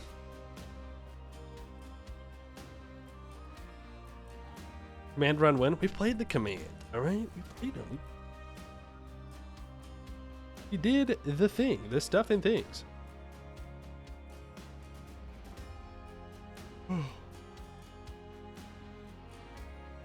Demon home in the event literally saying the command is done, everybody go home. Is that what it says? Funny. Funny. I mean, hey, there's never a better time to play Bike Dugong, you know? What? Centaurs? Is it the game? Is it the game where they'll do well? Oh, it never is. It never, ever, ever is the game the Centaurs do well, but God, do I wish it was. How terrifying would it be to see a strong Centaurs caught up on tech? You know, imagine you're playing Bulwar, and you're doing your thing, you're expanding, you're doing pretty well, and then all of a sudden out of the Forbidden Plains, 300,000 Centaurs. Counterpoint 1 mountain fort. It does kind of hurt hordes. But 300,000 Centaurs caught up on tech could get through that. Do I have a Lake Fed campaign under your belt I can watch? I don't think I do. Well, yes, actually. The VOD channel should have the breakaway Lake Fed. We don't form the Lake Fed, we do one of the breakaways. It's the Cossack Lake Fed breakaway tag. But I just don't. I don't have good luck playing it. Okay? It's not good. I could do everything right and still not get it. It's not good. What's the best nation to quickly revoke privilegia? Can't really find nations that have hero authority growth in their tree. Are you talking about an Anbennar or in base game? I mean, base game is going to be, you know, Austrian. Wex has imperial authority growth. So, if you can keep it together, Wex has it. But Wex isn't in a great position necessarily to expand. Well, that's not true. If you kill Asheniande or take 2 provinces and line through Ibavar, then you can start to add people in Esken into the empire. So, and plus Wex starts off allied with Laurent. Though really, for maximum amount of imperial authority, you would want to kill Laurent, force them to pop out all of the small tags, force them to release all of their vassals as independent, and then force all those vassals into the empire. Yeah, Westham's a good choice as well. I don't think they get any imperial authority growth, but they can do it. Their missions help. I think their missions give them imperial authority growth. But probably Wex, Westham. You could try Istralor. I don't know if Istralor is necessarily as good. But if you want to go Coronite, then you go Istralor.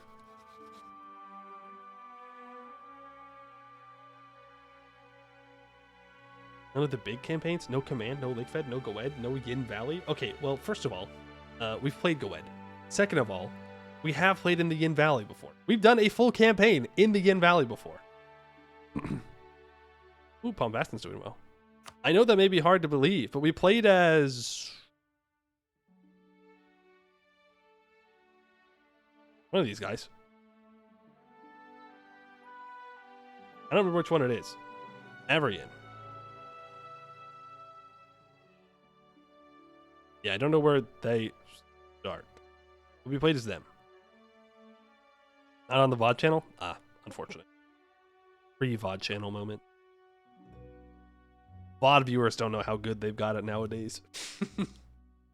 Old Poe viewers remember the days when when the VODs left Twitch. That was it. They were gone. Green north of purple. Ah, there. Avarian. If I would just scrolled out a little bit, their name would have popped up. Ambennar's a cool region, but feel all the obvious tags there have boring mission trees. Yeah, I mean, Canor does have the oldest content, and of that, a lot of tags, not all of them, a lot of tags in the Empire do have those older mission trees. But there are good ones, right? Gibbard is an updated tree.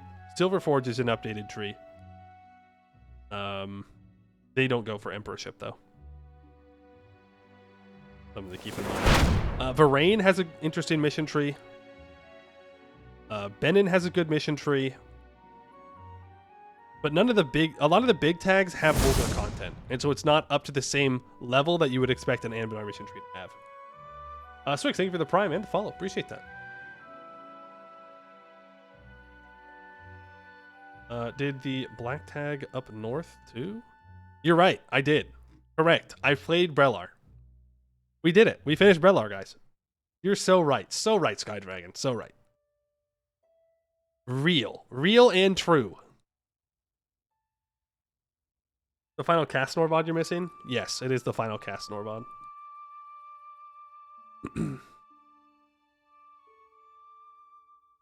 Brelar rerun? No. No. Oh, no, no. I don't want to go back. I don't want to go back. Develop Highland Province as a primitive.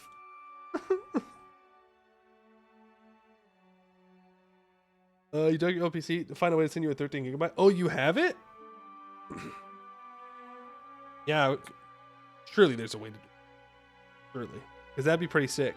I could finish the run. I could put it up there. Yeah, I'll look into a way where you can send that.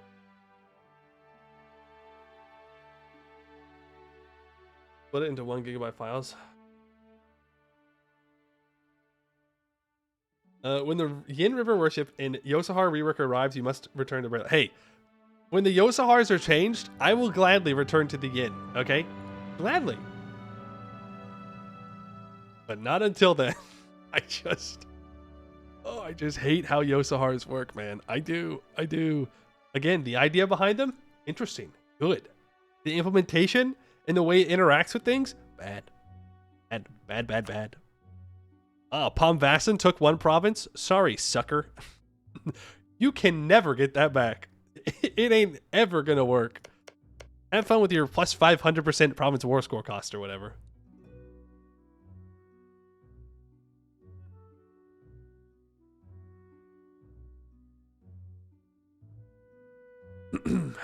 That's alright, one day. One day, the return to Brelar.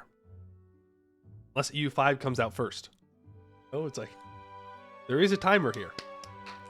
I'm not saying there will be no EU4 content, specifically Anbennar, when EU5 comes out. But what I am saying is I will probably be playing EU5. We're on a timer. Tick-tock, tick-tock. Giselle Mora doing well. That was a good run. I like that. Again, I enjoyed the big mission trees, but I also enjoyed the small mission trees. Very focused, that just do their thing, and that get you to a formable. That's great. Wonderful. Loved it. Did a little bit of colonizing, a little bit of conquesting, a lot of vassalining. Rakaz next. No, I think we hold off on Rakaz until the 333rd gets its content.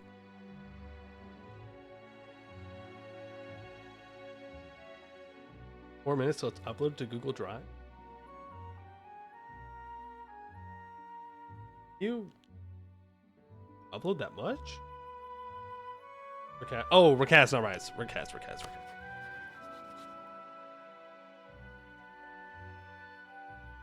I don't know who we play next.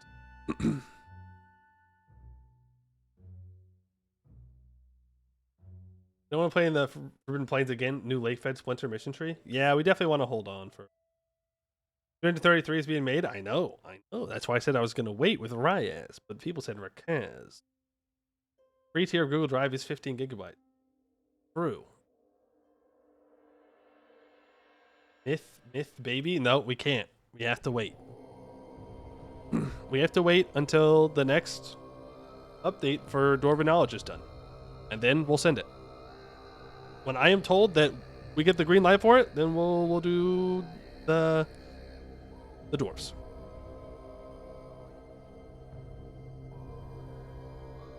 It shouldn't be too long. I think they said it was like a week or two away. Whenever it's done. Red Raj. The Faded Red Raj game. Where we actually stay as Red Raj and don't switch over to a dwarf. I don't know, I am kind of tempted by the harpies. Not in the same way chat is tempted by harpies.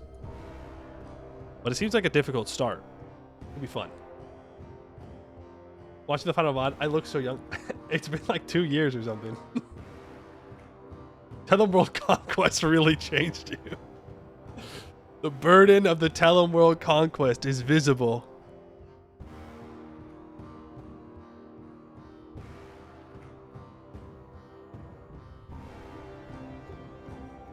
Van Difa. True, Van Difa also has content now.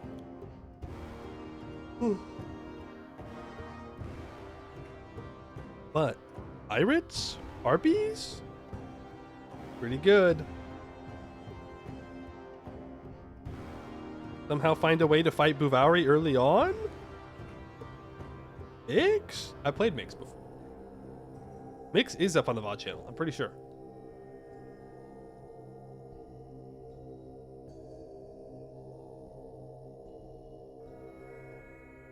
Resin can? No, I mean, I was thinking about going resin canned if I could fit it in with the Ekha, but can't fit it in with the Ekha, so we'll just do it some other. All the Bowie would have played Brelar. Think of playing Brelar is my sand achievement. Yes?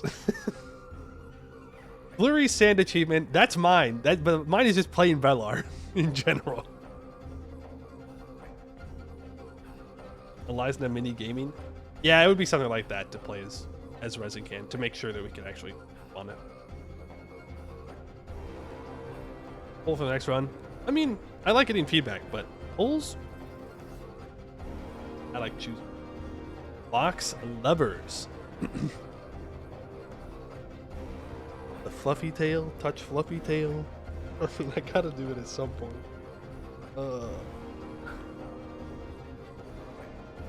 No, I do have to do that at some point.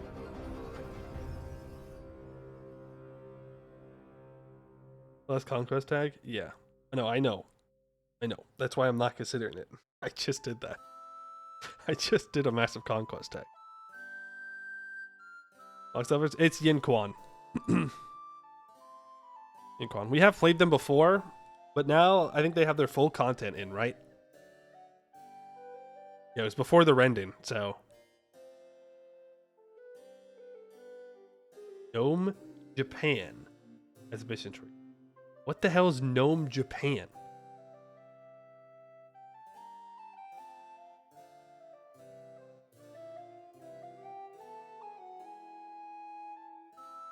Warhol? You mean Halfling Japan?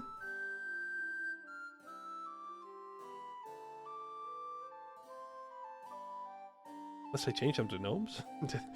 Did we have a retcon? No, there's no Vizembe. Halflings. Oh. Yeah, it's a placeholder. Hey, Bahara? I don't know where that is. I don't even know what that is.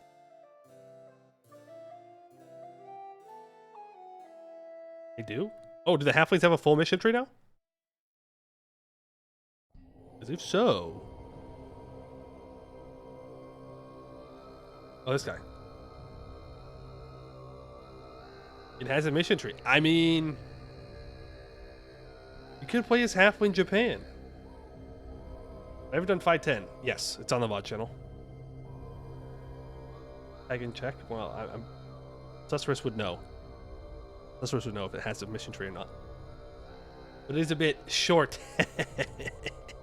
We love bullying halfling. I think we'll probably go for the harpies. We'll see how it goes. Why not? Tech 2 gaming. Surely Zelmora wouldn't kill. They wouldn't do that. They wouldn't do that. Zelmora is a very chill, tall tag, as we all know. It wouldn't come out and try and conquer us. Wars, you have a mission tree? I don't know. We'll bird it up. It's been a while since we played harpies anyways.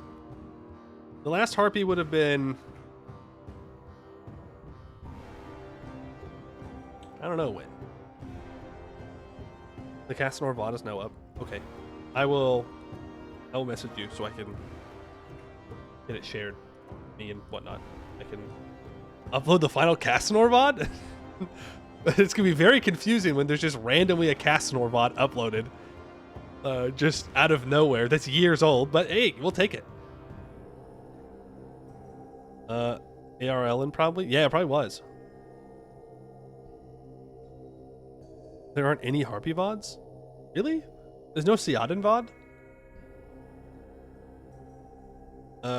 Durakani is half Harpy? That's true. Durakani is half Harpy. Are we to declare on right away? Such is life, you know? Not Mulin. No, I know that Mulin didn't get uploaded. Alright, well, I guess we'll get the heartbeat content there. Easy. And I guess keep an eye out for the final cast snore VOD. If you watched the entire or any of the Cast Snore World Conquest VOD, you're like, damn, this guy didn't even put the finale up. We're bringing it home. I guess. Better late than never. Alrighty, let me check, see if there's anyone playing Anbennar right now. Doing his best. I mean, at that point, though, the game's already done, right? And also, I disagree. Tellum was definitely at my best.